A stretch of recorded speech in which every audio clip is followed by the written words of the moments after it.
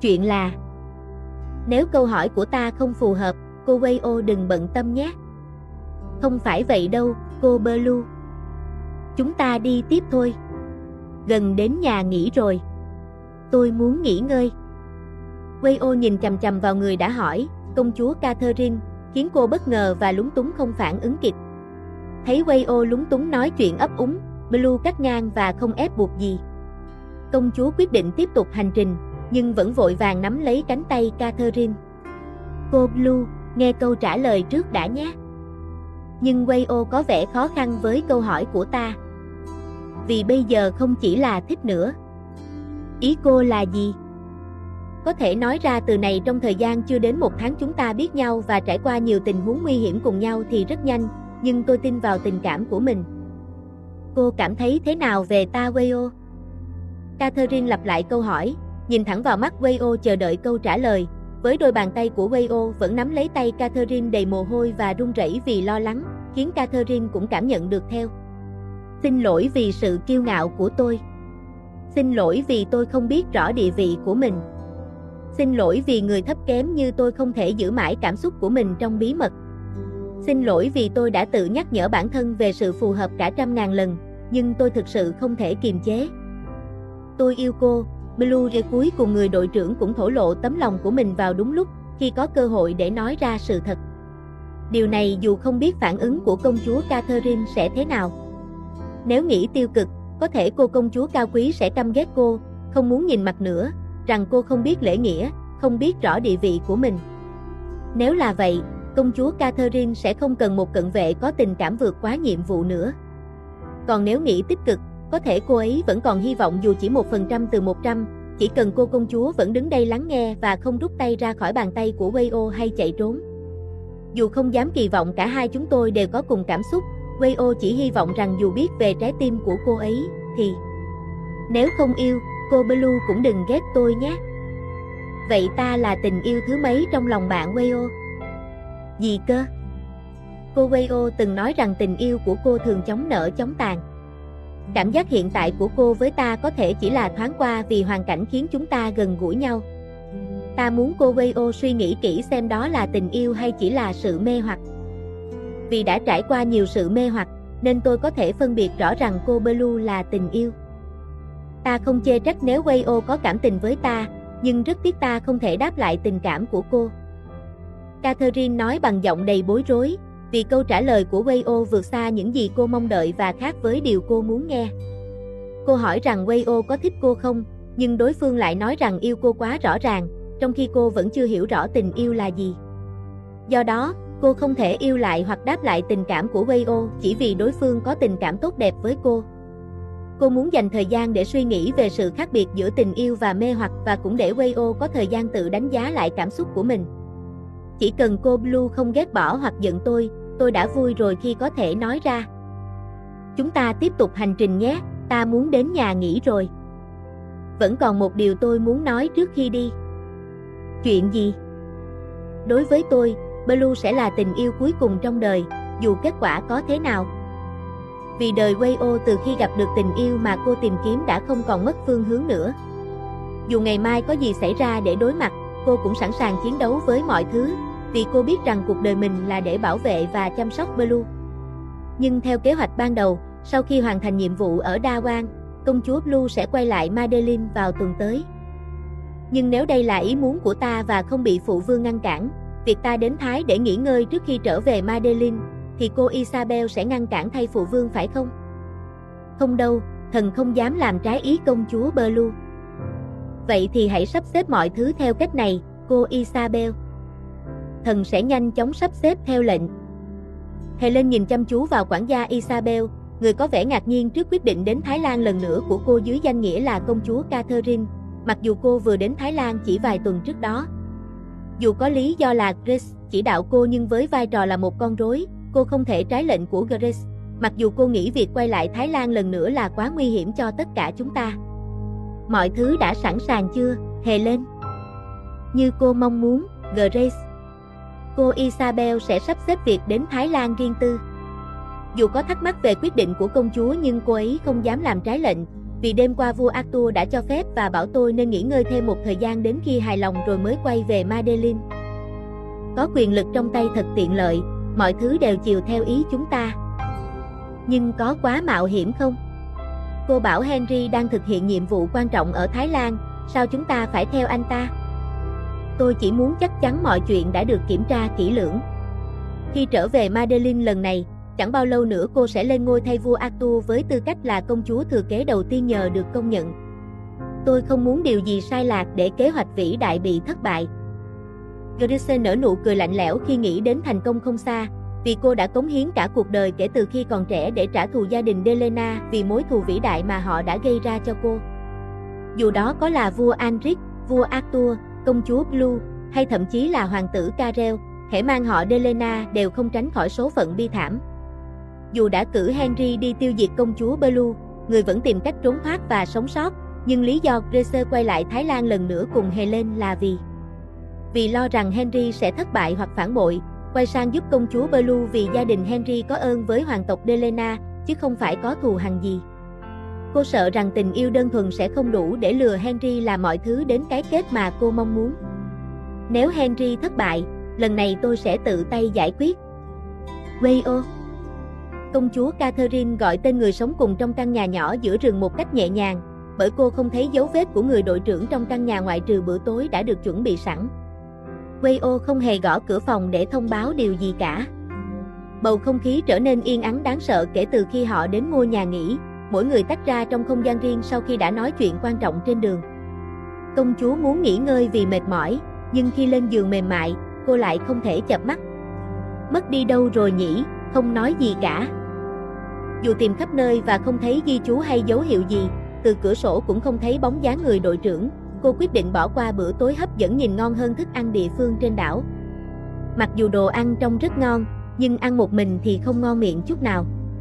Chỉ sau vài phút sau khi bước ra ngoài và hướng theo tiếng thác nước chảy về dòng suối, gương mặt đẹp đã tìm thấy người mình đang tìm kiếm. Wayo, thả hồn ngồi trên tảng đá bên dòng suối chảy, dường như thác nước đã làm bạn ấy thả lỏng tính cảnh giác, hoặc đang quá đắm chìm trong suy nghĩ nên không nhận ra sự hiện diện của Catherine. Wayo, mặc vào. Blue. Nếu cô ốm thì ai sẽ chăm sóc ta ở đây? Wayo tỏ ra bối rối sau khi nhận được cử chỉ nhẹ nhàng và chu đáo từ công chúa cao quý, người đã lấy chiếc khăn choàng đặt lên vai cô. Vừa ổn định tinh thần, cô lúng túng định cầm khăn trả lại cho chủ nhân nhưng thấy công chúa lắc đầu từ chối. Blue tiếp tục đến ngồi cạnh cô trên tảng đá mà không màng đến hình tượng quyền quý. Blue không thấy lạnh nhà, gió mạnh như thế này. Tôi không lạnh. Nếu không trả lại thì phải chia nhau mỗi người một nửa. Hành động của cô tuy có vẻ đã xếp đặt mọi việc đâu vào đấy, nhưng đối phương không lùi lại mà chọn ngồi sát cô hơn đến mức vai chạm vai, vì cần phải chia sẻ chiếc khăn nhỏ. Sự gần gũi đó khiến trái tim cô luôn rối loạn không ngừng, nhưng Wayo không chắc liệu Blue có cảm thấy giống mình hay không. Cô chưa bao giờ đùa giỡn với trái tim ai, chưa từng đùa cợt với người mà mình nghĩ là tình yêu và chỉ không thỏa mãn vì không ai phù hợp. Tại sao nghiệp lại đổ lên cô dữ dội thế này? Cô đã làm gì sai mà bị công chúa đùa giỡn với trái tim? Tôi đã lo lắng khi không tìm thấy cô. Xin lỗi, tôi ra đây ngồi bên thác nước mà không nói trước với cô Blue. Đang đi thì thấy thác nước đẹp quá nên dừng lại ngồi chơi thôi. Wayo ngồi đây từ lúc chúng ta đến à? Nếu không tính vào trong chuẩn bị bữa tối cho Blue thì có lẽ đúng, tôi muốn ngồi suy nghĩ linh tinh. Cô đang giận tôi phải không? Wayo quay lại nhìn thoáng qua chủ nhân của câu hỏi đã hỏi cô một cách bất ngờ, cũng như khi trên đường đến nơi nghỉ, Blue cũng hỏi thẳng rằng liệu cô có thích họ hay không hoặc nghĩ gì về mối quan hệ của họ.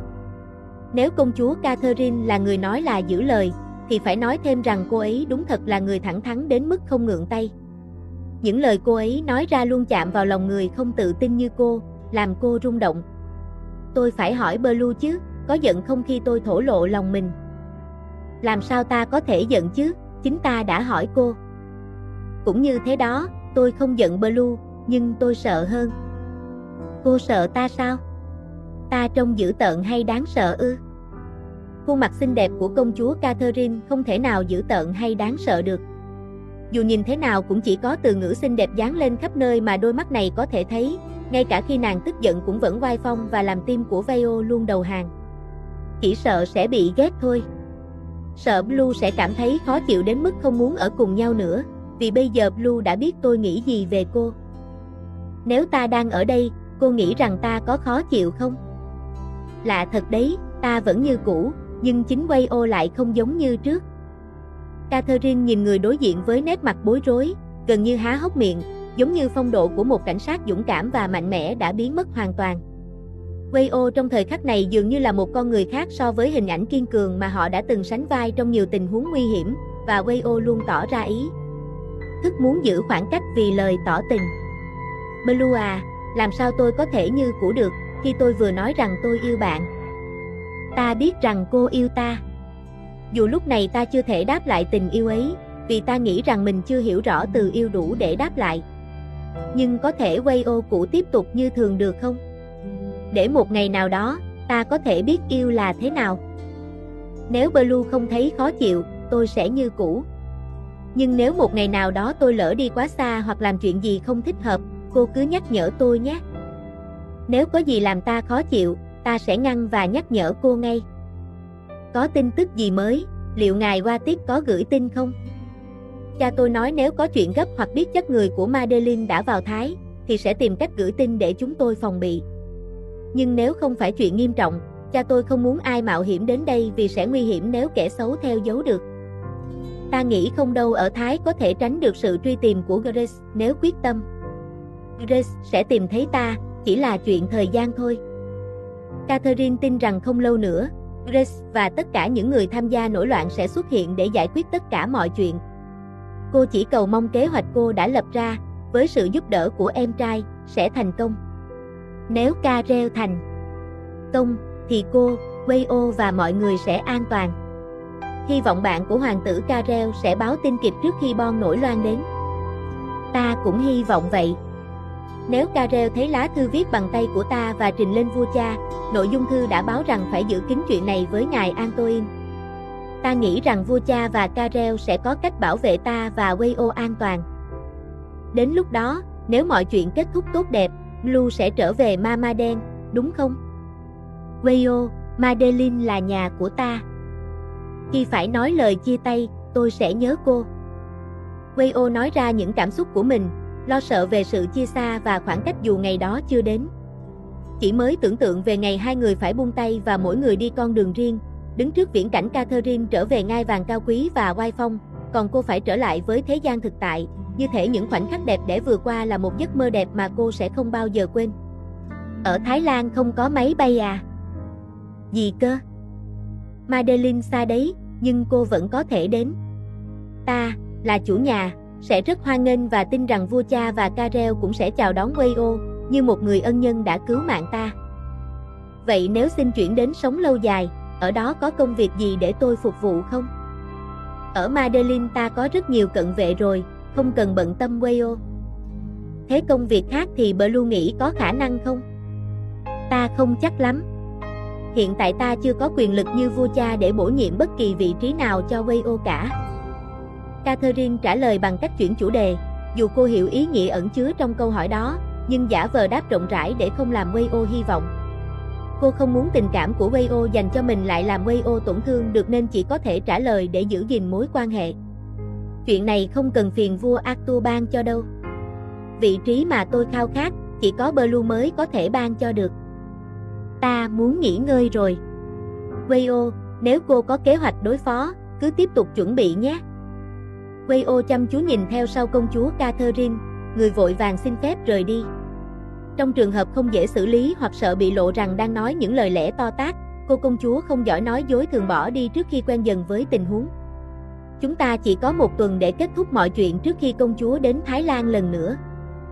Tôi biết rồi, ngài Henry. Nhưng sau khi xử lý vụ trung úy Wayo lần trước, tôi bị ngài Watit để mắt đến. Dù không bị chuyển đi, thông tin về Wayo và người phụ nữ trốn cùng cũng khó tìm. Hơn nữa, Wayo hiện đã bị lệnh đình chỉ công tác. Đó là vấn đề của anh, không phải của chúng tôi. Nếu đã hợp tác, anh phải hoàn thành nhiệm vụ. Nếu thất hứa, giám đốc Santi sẽ biết tình hình ra sao. Bình tĩnh đã. Tôi hứa rằng sẽ tìm thông tin về nơi trung úy Wayo và người mà ngài Henry đang tìm kiếm sớm nhất. Chúng ta sẽ chờ câu trả lời trong 3 ngày. Henry yêu cầu cảnh sát trưởng Santi, người có liên quan và giúp đưa tin đổi lấy số tiền lớn. Chỉ còn một tuần trước khi Grace và Helena, trong vai công chúa giả mạo, trở lại Thái Lan, và nếu lần này họ tiếp tục mắc sai lầm, đây có thể là cơ hội cuối cùng của tất cả chúng ta. Cảm ơn chú Chai đã giúp thông báo tin tức. Hãy cẩn thận khi về nhé. Cô Lom cũng vậy. Phu nhân nhắc nhở rằng cô chăm sóc bản thân cho tốt. Còn cậu chủ thì bảo nếu thấy tín hiệu pháo từ khu nghỉ dưỡng, cô Lom hãy thực hiện kế hoạch ngay. Tôi biết rồi. Wayo tạm biệt những người công nhân lâu năm của gia đình bên mẹ, đồng thời nhờ chú Chai, người đáng tin cậy được chọn để đảm nhận việc quản lý khu nghỉ dưỡng tạm thời của cô và Blue. Mặc dù không biết chi tiết về người mà cô đã đưa vào khu nhà nghỉ trong rừng, nhưng những tin tức từ cha cô khiến Wayo lo lắng và suy nghĩ nhiều. Thông tin về việc nhóm của Henry đã nhập cảnh trái phép vào Thái Lan và được sự giúp đỡ từ cảnh sát trưởng Santi, cựu sếp của cô, cùng với việc công chúa Catherine giả sẽ đến Thái Lan với lý do nghỉ ngơi riêng. Nhưng cả cô và gia đình đều nhận ra sự bất thường trong việc này. Đây có thể là cơn bão cuối cùng quyết định số phận của tất cả. Chuyện này sắp kết thúc rồi, Wayo nói với giọng lo lắng. Nhưng nỗi lo của cô dường như giảm đi khi nhìn thấy cảnh đẹp xung quanh. Hình ảnh công chúa Catherine đang ngắm những bông lan dại gần khu nhà nghỉ khiến cô quên đi lo lắng của mình. Đến khi công chúa nhận ra và lên tiếng chào cô. Chào Wayo, đúng lúc quá, công chúa nói. Ngài đang làm gì vậy? Wayo hỏi. Ta tình cờ thấy những bông hoa đẹp. Đó gọi là lan dại, Wayo giải thích. Lan dại à, cái tên nghe hay đấy, nhưng nó có ý nghĩa gì không? Tôi cũng không biết rõ nghĩa của nó, không có điện thoại để tra internet nữa, để sau tôi hỏi Blue rồi nói lại nhé. Không sao, chỉ cần đẹp là đủ rồi. Đáng tiếc là khi ta ngắt, vài bông đã rụng ra, công chúa nói. Wayo nhìn những bông lan dại trong tay công chúa, vẻ đẹp của chúng khiến cô phải cầm lên và cài lên tai, như một món trang sức tôn thêm vẻ đẹp của Blue, khiến khó ai có thể so sánh được. Vâng, giờ thật đẹp nhất rồi, Wayo nói. Đẹp đến mức dù cho tất cả các loài hoa trong rừng rộng lớn cũng không thể sánh bằng vẻ đẹp của công chúa Catherine, khiến cho những bông hoa trở nên mờ nhạt khi không thể so sánh được. Chúng ta nên về nhà thôi. Blue, đừng đi theo ta. Cẩn thận, đường đó có suối. Tụng. Chưa kịp nói hết câu cảnh báo, thân hình mảnh mai của công chúa Catherine đã bước lùi lại, trượt chân trên đá và ngã xuống suối. Dù nước gần bờ không sâu đến mức không thể đứng được, nhưng vì hoảng sợ, Catherine không thể đứng vững. Nếu không có người nhảy xuống suối và ôm lấy cô trong vòng tay, cô đã không thể đứng dậy được. Không sao đâu, Blue an toàn rồi. Wayo. Khi ngã xuống, không bị đau chỗ nào chứ? Ta không sao.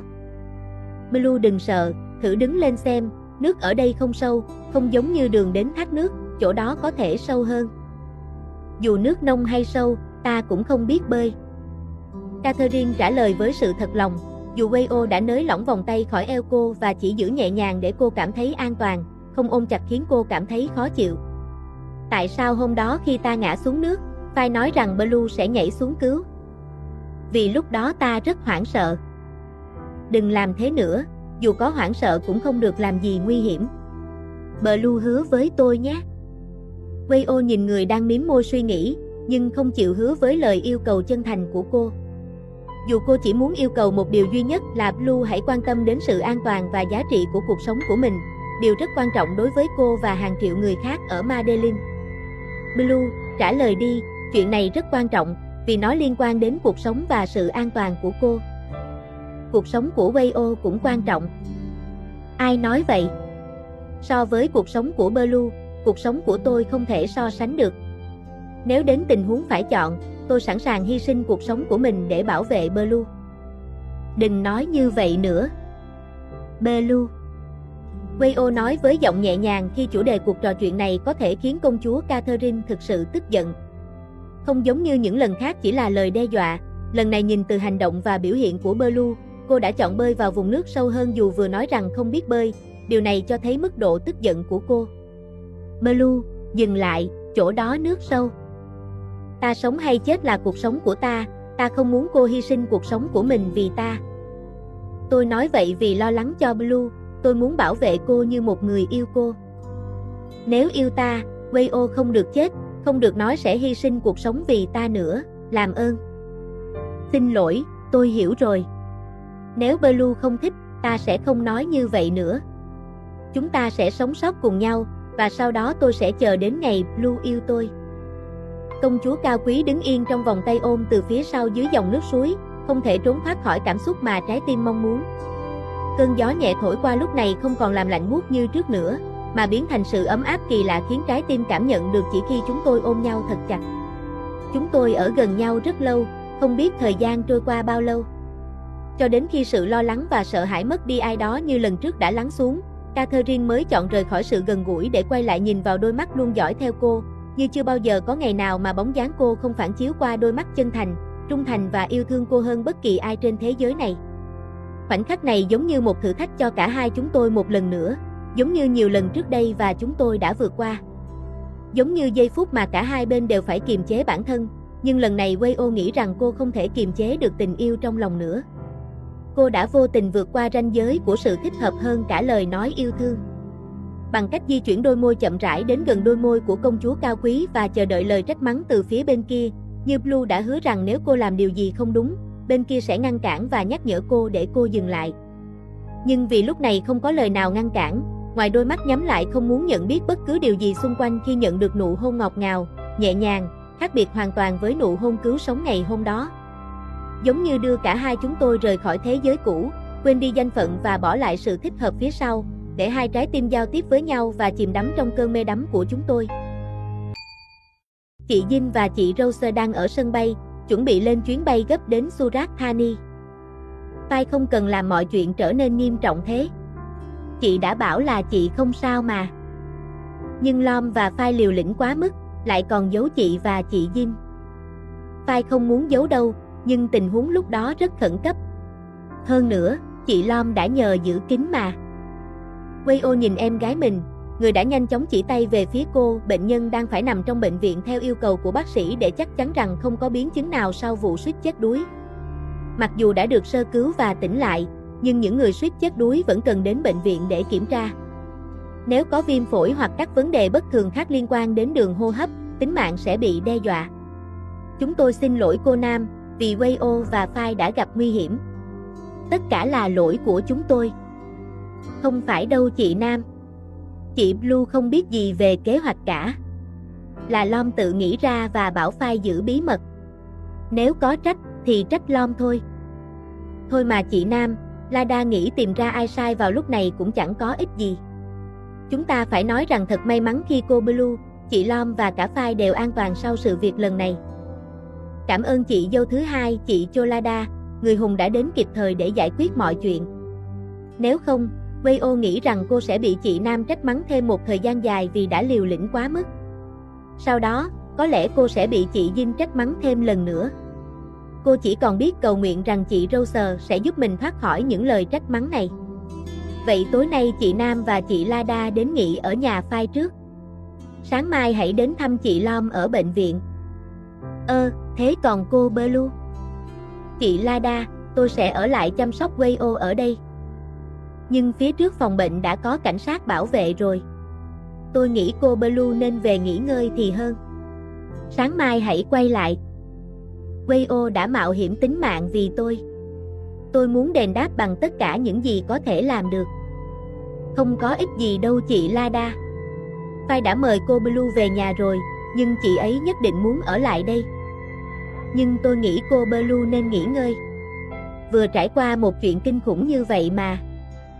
Wayo lên tiếng, trái ngược với mong muốn trong lòng. Mặc dù không muốn rời xa công chúa Catherine, hoặc không muốn mất dấu cô, nhưng vì lo lắng nhiều hơn, cô muốn cô Blue quay về nghỉ ngơi sau những gì vừa trải qua. Wayo đang từ chối lòng tốt và đuổi tôi đi sao? Không phải như vậy.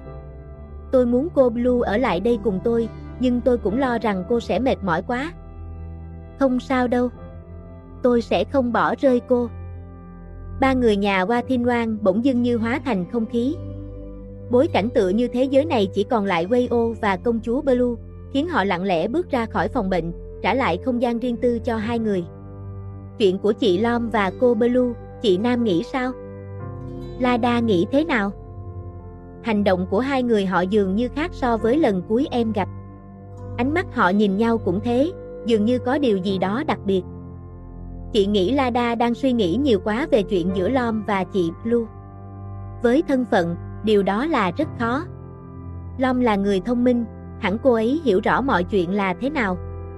Có lẽ không giống như Lada nghĩ đâu. Chị Nam chưa từng nghe sao? Trên thế giới này không có gì là không thể. Akima chen ngang cuộc trò chuyện của cặp đôi mà cô đã âm thầm lắng nghe từ đầu, nhưng không bình luận. Tuy nhiên, cô không thể kiềm chế được, bởi không muốn chị Nam suy nghĩ quá lý trí hay bị bó buộc trong khuôn khổ.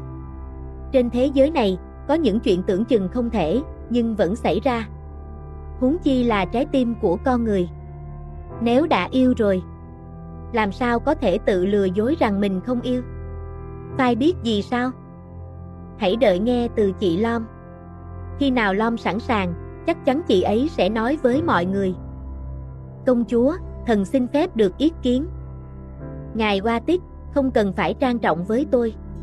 Hãy nói chuyện thoải mái đi. Tình hình của Lom thế nào rồi? Bác sĩ báo rằng Wayo đã an toàn. Tôi phải xin lỗi vì đã khiến Wayo gặp nguy hiểm vì tôi liên tục. Không phải lỗi của công chúa đâu. Đó là do nhóm sát thủ nhận nhiệm vụ này. Hiện tại, thần đã bắt giữ những kẻ sống sót trên đảo. Còn tên cầm đầu và một thuộc hạ khác trên thuyền đã bị tiêu diệt. Catherine có cơ hội nói chuyện riêng với ngài Watic sau khi ông ghé thăm con gái ở bệnh viện, sau khi xử lý vụ án lớn. Ông chỉ có thể rời công việc và đến đây khi mọi việc đã ổn định. Lúc đó, Wayo vừa ngủ say vì tác dụng của thuốc mà bác sĩ kê để cơ thể cô có thể hồi phục. Người lớn nói rằng không cần đánh thức cô, nên họ ra phòng tiếp khách bên ngoài để nói chuyện riêng. Tôi cảm ơn ngài Watic đã giúp giải quyết mọi chuyện. Bây giờ công chúa có thể yên tâm phần nào về an ninh, nhưng vẫn không thể chủ quan về các nhóm sát thủ khác, hoặc thậm chí là người của Madeline. Tôi hiểu rõ tình hình. Đám phản loạn sẽ không để tôi sống sót trở về để vạch trần sự thật về Madeline một cách dễ dàng đâu.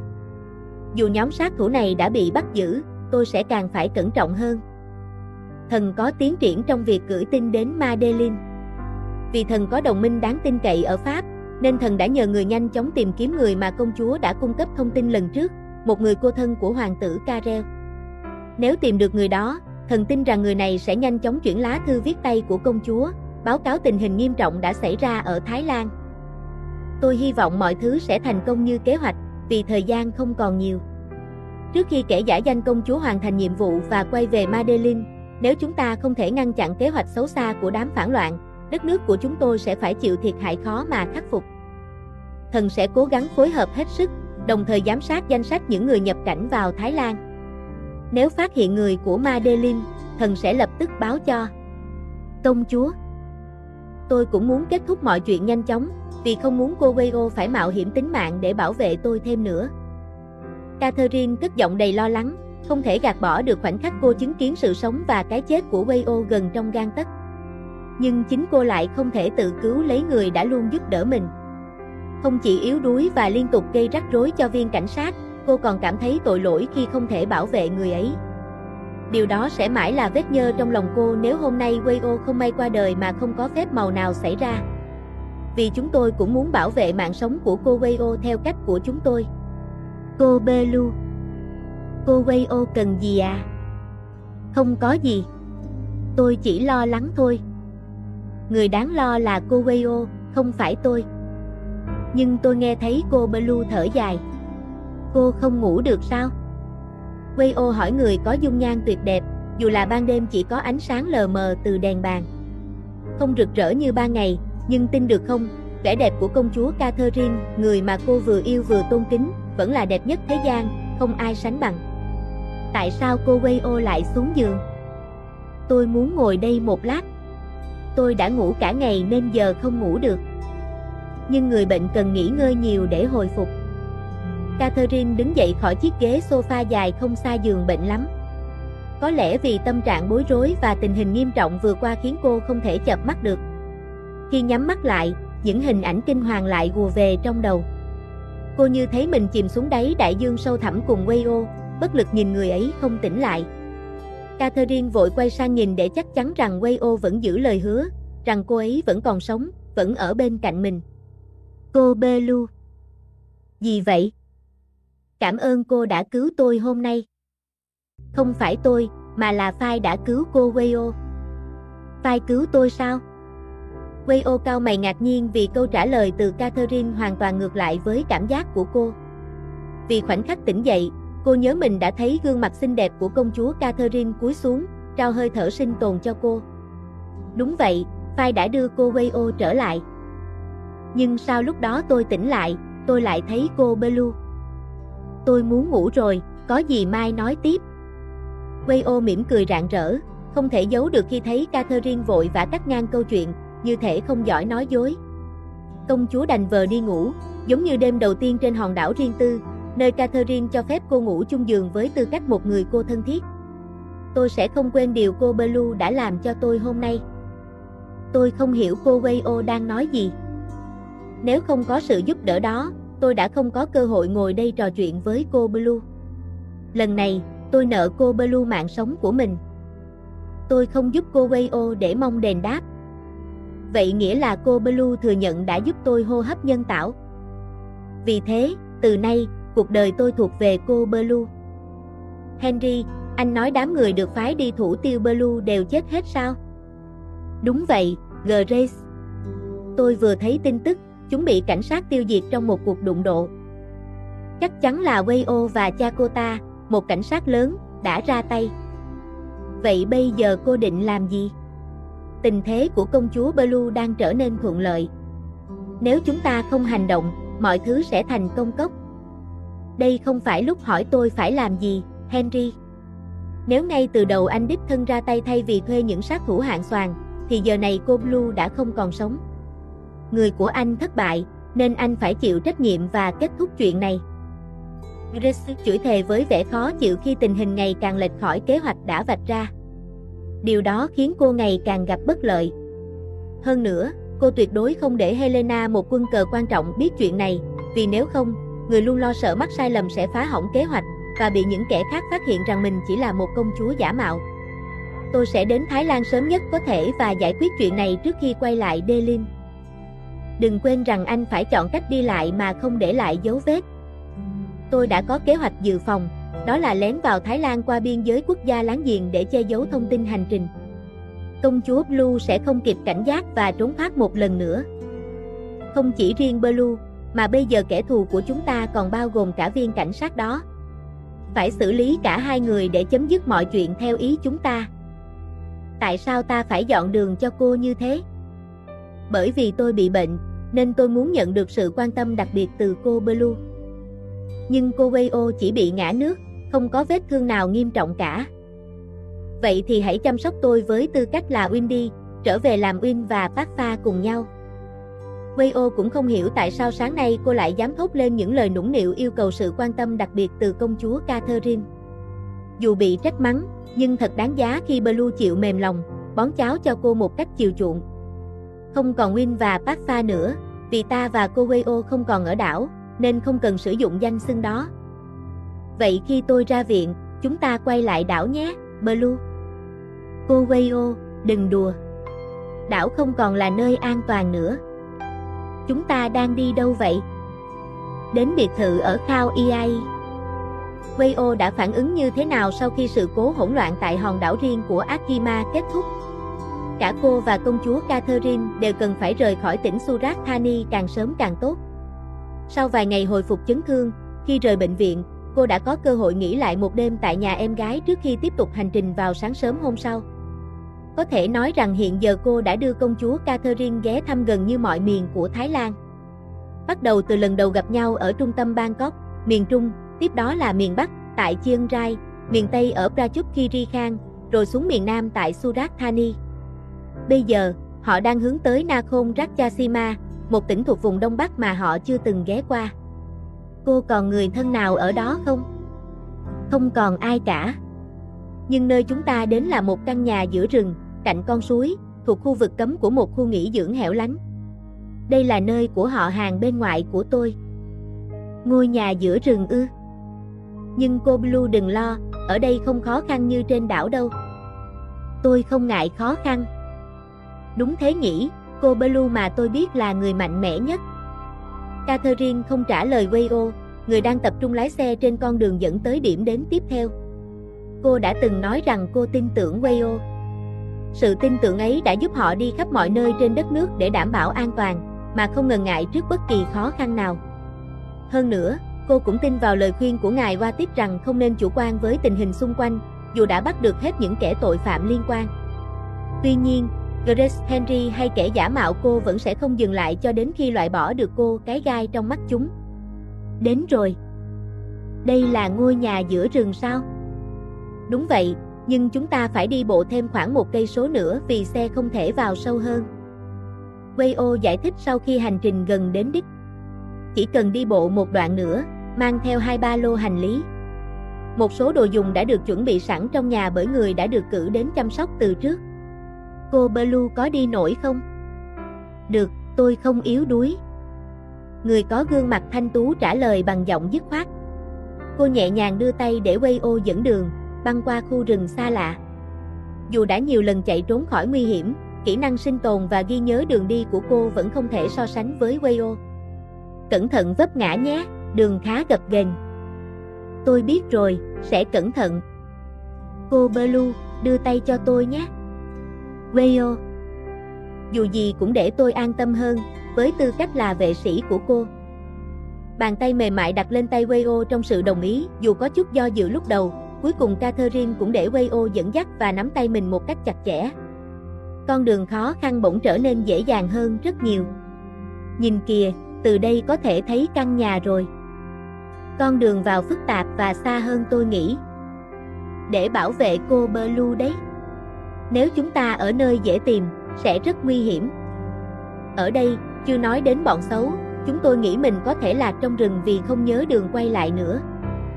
Có tôi ở đây, cô không cần phải sợ.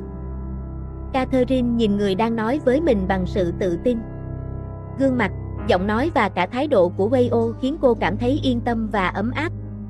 Trong khoảng thời gian gần đây, cảm giác kỳ lạ này xuất hiện nhiều lần. Wayo, dây giày của tôi tuột rồi. Tuột từ lúc nào vậy? Tôi không để ý. Để tôi buộc lại cho. Ngã là không hay đâu. Không sao, tôi tự làm được. Để tôi lo. Wayo đặt hành lý xuống đất, cúi người buộc lại dây giày cho Catherine một cách cẩn thận, thậm chí chỉnh lại dây giày bên kia cho chắc chắn hơn. Tự hỏi lòng mình, liệu sự ấm áp này có phải là điều mà tôi chưa từng biết đến? Wayo, tôi có một câu hỏi. Vâng. Hãy hứa rằng cô sẽ không nói dối tôi. Được, tôi sẽ không nói dối. Nhưng sao cô Blue lại trông nghiêm trọng vậy? Cần hỏi ngay lúc này sao? Chờ đến khi vào nhà nghỉ đã. Bua từng nói người cô thích là tôi. Nhưng tôi sẽ không bao giờ tin, trừ khi nghe từ chính miệng cô. Câu hỏi bất ngờ khiến Wayo như mất đi mọi sức lực, tay chân bỗng chốc run rẩy. Ba lô rơi xuống đất cùng lúc với trái tim và lý trí của cô. Cô nghĩ thế nào về tôi, Wayo? Trong ngôi nhà giữa rừng, nơi chúng tôi đã sống cùng nhau như những ngày đã qua, nhưng lúc này không khí đã hoàn toàn khác biệt. Bởi vì sự gần gũi của chúng tôi vừa mới xảy ra, như thể chúng tôi mong muốn đến mức không ai có thể kiềm chế. Sau khi khoảng thời gian đặc biệt giữa hai chúng tôi đã kéo dài đến mức hài lòng, sự lạnh giá từ gió thổi và sự ướt át từ nước suối khiến cho chúng tôi nhận ra và tách ra khỏi nhau. Wayo đề nghị công chúa Catherine trở về nhà nghỉ và giúp đỡ người không còn sức lực. Sau đó, cô nói Blue đi tắm và thay đồ để không bị bệnh. Wayo tắm cuối cùng, rồi vào phòng ngủ ngồi sấy tóc im lặng, nhìn trộm công chúa đang chải tóc trước gương dù tóc đã gọn gàng. Cô lén nhìn người yêu từng hành động, nhưng Blue không nhìn lại và không nói lời nào, khiến Wayo không thể đoán được liệu cô có bị giận hay ghét vì những gì đã xảy ra do không thể kiềm chế bản thân nữa. Blue. Với tư cách là người khởi đầu nụ hôn của chúng tôi, dù công chúa Catherine có đáp lại vụng về, nhưng lại khiến cô mê mẩn hơn bất kỳ cảm giác nào trước đây. Đến nỗi có thể nói rằng đó là nụ hôn tuyệt vời nhất và khiến trái tim đập mạnh nhất trong đời. Dù tình huống có thể trông như là sự đồng ý từ cả hai, Wayo nghĩ rằng cô cần chịu trách nhiệm và làm rõ mọi thứ hơn là chỉ nói lời yêu. Vì chuyện giữa chúng tôi đã đi quá xa không thể sửa chữa hay quay ngược thời gian để nụ hôn đầu của chúng tôi không xảy ra. Wayo, đang làm gì?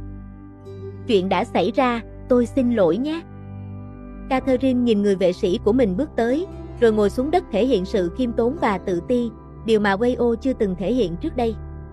Dù biết từ đầu cô là ai, Wayo chưa bao giờ làm cô cảm thấy mình quá lớn lao đến mức khó chịu. Blue, có giận tôi không? Hay là ghét tôi rồi? Catherine nhìn vào bàn tay của Wayo đang nắm lấy tay cô, rồi áp lên mặt mình một cách nhẹ nhàng. Với hành động dịu dàng như vậy, dù cô có giận thật sự, trái tim cô cũng không thể không mềm lòng với người nói rằng yêu cô. Vì thực tế, cô cũng có phần lỗi trong chuyện xảy ra giữa dòng suối, không chỉ vì Wayo không kiềm chế được bản thân, mà còn vì cô đã từng nói sẽ ngăn cản và nhắc nhở Wayo. Nhưng khi đến thời điểm quan trọng, cô không thể nói lời nào để ngăn cản, vì sâu thẳm trong lòng cô cũng muốn học hỏi những điều mà cô khao khát và say mê. Và cô không hối tiếc khi đã trao nụ hôn đầu cho Wayo. Nếu nghĩ rằng ta sẽ giận, tại sao Wayo lại hôn ta? Vì lúc đó Blue không ngăn cản. Ta không thích câu trả lời này, vì ta không phải là công chúa dễ dãi. Tôi biết, Blue luôn cao quý và uy nghiêm, đến mức người bình thường như tôi cảm thấy có lỗi khi làm Blue phải vấy bẩn. Ta không nghĩ rằng mình bị vấy bẩn bởi những gì đã xảy ra. Xin lỗi, từ nay tôi sẽ cẩn thận hơn với bản thân, sẽ không để xảy ra chuyện không đúng nữa. Dù công chúa Catherine có lòng từ bi và tha thứ cho cô lần này, hay không nghĩ rằng sự chạm vào của cô làm công chúa cao quý bị vấy bẩn, nhưng Wayo vẫn cảm thấy có lỗi. Cô đã hứa chắc chắn rằng dù nụ hôn này khiến cô say mê Blue hơn, cô sẽ không làm gì để lợi dụng hay làm công chúa buồn lòng, người đã tin tưởng cô.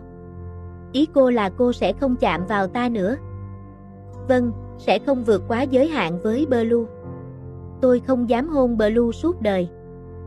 Ngay cả khi ta cho phép, Wayo cũng sẽ từ chối sao? Wayo nhìn vào đôi mắt đẹp đang nhìn xuống cô từ trên cao, vì cô đang ngồi trên sàn như một người tình cũ đã đầu hàng dưới chân công chúa Catherine. Nhưng lời nói khiến trái tim cô run rẩy như lần đầu yêu, không quá khi nói rằng cả thân và tâm cô đều thuộc về Blue. Gì cơ? Đừng bận tâm đến những gì ta vừa nói. Ta sẽ tôn trọng quyết định của cô. Như chết đi sống lại, công chúa Catherine thật giỏi trong việc làm cô chết đi sống lại như thế này. Dù là cứu sống, tiếp nối nụ hôn đầu hay thậm chí là tiếp nối hy vọng cho người yêu đơn phương như cô. Henry đã biết chúng ở đâu, tại sao không tấn công ngay? Tôi đảm bảo rằng không ai trong số thuộc hạ của tôi làm sai như những người Henry đã thuê trước đây. Lần này phải lên kế hoạch cẩn thận. Dù biết rằng Blue và Wayo ở Khao Iai, nhưng có thể đó là cái bẫy để dụ chúng ta. Cảnh sát trưởng Santi không thể có thông tin nhanh như vậy nếu Watit không cố ý tiết lộ. Henry nghĩ rằng nếu đây là nơi bí mật thật sự, thông tin mà ông ta cần sẽ không bị lộ trong vòng 3 ngày như thể được đặt hàng. Thêm vào đó, sự sai sót trong công việc lần trước của cảnh sát trưởng Santi cũng sẽ ảnh hưởng đến sự tin tưởng trong nghề cảnh sát và khó có thể lấy tin từ các đồng nghiệp. Vì vậy, Henry không hoàn toàn tin tưởng và bị lời nói của người kia thuyết phục. Nếu là cái bẫy, anh Henry sẽ làm gì tiếp theo? Hãy chỉ đạo đi à. Chuẩn bị thêm người cho ta cho công việc này, và trong khi đó, nghiên cứu các tuyến đường ra vào khu nghỉ dưỡng. Nếu mọi thứ đã sẵn sàng cả về lực lượng và có người dẫn đường trong khu vực, ta sẽ ra lệnh hành động ngay lập tức. Vâng, tôi sẽ nhanh chóng lo liệu theo yêu cầu. Trưởng vệ sĩ của Madeline nhìn vào bản đồ chiến lược của tỉnh Nakhon Ratchasima, nhận được thông tin từ cảnh sát trưởng Santi. Nhất là khu vực Khao Iai, nếu bên kia đã lên kế hoạch hoặc đặt bẫy, Henry cũng sẵn sàng lập kế hoạch cẩn thận và thông minh hơn để phản công lại cảnh sát. Blue, Henry đã có mặt ở Thái Lan. Wayo đã biết từ khi nào? Catherine quay lại nhìn người vừa báo tin cho cô như quên mất rằng cần giữ khoảng cách vì lúc này là buổi tối sau bữa tối yên ắng không khác gì buổi chiều.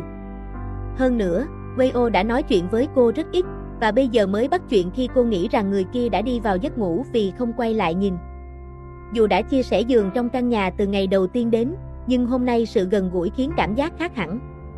Buổi chiều nay, cha đã gửi người báo tin, nhắc nhở phải cẩn thận hơn. Cha biết rõ điều này, nên đã yêu cầu tăng cường lực lượng cho nhiệm vụ này. Cha đặt cược rất lớn vào kế hoạch này, đánh đổi cả danh dự và uy tín trong nghề cảnh sát để Blue được an toàn và trở về Madeline sớm nhất sau khi kết thúc mọi chuyện. Đây là cuộc đánh cược cuối cùng để quyết định rõ ràng bên nào sẽ thắng và bên nào sẽ thua. Wayo cũng đánh cược vào cuộc chiến chống lại nhóm phản loạn ở Madeline. Nhiệm vụ của cô là bảo vệ công chúa Catherine đến đích và đưa cô trở về ngai vàng xứng đáng với công chúa thật sự. Dù tình yêu này không thể giữ được bên cạnh, nhưng cô thề rằng sẽ bảo vệ đến giây phút cuối cùng. Vậy ngài Wattick sẽ làm gì với Grace và công chúa giả? Nếu thiếu Henry, Grace và công chúa giả sẽ mất hết quyền lực và cuối cùng bị bắt giữ. Hiện Grace và công chúa giả đang sắp đến Thái Lan trong vài ngày tới với lý do nghỉ ngơi riêng. Cha thấy đây là cơ hội duy nhất và có thể là cơ hội cuối cùng để kết thúc mọi chuyện. Nếu ngài Wattick thấy hợp lý và Wayo đồng ý, ta sẽ tin tưởng và sẵn sàng làm theo kế hoạch đã đặt ra, chỉ cần nói với ta. Nhưng chỉ xin một điều là tổn thất ít nhất có thể. Tôi tin rằng mọi chuyện sẽ kết thúc tốt đẹp, tin rằng tất cả chúng ta sẽ an toàn. Ta cũng hy vọng và cầu nguyện sẽ như vậy. Nhưng bây giờ Blue nên gác lại những chuyện nặng nề, nghỉ ngơi để ngày mai có sức đối phó với nhóm phản loạn. Ta không phải là trẻ con mà Wayo có thể dỗ dành. Tôi không dỗ dành đâu. Tôi nói vì lo lắng và muốn chăm sóc Blue tốt nhất. Muốn chăm sóc người mình yêu. Wayo ngừng lại khi thấy công chúa Catherine tiến lại gần cô hơn. Sau khi vô tình dùng ngón tay đẩy lên để làm giãn nếp nhăn khỏi gương mặt căng thẳng của cô ấy, thay vì bị ngăn cấm hay trách mắng, người đối diện lại kê đầu vào cánh tay cô như gối mềm, giống như buổi tối chúng ta từng nằm ngắm sao trên hòn đảo riêng. Wayo, tối nay ta xin điều gì đó được không? Tất cả những gì Blue muốn, tôi đều sẵn lòng. Ta muốn nghe tiếng tim của bạn. Vì ta muốn biết khi yêu ai đó, tiếng tim sẽ như thế nào. Wayo nhìn vào đôi mắt xinh đẹp đang nhắm lại, sẵn sàng đi vào giấc ngủ đêm nay. Công chúa Catherine gần gũi với cô và ngủ trong cánh tay cô, áp tai vào ngực để nghe tiếng tim rõ nhất. Dù trái tim khiêm tốn của cô không chịu kiềm chế, vẫn đập mạnh đến mức như muốn vỡ ra khỏi lồng ngực, như thể muốn hét lớn, yêu Blue liên tục vì sợ rằng công chúa cao quý không thể nghe rõ lời yêu. Tim đập. Thưa bệ hạ, con xin lỗi vì đã vào gặp đột ngột, nhưng con có chuyện gấp muốn trình bày. Có chuyện gì, hãy nói với cha, Karel. Con muốn thảo luận riêng với cha về vấn đề này. Antoine, hãy để mọi người rời phòng. Vua Arthur bảo thư ký hoàng gia dẫn vệ sĩ, thị nữ và tất cả ra khỏi phòng làm việc, vì ông nhận thấy sự nóng lòng trên khuôn mặt của Karel. Hơn nữa, với tư cách là người thừa kế thứ hai của Madeleine, Karel chưa bao giờ yêu cầu gặp gấp trong thời gian làm việc của cha. Con nhận được thư từ bạn ở Pháp. Trong thư, con chắc chắn rằng đó là chữ viết của chị hai. Thưa cha, hãy đọc nội dung thư. Chuyện gì vậy? Nếu đúng như nội dung thư, nghĩa là chị hai đang gặp nguy hiểm ở Thái Lan. Khoan đã cha, trong tình huống như thế này, con nghĩ rằng nếu nhóm phản loạn biết rằng cha và con đã biết, bọn họ sẽ phản ứng nhanh và ảnh hưởng đến sự an toàn của chị hai. Nếu trong thư chị hai nói rằng vẫn an toàn và được cảnh sát Thái Lan bảo vệ, con nghĩ rằng chúng ta nên đến Thái Lan càng sớm càng tốt để giúp chị hai trở về Madeleine một cách danh dự và an toàn. Karel nói với giọng điệu nghiêm túc về kế hoạch mà anh đã lắp đặt cẩn thận và chu đáo. Vì nếu cha xử lý theo đúng quy trình, có thể nhóm phản loạn sẽ đánh trước công chúa Catherine. Lý do để cha đi đến Thái Lan cũng có lý do không làm cho Antoine, cha của Henry, nghi ngờ gì cả. Antoine nổi tiếng là một phản loạn, cũng như người giúp việc thân thiết như Grace mà Karel không ngờ sẽ đứng sau tội ác, cùng với công chúa giả phải nhận án phạt nặng nhất của Madeleine. Blue, thấy ấm hơn chưa? Wayo, cô biết rằng xúc phạm người trên sẽ nhận hình phạt như thế nào không? Không biết. Trong Madeleine, hình phạt cao nhất là tử hình. Wayo giả vờ là mắt to ngạc nhiên nhưng vẫn quyết tiến tới khi thấy công chúa Catherine không nghiêm khắc trách móc cô khi cô đi tới ôm từ phía sau trên ban công trước nhà, thay vì lấy áo choàng hoặc áo nào đó để phủ cho cô vào buổi sáng sớm khi sương còn mạnh. Mùa này trời bắt đầu vào đông rồi, tôi sợ Blue bị ốm. Nếu vậy tại sao không mang áo choàng ra cho ta? Áo choàng cũng không ấm bằng thế này đâu. Catherine lắc nhẹ đầu với sự bướng bỉnh của Wayo, người mang lý do để tranh luận với cô một cách trơ trẽn, nhưng cô không chọn rời khỏi vòng tay mà đứng dựa vào sự gần gũi này, điều khiến cô cảm thấy ấm áp hơn trong mỗi buổi sáng và mỗi đêm có cơ hội nghe tiếng tim của người yêu cô. Sau nhiều ngày này, không khí xung quanh an tĩnh, không có tin tức bất thường gì từ ngài Wattick, và theo lịch trình đã nghe trước đây, ngày mai Grace và công chúa giả sẽ đến Thái Lan riêng biệt. Như thể khi tình hình nguy hiểm tạm ngưng, mối quan hệ giữa cô và Wayo tiếp tục tiến tới một cách kỳ diệu, dù vẫn chưa thể nói lời yêu mà người kia đang chờ để nghe, vì nhiều lý do mà cô không thể giải thích, hoặc do nhiệm vụ của công chúa kế vị thứ nhất của Madeline với ngai vàng đang chờ đợi. Nhưng cô không thể phủ nhận mình cũng cảm thấy vui với những gì đang diễn ra giữa chúng ta.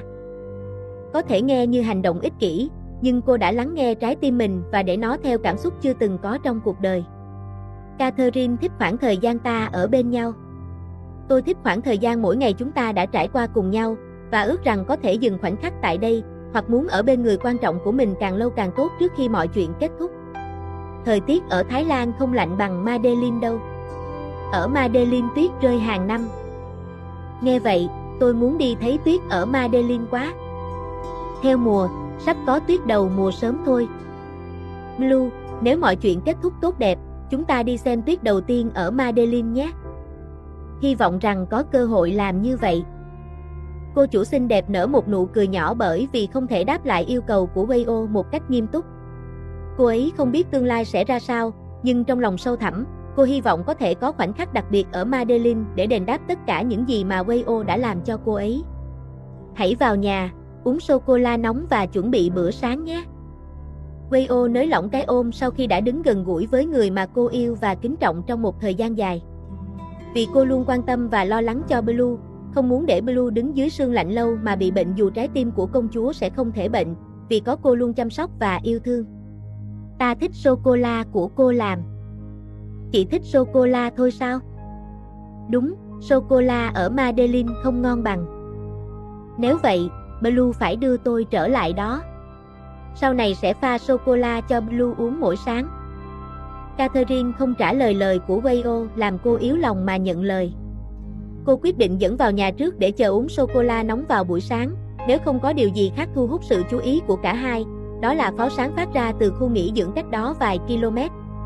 Có sự kiện gì mà bắn pháo sáng sớm vậy? Blue, đó là tín hiệu nguy hiểm. Wayo, chúng ta phải rời khỏi đây ngay, Henry đã tấn công. Wayo nhanh nhẹn lấy ba lô đã chuẩn bị sẵn cho những tình huống khẩn cấp và nắm tay công chúa Catherine đang lo lắng, nhanh chóng rời khỏi ngôi nhà trong rừng theo kế hoạch đã định sẵn trên tuyến đường an toàn để chờ nhóm phản động ở Madeline bị bắt bởi lực lượng cảnh sát Thái Lan theo lệnh của cha cô.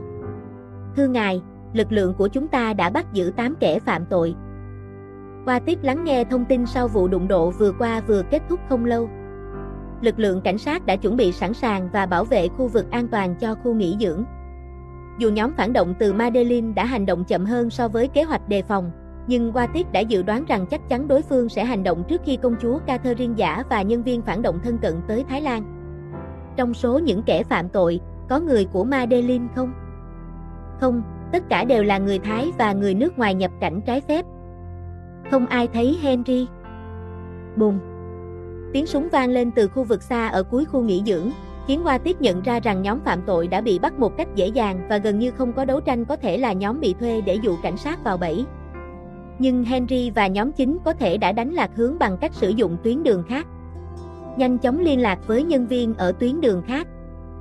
Thưa ngài, chúng ta mất tín hiệu, không có phản hồi. 2 người ở lại đây, những người còn lại theo tôi. Viên cảnh sát trưởng ra lệnh nhanh chóng sau khi bị lừa vào kế hoạch tinh vi của tội phạm.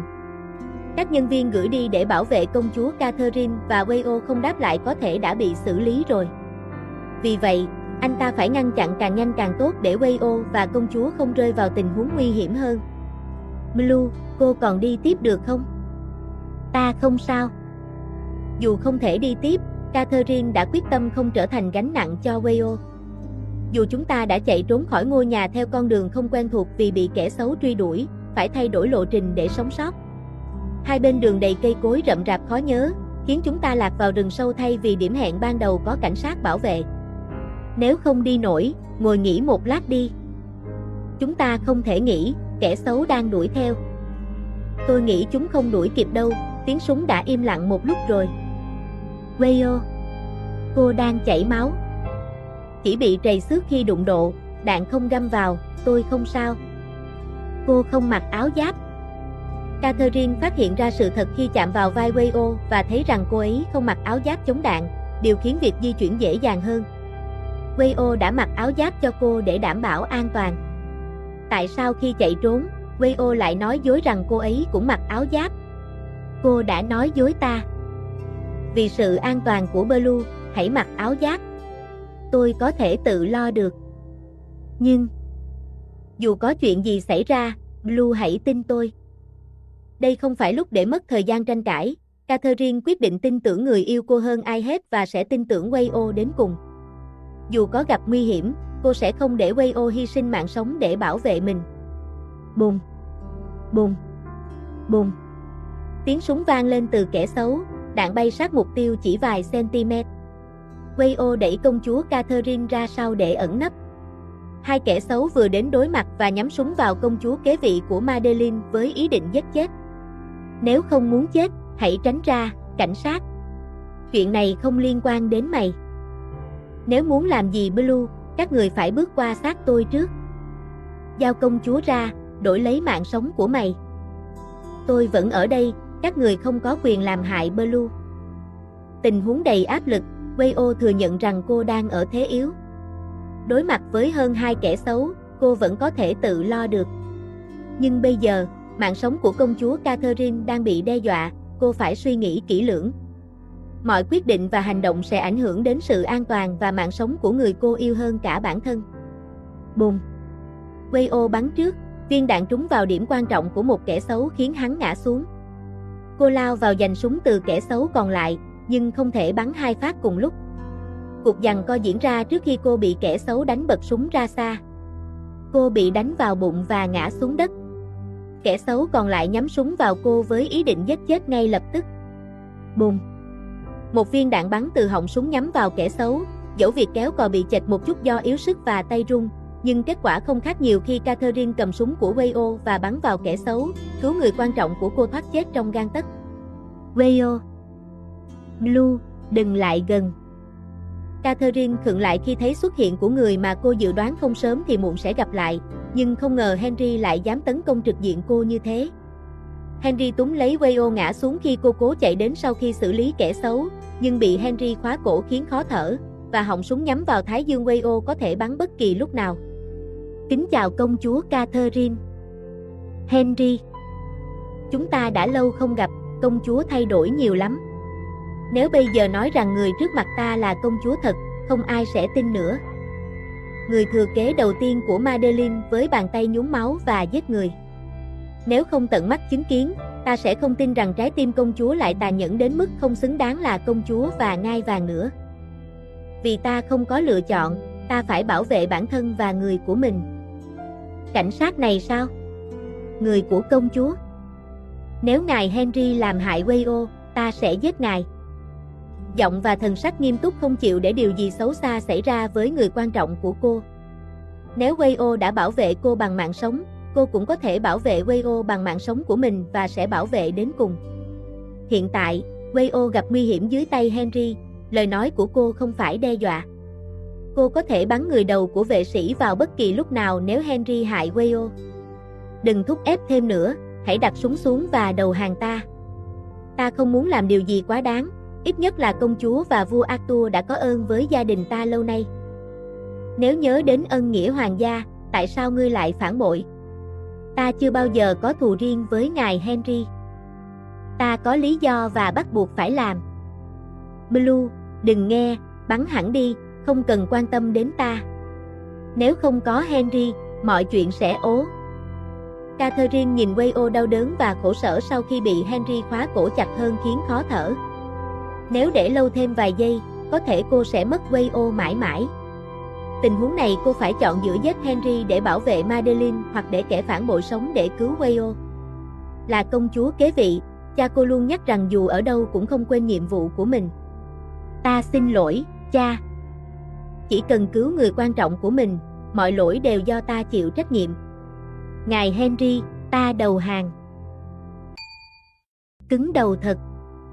Henry rủa lên đau đớn vì không ngờ rằng cảnh sát như Wayo không chịu đầu hàng dễ dàng. Wayo cắn mạnh vào tay sau của Henry làm chệch hướng nòng súng đang nhắm vào công chúa Catherine đã nhận thua và đặt súng xuống để bảo vệ người của mình. Điều này làm mất đi cơ hội bắn của Henry. Wayo. Blue. Wayo ôm chặt công chúa Catherine sau khi dồn hết sức còn lại để tiến đến. Khi người quan trọng của cô cũng đang ở trong vòng tay, cùng giúp đỡ cô, dù có thể lấy khẩu súng không xa nhưng không kịp bắn trả nếu Henry nhắm vào ai đó. Wayo vẫn quyết giữ lời hứa bảo vệ Blue đến hơi thở cuối cùng của mình. Bảo vệ lắm thì cùng chết cả lũ. Ngài Henry, xin chậm lại. Có chuyện gì, Samuel? Henry quay lại hỏi trợ lý thân cận, người biết về kế hoạch này. Nếu Henry nhận lệnh từ Grace, Samuel cũng biết mọi bí mật và tham gia vào kế hoạch phản loạn. Có lệnh mới khẩn cấp, bắt sống công chúa Blue. Nhưng mọi chuyện sắp kết thúc, ta sẽ giải quyết, sẽ chịu trách nhiệm với Grace. Cô Grace yêu cầu ngài Henry đích thân xử lý mối hận này. Vậy thì bắt giữ công chúa Catherine theo lệnh. Thả ta ra ngay. Catherine la hét với giọng kinh hãi khi bị kẻ xấu kéo lê một cách mạnh bạo đến mức gần như thân thể cô trôi theo lực kéo. Trong khi Wayo cố gắng chống lại nhưng với tình trạng bị thương và máu vẫn còn rỉ ra từ vết bắn, Wayo không thể tiếp tục bảo vệ cô được nữa. Vậy còn cảnh sát tên Wayo, ngài Henry sẽ xử lý thế nào? Bắn chết trong rừng. Nếu không tìm thấy xác, thú rừng sẽ lo liệu. Ngài Henry, chúng ta đã thỏa thuận rồi, tại sao ngài vẫn không giữ lời? Ta chỉ là một vệ sĩ, không phải là người kế vị đầu tiên. Ta không cần giữ lời như người. Wayo. Cô chủ xinh đẹp cố gắng hết sức để thoát khỏi sự trói buộc. Trước mắt cô là giây phút cuối cùng của người quan trọng, cô không có cơ hội nói cho Wayo biết cảm xúc của mình nữa nếu người kia bị bắn chết gần như vậy. Dù cô có cố gắng cứu sống thế nào, phép màu không thể khiến người quan trọng hồi sinh nữa. Bùm! Một tiếng súng từ phía sau làm khẩu súng của Samuel rơi xuống, trước khi tiếng bước chân của cảnh sát đến. Viên đạn được bắn ra từ khẩu súng của ông Watic, giúp kéo dài sự sống cho con gái. Cảnh sát đang kéo đến. Rút lui trước, mang công chúa đi. Wayo nhìn thấy Catherine bị đưa đi xa khỏi vị trí cô ngã xuống. Dù cô cố gắng hết sức để đứng dậy và muốn bảo vệ người mà cô đã hứa, nhưng chân nặng không thể bước ngược lại với trái tim muốn bảo vệ, không làm được như lời hứa. Lom. Bố. Lom bị bắn rồi, gọi đội cứu hộ ngay, có người bị thương. Blue, Lom phải đi cứu. Chuyện này vượt quá khả năng của Lom rồi, phần còn lại để bố và cơ quan Madeline lo. Dù hiểu và chấp nhận sự thật này, nhưng Wayo không chịu đầu hàng. Cô sẽ bảo vệ Blue đến phút cuối. Dù phải đánh đổi bằng gì trong cuộc đời, Wayo cũng sẵn lòng. Samuel, thả ta ra, đây là lệnh. Xin lỗi công chúa, nhưng bây giờ Blue không còn là người kế vị đầu của Madeline nữa. Khi có công chúa mới thay thế, ta không cần tuân lệnh công chúa nữa.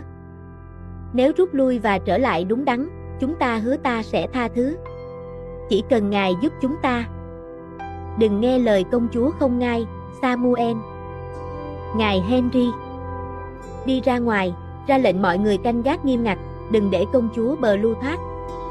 Samuel, một vệ sĩ của Madeline, cúi đầu với trưởng vệ sĩ trước khi rời ngôi nhà ở Wanamkir, nơi tạm giữ công chúa Catherine, chờ Grace và công chúa khác đến ngày mai để giải quyết mọi việc. Nếu không muốn phí công, công chúa đừng dùng trò nông cạn để thuyết phục người khác trở lại giúp đỡ. Không chỉ Samuel, cả ngài Henry cũng sẽ được cha tha nếu quay đầu lại. Ta đã đi quá xa, không thể quay lại. Catherine quay lại nhìn Henry, người từng được cô và cha cô tin tưởng như Antoine, nhưng giờ lại thay đổi nhiều như vậy. Trong tình huống này, Catherine nghe được tên Grace, người mà cô và Wayo dự đoán đúng là đứng sau tất cả. Antoine sẽ thất vọng nếu biết chuyện này. Ta không quan tâm cha nghĩ gì, vì cha chưa bao giờ tự hào về ta. Không hiểu sao ngài nghĩ như vậy. Là người kế vị đầu tiên của Madeline và có cơ hội nghe lời khen từ cha, Antoine rất tự hào về ngài. Ông ấy đã yêu cầu cha rằng khi ta lên ngôi, Antoine sẽ từ chức và để ngài làm thay. Có lẽ ngài Henry không biết chuyện này trước đây. Ta muốn nói, dù không thay đổi điều gì. Nếu tình huống này là một trò chơi tâm lý, Catherine vẫn giữ được sự tỉnh táo và biểu hiện bình thường không sợ hãi, dù cô đang ở thế yếu. Cô không muốn trở thành con mồi tuyệt vọng để chờ cái chết gần kề. Ít nhất cô muốn tìm mọi cách để sống sót. Nếu cô thành công, có thể Henry hoặc Samuel sẽ thay đổi quyết định. Cô có thể sống sót và gặp lại người quan trọng trong đời, hoặc ít nhất có thể gặp lại và chắc chắn rằng Wayo sẽ không bị tổn thương hay gặp nguy hiểm vì cô nữa. Hiện tại, cô không lo lắng cho bản thân nhiều như lo lắng cho Wayo. Cảm xúc của cô bây giờ có phải là tình yêu không? Mọi người, chị Lom tỉnh rồi. Wayo từ từ mở mắt, quét nhìn quanh căn phòng sạch sẽ màu trắng không quen thuộc. Sau khi cô tỉnh lại và nghe giọng quen thuộc của em gái Akima gần đó, cùng với giọng của anh chị và chị dâu lo lắng, cô lại nhắm mắt vì cơn đau khắp cơ thể. Để Rose gọi bác sĩ nhé. Chị Rose, Lada đi cùng. Lom, cảm thấy sao rồi? Đau. Wayo trả lời với giọng khàn, sau khi nhìn thấy chị Jin hỏi và sự nhốn nháo trong phòng bệnh. Trước khi hiểu rõ việc bị thương sau khi chiến đấu với kẻ xấu suýt chết, Wayo nghĩ đến điều quan trọng hơn. Cô lo lắng hỏi về người cô yêu. Blue an toàn phải không? Ngài Watit đang làm việc, Lom không phải lo. Ý gì? Blue đâu rồi? Lom, từ từ đừng gắng sức. Nếu không, vết thương sẽ rách ra. Kasama ngăn cô em gái cố gắng ngồi dậy khỏi giường bệnh, dù vẫn còn dây truyền dịch và đầy vết thương. May mắn là cô đã sống sót. Nếu chú Watit đến muộn hơn chút, có thể chúng ta đã mất Wayo mãi mãi. Lom hỏi Blue đâu, ai nói đi. Hiện tại, Blue bị nhóm của Madeline bắt. Chú Watit đang phối hợp truy bắt. Lom phải đi cứu Blue, Lom phải đi. Lo cho bản thân trước đã, Lom. Nếu đi bây giờ sẽ làm khó cho chú Watit. Hãy chữa lành trước, rồi sau đó Lom có thể đi cứu Blue, chúng ta sẽ không ngăn cản. Apo khuyên em gái bình tĩnh, không để cảm xúc chi phối mà mắc sai lầm. Cuộc đời không phải lúc nào cũng may mắn, nên Wayo cần bình tĩnh và suy nghĩ kỹ lưỡng. Bình tĩnh, chị Lom. Phải tin rằng chú Watit sẽ cứu Blue và tin rằng Blue sẽ an toàn. Isabel nói với chúng ta rằng vua Arthur sẽ đến Thái Lan. Tại sao công chúa Blue lại gọi như vậy? Chúng ta chỉ vui mừng vì cha sẽ đến đây. Không chỉ vua Arthur, mà cả hoàng tử Karel cũng sẽ đến. Công chúa Blue, ngài vẫn nghe tôi chứ? Chúng ta rất vui vì gia đình sẽ được đoàn tụ. Helena trả lời với giọng run rẩy, khác với cách thể hiện của công chúa Catherine thật. Bình thường cô đóng vai này rất tốt, không ai nhận ra. Nhưng tin tức quan trọng mà Isabel vừa thông báo sau khi cô và Grace đến Thái Lan là điều không ai biết trước. Cha cô không thông báo cho cô, chỉ cho phép cô nghỉ ngơi riêng tư. Việc vua Arthur và hoàng tử Karel đến Thái Lan cùng nhau, dù có nhiều công việc ở Madeline, có nghĩa là họ có thể đã biết hoặc nghi ngờ về những điều tồi tệ xảy ra với công chúa kế vị thật. Nếu tồi tệ nhất, tất cả những kẻ phản loạn sẽ không thể sống sót. Grace, có chuyện lớn rồi. Vua Arthur và hoàng tử Karel sẽ đến Thái Lan. Tôi vừa nghe lén. Vì vậy, chúng ta phải thay đổi kế hoạch và hành động tối nay. Ý gì? Chuyện này vượt quá khả năng của tôi rồi. Tôi sẽ giết công chúa Blue tối nay. Nhưng nếu cô không hợp tác và rút lui bây giờ, người sẽ chết vì tội phản loạn là cô, Helena. Grace, cô nói rằng vua Arthur và hoàng tử Karel sẽ đến Thái Lan. Đúng, ngay cả cha Antoine của cô cũng đến. Điều này khác với kế hoạch của chúng ta. Tôi không muốn cha biết chuyện này. Nếu vua Arthur biết sự thật, tất cả chúng ta sẽ bị tử hình hết phải không? Đến mức này rồi còn sợ gì nữa? Cô biết rằng không thể quay lại. Nếu phía sau là vực sâu, rơi xuống cũng chết thôi. Tốt hơn hết là chúng ta liều tiến lên phía trước, dù gặp gì đi nữa, vẫn còn có ít hy vọng sống sót. Grace nắm lấy tay Henry đang bối rối, sợ hãi và lạc lối. Cô thuyết phục và dẫn dắt Henry tiếp tục thực hiện kế hoạch cho đến cùng. Chỉ còn chút nữa là đến lúc kết thúc nhà Delena mà cô mong đợi cả đời. Cô không thể để mọi nỗ lực đổ bể, dù phải đánh đổi thêm bao nhiêu mạng sống nữa, kể cả mạng sống của Henry đã yêu cô một cách vô ích. Công chúa Blue đâu? Ở trong nhà nghỉ. Grace, trước khi bạn làm gì tối nay, có một chuyện cô cần biết. Chuyện gì? Dù có giết công chúa thật và giả mạo Helena, cũng chưa kết thúc. Cảnh sát tên Wayo sẽ không ngừng phơi bày sự thật cho vua Arthur biết. Miễn là cô ấy còn sống. Một cảnh sát Thái Lan thôi, lại xen vào chuyện này nhiều vậy sao? Nếu cảnh sát Wayo không can thiệp từ đầu, mọi chuyện đã kết thúc đêm đó khi cô đầu độc và định giết công chúa Catherine. Nhưng Wayo ra tay cứu, kế hoạch tất cả đi ngược lại, dẫn đến tình huống bế tắc, khó có nhiều lựa chọn. Giữa Madeline và Wayo, cô nghĩ công chúa Blue chọn gì? Chắc chắn là Madeline, anh hỏi câu gì ngốc vậy Henry? Sai rồi, Grace. Công chúa Blue chọn Wayo. Có nghĩa là trái tim cao quý đã thay đổi. Kết thúc câu chuyện này đến hồi thú vị hơn cô tưởng tượng. Lâu rồi không gặp, Blue. Grace. Mừng vì Blue còn nhớ người bạn này. Ta không thể quên người mà ta từng tin tưởng nhất, nhưng lại phản bội mưu sát. Cái miệng sắc bén hẳn lên. Nhưng không sao, rớt từ ngai vàng xuống, tỏ ra bình dân cũng không lạ. Blue chắc học được nhiều từ Wayo. Đây là chuyện giữa chúng ta và Grace. Chuyện của Madeline không liên quan đến Wayo. Nếu Grace có hận với chúng ta, hãy giải quyết hôm nay để không ai phải tổn thất nữa.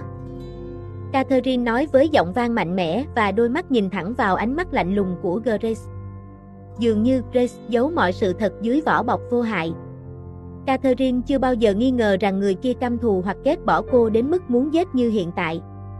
Nhiệm vụ của người thừa kế Madeline không phải là bảo vệ ngai vàng sao?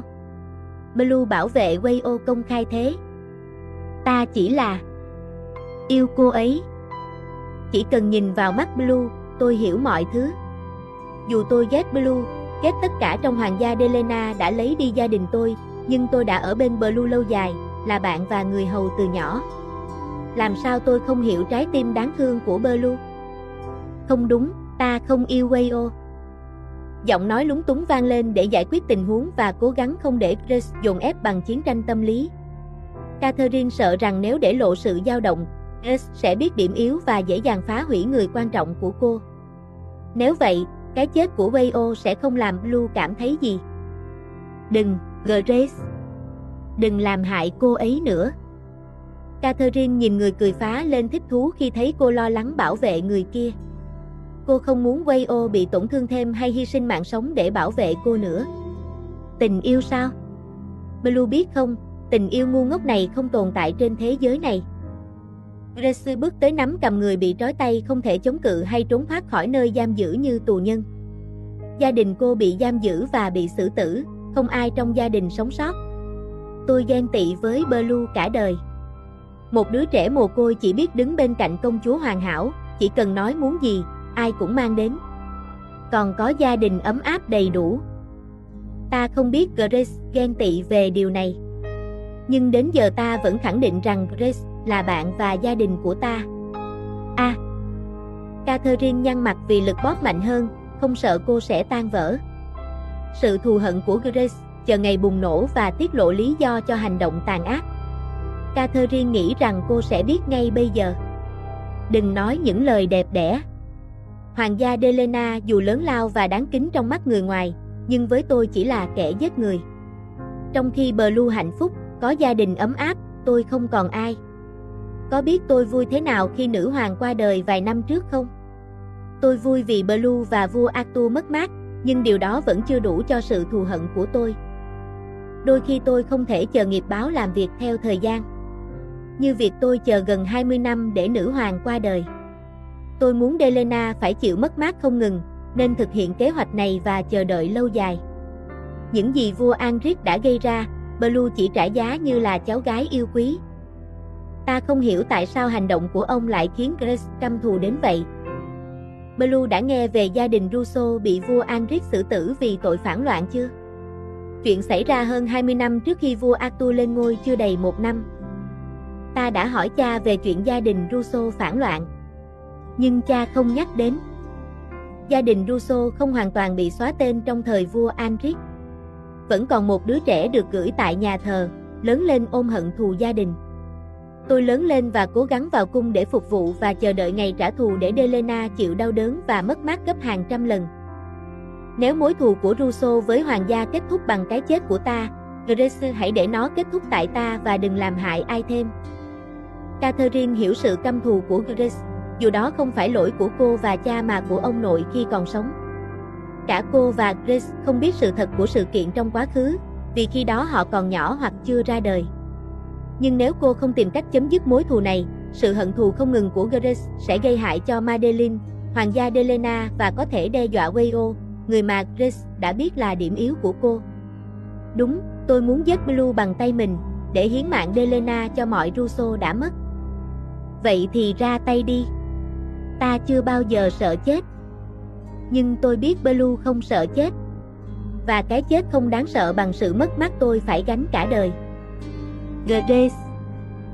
Trước khi Blue chết, tôi muốn thấy Blue mất người không thể bảo vệ, muốn thấy Blue đau khổ đến mức mất lý trí khi người yêu bị giết trước mắt. Nếu điều bạn sợ là cái chết của Wayo, hãy cứ chờ xem. Cúi chào đức vua Arthur, hoàng tử Karel. Đừng quá nghi thức, chúng ta lo lắng hơn về sự an toàn của con gái. Hiện tại cảnh sát đang siết chặt vùng lân cận trong tỉnh. Kẻ xấu chưa rời khỏi khu vực kho rác và có thể ẩn náu ở huyện gần đó. Nếu cần bất cứ sự giúp đỡ từ phía Madeline, xin hãy báo ngay. Chúng ta sẵn sàng hỗ trợ tất cả vì sự an toàn của chị hai. Chúng tôi đã cử người theo dõi hành trình của công chúa giả Catherine và hầu cận thân tín. Sau khi biết rằng vua Arthur và hoàng tử sẽ đến Thái Lan ngày mai theo thông tin sai lệch, nhóm phản động đã di chuyển ngay lập tức. Dù dùng bất cứ phương pháp cứu hộ nào, xin hãy đảm bảo sự an toàn của con gái ta. Tôi hiểu rõ.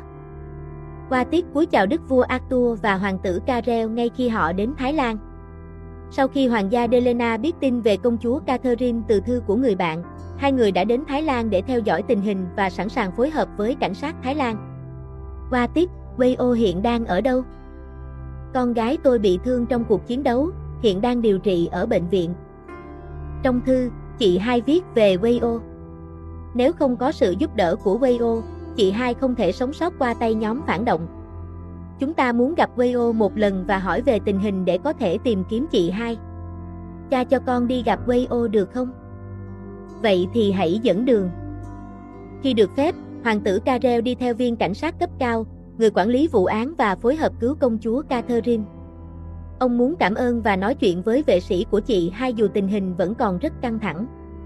Thưa ngài, có chuyện lớn. Xin lỗi, hoàng tử Karel. Không sao, cứ thoải mái. Có chuyện gì? Qua tiết hỏi trợ lý canh giữ trước phòng bệnh của Wayo. Dù con gái ông hồi phục tốt, tình trạng chung của cơ thể vẫn cần ở lại bệnh viện thêm 1 đến 2 ngày nữa theo ý kiến của các bác sĩ. Cảnh sát biến mất rồi. Gì cơ?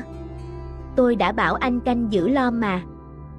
Tôi đã canh giữ liên tục, nhưng vừa rồi y tá cho biết không có ai bên trong. Chắc không? Không để lỡ mắt hoặc đi đâu đó.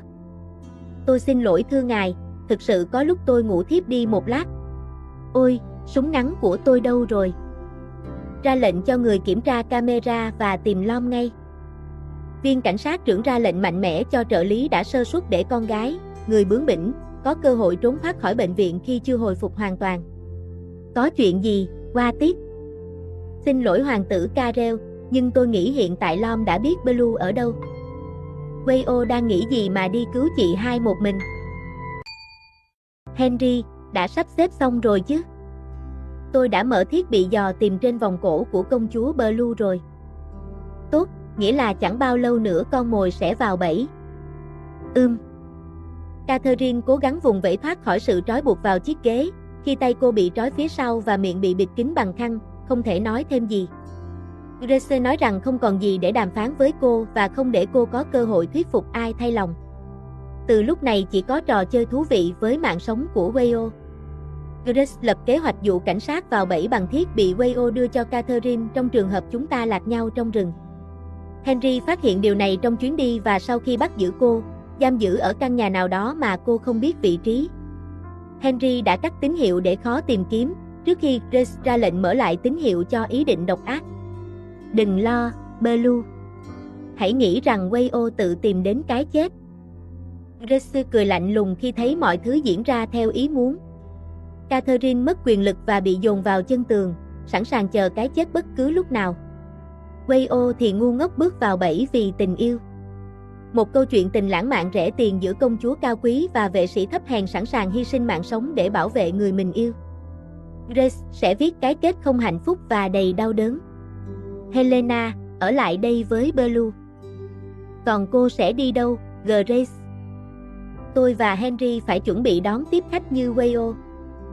Helena nhìn tình hình phát triển quá mức để sửa đổi khi cô đã trên cùng thuyền với Grace và trở thành kẻ phản loạn, mà chính quyền Madeline và Thái Lan đang truy bắt. Dù giết được công chúa thật, cô vẫn không bao giờ được ngồi lên ngai vàng như công chúa Catherine giả. Và trong trường hợp tồi tệ nhất, cô có thể bị tử hình bởi vua Arthur. Nhưng đừng quên nếu cô phản bội hoặc tự bỏ mặc, tôi sẽ lấy mạng cô. Chị Lom, chắc chắn sức khỏe ổn chứ? Chị không sao. Wayo trả lời với em gái đang lo lắng cho cô. Trong cuộc hành trình cùng 4 anh chị em nhà Watinavin, vì một mình cô không thể trốn khỏi bệnh viện với sự bảo vệ của cảnh sát của cha, cô phải nhờ anh chị em giúp trốn thoát và tham gia cứu Blue. Lom, tín hiệu dừng tại chỗ lâu rồi.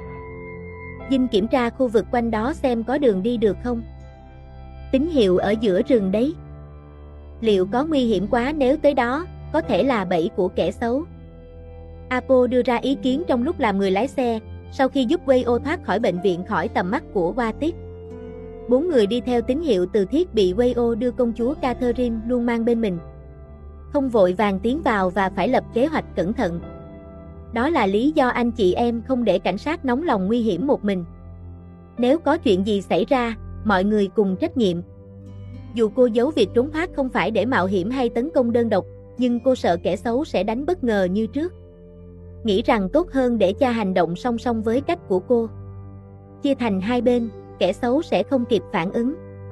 Phai nghĩ chắc chắn bọn chúng lừa Lom để giết hoặc dùng Blue làm con tin. Chị cũng nghĩ như Nam với Phai. Ban đầu tín hiệu bị tắt, nghĩa là kẻ xấu biết có thiết bị này. Nhưng qua đêm, tín hiệu mở lại có chủ ý, không hay cho ta đâu. Jin, Nam, Phai. Lom hứa sẽ tỉnh táo và cẩn thận. Nhưng biết là bẫy của kẻ xấu, Lom không thể ngồi yên để Blue gặp nguy hiểm hơn nữa. Sống sao được nếu không bảo vệ người mình yêu. Cuối cùng chị Lom cũng nói yêu rồi đấy. Wayo nhìn Akima cười ngay cả trong tình huống căng thẳng.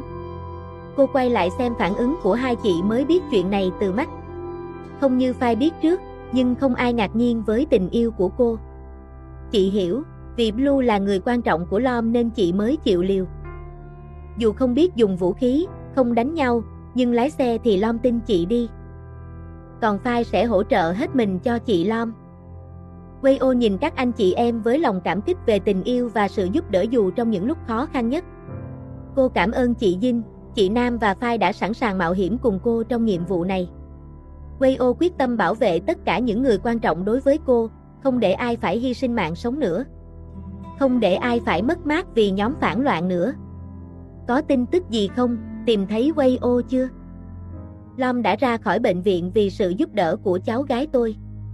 Tất cả đều biết chuyện này và thông báo sẽ yêu cầu lực lượng hỗ trợ ngay khi chắc chắn nơi công chúa Blue bị bắt. Chúng ta hy vọng bao nhiêu rằng Wayo có thể cứu chị hai an toàn? Karel hỏi với giọng lo lắng sau nhiều giờ kể từ khi Wayo mất tích từ bệnh viện vào buổi chiều. Và trong vài giờ tới, việc tìm kiếm công chúa Catherine sẽ khó khăn hơn khi trời chập tối, gây thêm bất lợi. Nhưng chính quyền Thái Lan và Madeline vẫn chưa tìm thấy dấu vết nhóm phản loạn. Hoàng tử Karel, Lom đã gửi tọa độ nơi ẩn náu của kẻ xấu. Watit nói với giọng hy vọng rằng mọi chuyện sẽ kết thúc tốt đẹp như mong muốn sau khi nhận được tin nhắn chia sẻ vị trí từ Wayo. Đó là một khu vực giữa rừng trong huyện Hoa Nam Khi và cần lực lượng để siết chặt vùng này để bắt giữ các kẻ phản loạn còn sót lại. Watit, tôi muốn tham gia cứu chị hai. Hiện tại con gái chúng ta đang gặp nguy hiểm, nếu Karel cũng mạo hiểm, sẽ làm công việc của cảnh sát khó hơn. Thưa cha, xin hãy cho phép con cứu chị hai khỏi nhóm phản loạn. Hãy để việc này cho Watit và Antoine. Vua Arthur nói với giọng lo lắng và đặt lòng tin vào Antoine như là thư ký hoàng gia. Nếu Antoine muốn chứng minh sự vô tội rằng ông không dính líu đến kế hoạch phản loạn và mọi chuyện Henry đã gây ra, với tư cách là cha của Henry và là thư ký hoàng gia của Madeline, vua Arthur muốn Antoine tự quyết định xử lý việc này. Tôi biết thật khó để hoàng tử Karel và vua Arthur tin tưởng vào tôi. Nhưng hãy yên tâm rằng nếu Henry làm điều xấu xa và phản loạn, dù là con trai tôi sẽ xử lý theo luật Madeline. Nếu không còn lựa chọn khác, tôi phải tự tay loại bỏ hẳn. Henry, có ai tìm thấy Helena không? Tôi đã ra lệnh tìm khắp nơi nhưng không thấy. Cô ta tận dụng cơ hội trốn thoát. Kẻ thấp hèn và hèn nhát như vậy không thể làm công chúa. Vậy cô sẽ làm gì với Helena? Để cô ta tưởng mình trốn thoát, sau khi giải quyết xong Wayo và Blue, ta sẽ tìm cô ta sau. Grace quyết định tập trung vào kế hoạch trước mắt, đưa Wayo và công chúa Catherine xuống địa ngục cùng nhau đêm nay để kết thúc mọi hận thù. Là bạn cũ, cô cũng thương cảm cho người có số phận đáng thương, nhưng không thể giúp công chúa Catherine phải trả giá thay cho vua Anric, nên sẽ giúp Blue theo chân Wayo. Grace, Henry. Kế hoạch thế nào, Samuel? Người giám sát đã thấy xe của người ngoài, nghĩ rằng Wayo đã vào khu vực này và đang theo dõi tới tọa độ đích. Đứng dậy. Catherine cố gắng chống lại khi bị Grace kéo ra khỏi ghế và buộc phải đi cùng. Samuel và Henry theo sát không cho cô cơ hội trốn thoát khỏi sự kiểm soát này. Chịu đựng thêm chút nữa, vì người Blue yêu nhất sắp rời khỏi thế giới này. Chào, Wayo. Giọng Grace vang khắp khu vực. Cô kéo công chúa không ngai ra trước nhà, là mồi dụ để con mồi thật nhanh chóng vào bẫy. Grace tin chắc người cô cần nhất đang ẩn nấp không xa nơi này. Tôi biết cô ở đây. Đã đến đây rồi đừng nhát gan, ra mặt để Blue bảo vệ cô chút đi. Nào cảnh sát, sẽ trốn đến bao giờ? Chị Lom, vào đó bây giờ không được, quá nguy hiểm. Uy, dù xảy ra gì, nếu cứu viện chưa đến, đừng theo chị vào. Chị Lom. Uy không để chị một mình, sao không chờ cứu viện? Chị chắc chắn bọn chúng dùng Blue làm con tin buộc chị vào đàm phán. Nếu tất cả vào bây giờ, Blue sẽ nguy hiểm. Wayo nói với giọng chắc chắn và đầy dũng cảm, không sợ hãi nhóm phản loạn Madeleine nữa, không sợ cái chết. Cô bước tới đối mặt. Ngay từ giây phút thấy công chúa Catherine bị Grace hành hạ cả về thể xác lẫn tinh thần, thân hình mảnh mai bị đẩy ngã xuống đất trong khi vẫn bị trói bằng dây thừng dày, có thể làm cổ tay bị thương. Đôi mắt đẹp bị bịt kín không cho nhìn thấy xung quanh, và đôi môi mềm mà Wayo yêu thương cũng bị bịt kín đến mức để lại vết đỏ trên khuôn mặt xinh đẹp, không thể phát ra âm thanh ngọt ngào. Dù đứng cách xa không thể quan sát chi tiết hơn, hình ảnh người yêu lúc này làm tim Wayo đau đớn và căm phẫn. Ai dám chạm vào người cô yêu và tôn thờ, cô thề sẽ trả thù gấp trăm lần. Tôi sẽ đếm đến 3, nếu Wayo không xuất hiện, tôi sẽ giết Blue ngay bây giờ. Tôi ở đây. Không cần đếm nữa, Grace. Wayo bước ra theo lời đe dọa, giữa lực lượng Madeleine và vài người còn lại của Henry sau khi phần lớn bị cảnh sát Thái Lan bắt giữ trong cuộc đụng độ trước. Tin tức về cuộc phản loạn đã lan truyền, khó tìm thêm lực lượng. Ngoài Grace và Henry, chỉ còn lại 3-4 người. Cuối cùng cũng chịu đến đây chết, Wayo. Người phải chết là bọn phản loạn, không phải tôi và Blue. Miệng lưỡi giỏi lắm, tôi muốn xem nếu tôi bắn bây giờ, bạn còn nói được không? Nếu định làm gì Blue, hãy bước qua xác tôi trước. Tôi sẽ bước qua xác bạn, và xác tiếp theo sẽ là Blue, công chúa bất hạnh. Hai người thật đáng thương. Grace cười lớn, không hạ súng đang chĩa vào con tin là công chúa Catherine. Mọi thứ cô chờ đợi đang diễn ra như mong đợi cả đời. Cô chờ ngày Rousseau sẽ đứng trên tất cả, trên hoàng gia Delena, ngay cả vua Arthur sẽ mất con gái yêu mãi mãi. Cuối cùng, mọi thứ nằm trong tay Rousseau vĩ đại. Grace, quyết định nhanh đi, cảnh sát sắp đến đây rồi. Câm miệng.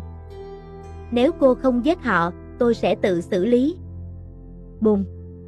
Viên đạn đầu tiên được bắn ra từ khẩu súng trong tay Grace vào cánh tay của Henry, người ngạc nhiên vì không ngờ bị tấn công bởi người yêu. Vì tình yêu và sự tin tưởng, Henry không kịp phản ứng.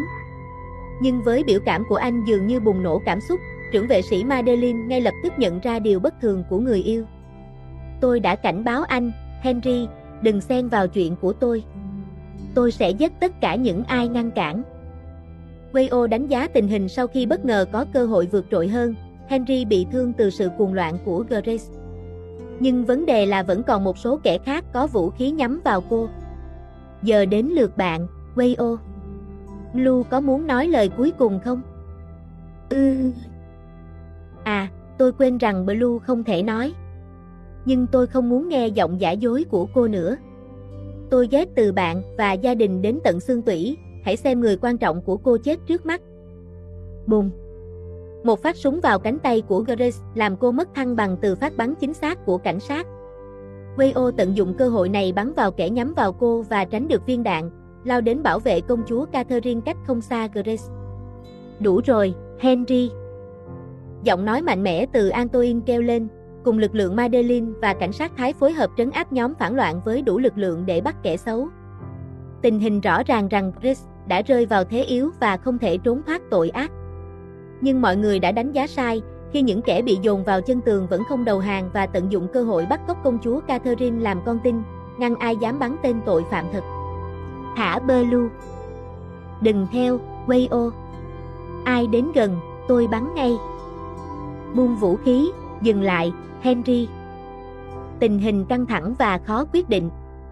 Dù chỉ còn hai kẻ xấu là Grace và Henry chưa bị bắt, Henry vẫn trung thành và bảo vệ người mình yêu dù làm điều sai. Giống như bây giờ, Henry cố chống lại lệnh của Antoine để cứu Grace và đưa công chúa Catherine đi. Tôi không thể lùi lại, cha. Lùi bây giờ quá muộn, tôi sẽ bị tử hình. Nếu phải chịu tội chết, hãy chết một cách đáng kính và có chút danh dự còn lại trong tư cách một người cha. Việc con làm, nếu phải tử hình, cha sẽ chịu trách nhiệm cùng. Còn chần chừ gì, Henry, bắn đi. Để họ đến giết chúng ta sao? Grace, nhưng đó là cha tôi. Anh thật hèn nhát, không xứng đáng. Không ngạc nhiên cha anh không bao giờ tự hào về anh. Dừng nói ngay. Việc đơn giản vậy mà không làm được, anh yếu đuối tới cùng cực. Bùm. Một tiếng súng vang lên sau khi Henry quay lại bắn vào Antoine với sự giận dữ sau những lời chỉ trích của Grace về sự yếu đuối. Henry không muốn nghe điều này. Tình yêu từ Grace đã từng là niềm hạnh phúc trong thế giới đầy áp lực và cạnh tranh của vị trí trưởng vệ sĩ. Đến lúc này, có lẽ tất cả đã đến hồi kết. Kẻ xấu chết ngay tại chỗ. Wayo nhìn quyết định dứt khoát của Antoine khi chọn bắn con trai mình và tự kết liễu kẻ phải chịu tội tử hình.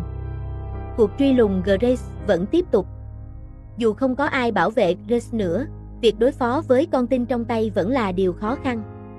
Giống như bây giờ, Wayo vẫn đang theo người dẫn công chúa Catherine ngày càng sâu vào rừng, nhưng Grace không chịu buông cổ tay của công chúa để tiếp tục kéo đi cùng. Grace, đầu hàng đi. Câm miệng. Tôi không bao giờ đầu hàng, không bao giờ. Henry đã chết, anh ấy hy sinh để bảo vệ cậu. Mặc kệ anh ta, muốn chết vì yêu.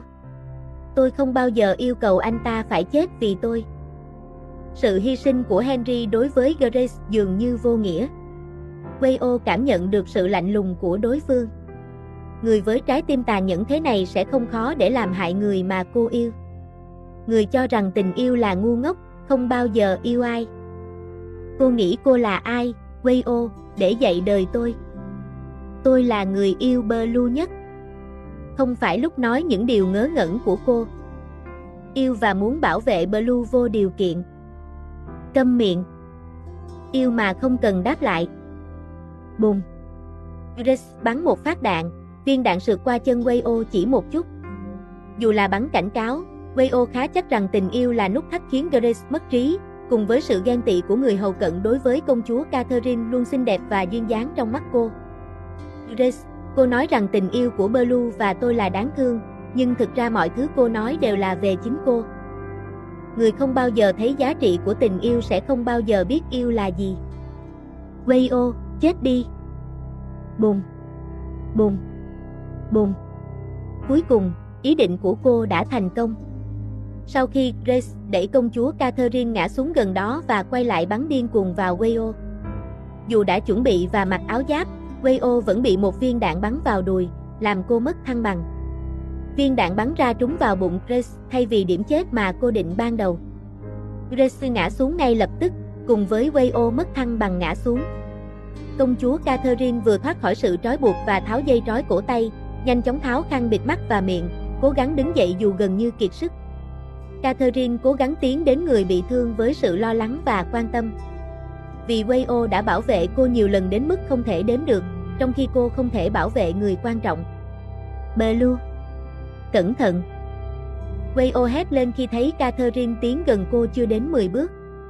Nhưng thay vì ôm nhau trong sự gần gũi. Bùm, bùm, bùm. Tiếng súng vang lên nhiều phát từ phía sau, bắn vào các điểm quan trọng trên cơ thể Catherine, khiến cô ngã xuống ngay lập tức với máu chảy ra từ nhiều vết thương, bao gồm cả miệng. Tiếng cười điên cuồng của Grace vang lên khắp nơi sau khi cô bắn Catherine cho đến khi hết đạn, trước khi bị cảnh sát bắn chết tại chỗ. Không thể nào. Blue. Wayo cố gắng bò đến gần Catherine, nắm chặt tay cô, nhưng Catherine không còn sức để đáp lại. Trả lời tôi đi, Blue. Nói gì đó với tôi. Blue. Chỉ có sự im lặng và tiếng hét đau đớn của Wayo khi không có phản hồi từ người yêu. Đội y tế và cứu hộ đến hiện trường và cố gắng cứu công chúa Catherine. Sau vài phút cấp cứu, mọi thứ kết thúc khi không thể khôi phục nhịp tim cho người bị thương. Không còn hơi thở. Không có phép màu. Và không có may mắn như lần trước khi Blue cứu cô. Công chúa Catherine đã qua đời. Wayo. Chủ nhân tên gọi ngưng đột ngột sau khi nghe giọng nói quen thuộc gọi tên cô rõ ràng lần nữa trong bầu không khí yên tĩnh đầy tang thương từ sự mất mát lớn. Wayo chắc chắn tiếng gọi đó là của công chúa Catherine, dù người ra đi trước mắt cô không thể nói. Ta ở đây. Blue. Ta vẫn an toàn. Catherine cúi người ngay lập tức mà không để ý đến thân phận công chúa, trước khi được Wayo ôm chặt bất ngờ, giữa vệ sĩ Madeleine và cảnh sát Thái Lan. Catherine lắc đầu ngăn cản khi Antoine muốn kéo Wayo ra vì không phù hợp. Tôi mừng lắm khi thấy Blue còn sống. Ta cũng mừng khi thấy Wayo an toàn. Chuyện gì xảy ra vậy? Tại sao công chúa Grace bắt không phải Blue? Helena hy sinh để bảo vệ ta. Ta vẫn an toàn. Catherine cúi người ngay lập tức mà không để ý đến thân phận công chúa, trước khi được Wayo ôm chặt bất ngờ, giữa vệ sĩ Madeleine và cảnh sát Thái Lan. Catherine lắc đầu ngăn cản khi Antoine muốn kéo Wayo ra vì không phù hợp. Tôi mừng lắm khi thấy Blue còn sống. Ta cũng mừng khi thấy Wayo an toàn. Chuyện gì xảy ra vậy? Tại sao công chúa Grace bắt không phải Blue? Helena hy sinh để bảo vệ ta. Catherine nhìn thân người quyết định đổi ý giúp cô vào phút cuối. Với sự giúp đỡ của Helena, Catherine thoát chết. Nếu không người nằm đây chắc chắn là cô.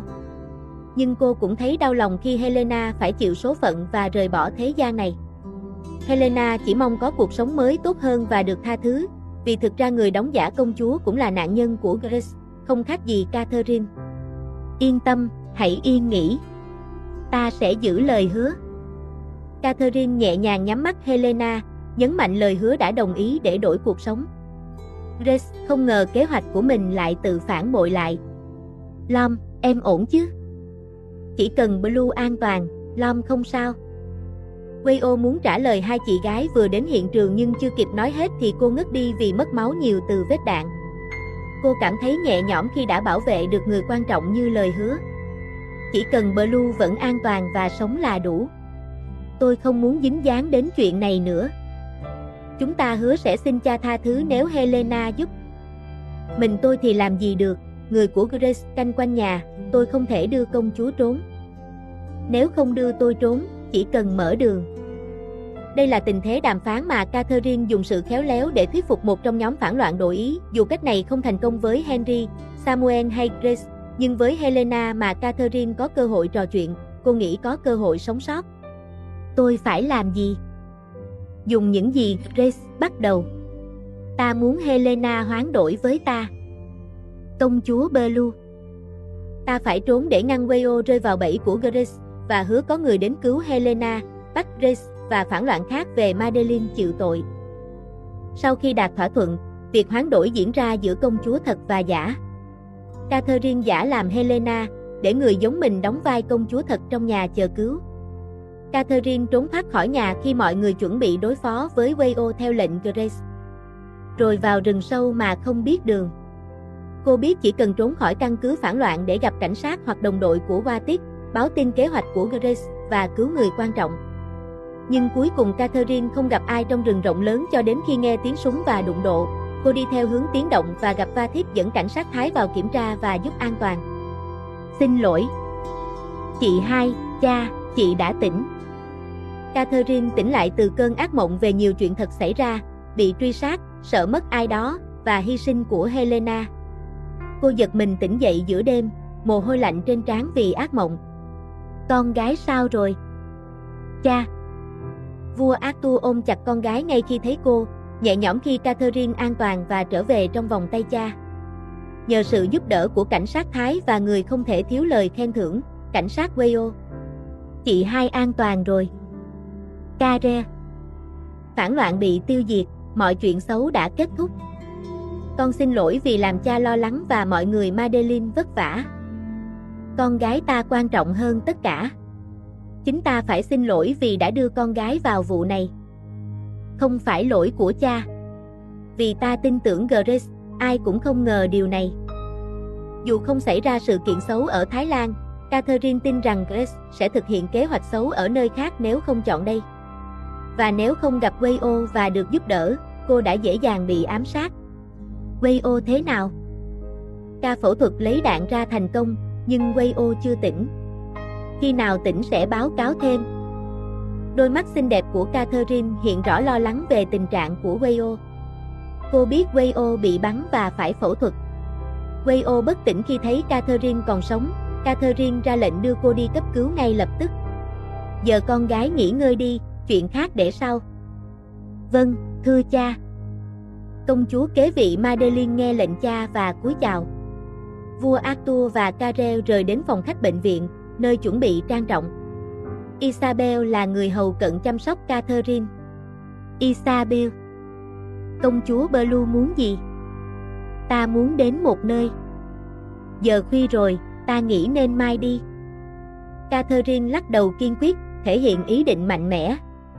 Dù làm người hầu khó xử, cô cần giải tỏa lo lắng để an tâm ngủ đêm nay. Ngài qua tiếp. Công chúa Blue, đến đây làm gì giờ này? Ta muốn thăm Wales. Đôi mắt Catherine bộc lộ cảm xúc chân thật dù Isabel đẩy xe lăn và cha dịch chưa hạ nhiều, và trước qua tiết, cha của Wales, người canh con trong phòng bệnh. Lom chưa tỉnh thuốc mê, bác sĩ nói có lẽ sáng mai tỉnh. Công chúa Blue nên thăm lúc đó. Ta sợ sáng mai hoặc sau này không có thời gian. Vì còn nhiều việc sau vụ việc phản loạn kết thúc. Catherine sống cuộc sống thường dân nhưng sẽ trở lại trách nhiệm công chúa Madeleine khi chuyện này kết thúc tốt đẹp. Cô không còn lý do để không quan tâm đến trách nhiệm mang trên mình từ khi còn nhỏ. Vậy thì cứ theo ý ngài. Ta muốn ở riêng với Wales một lát. Qua tiết, Isabel. Catherine nhìn người lớn cùng rời phòng để cô có thời gian riêng với Wales như yêu cầu. Trong phòng bệnh yên tĩnh, chỉ có tiếng thở đều đặn của người bị thương nặng và kiệt sức do cô gây ra. Wales bị thương và mạo hiểm tính mạng để bảo vệ người yêu, tình yêu mà Catherine nhận ra quý giá và vĩ đại đến nhường nào. Cô vui mừng khi nhận được tình yêu từ người mà cô chắc chắn rằng họ cũng cảm nhận như vậy. Giống như điều duy nhất Grace không bao giờ nói dối hay phản bội, chính là cô yêu Wales. Wales, ta cảm ơn vì giữ lời hứa bảo vệ và an toàn. Cảm ơn vì bạn không hy sinh mạng sống của mình vì ta và vẫn còn thở ở đây. Catherine nằm tay người vẫn đang mê man bởi thuốc mê, giữ chặt trong sự gần gũi và ấm áp. Dù thời gian trôi lâu thế nào, sự mãn nguyện vẫn chưa được đáp ứng. Công chúa cao quý đành dứt lời khi đến lúc. Không phải là lời từ biệt cho đến khi gặp lại, mà là lời muốn nói một lần dù không đủ dũng cảm nói lúc bạn tỉnh táo. Ta yêu cô. Lom, tỉnh rồi à? Đoán ngay mà, mọi người đều ở đây. Wales nở nụ cười yếu ớt, giọng khàn, khi lại tỉnh giữa bệnh viện thấy gia đình thăm đông đủ. Họ vui mừng khi thấy cô an toàn và bầu không khí sôi động càng thêm rộn ràng. Có cả chị Jin, chị Rose, chị Nam, Lagda và cuối cùng là Phai. Cô nhìn quanh phòng bệnh lần nữa, thở dài mệt mỏi khi không thấy người mình tìm. Dù hiểu lý do công chúa Catherine không ở đây, cô vẫn không thể ngừng hy vọng điều gần như không thể. Thở dài gì vậy, chị Lom? Không có gì. Không phải đâu, chị Lom muốn gặp cô Blue đúng không? Blue đã đến thăm chị chưa? Phai không thấy Blue đến. Có ai thấy công chúa đến không? Mọi người đều trả lời giống nhau rằng không ai thấy công chúa Catherine đến thăm Wales. Wales phải điều chỉnh kỳ vọng của mình để không nảy sinh cảm xúc buồn bã vô lý với người cao quý mà cô không dám yêu cầu. Như đã nói, yêu và bảo vệ Blue mà không đòi hỏi gì đáp lại. Giờ cô phải thực hiện lời hứa đó. Lom tỉnh rồi sao? Cha, Blue thế nào, an toàn chứ? Công chúa Catherine an toàn. Sáng nay, công chúa cùng vua Arthur và hoàng tử Karel rời bệnh viện về nơi lưu trú tạm thời. Cảm giác đầu tiên khi biết người yêu an toàn, Wayo nhẹ nhõm và yên lòng. Công chúa được bác sĩ cho phép rời bệnh viện về nghỉ tại cung điện chuẩn bị sẵn. Không giống Wayo, bác sĩ nói cô cần ở lại bệnh viện vài ngày nữa và phải tập vật lý trị liệu sau khi vết thương lành.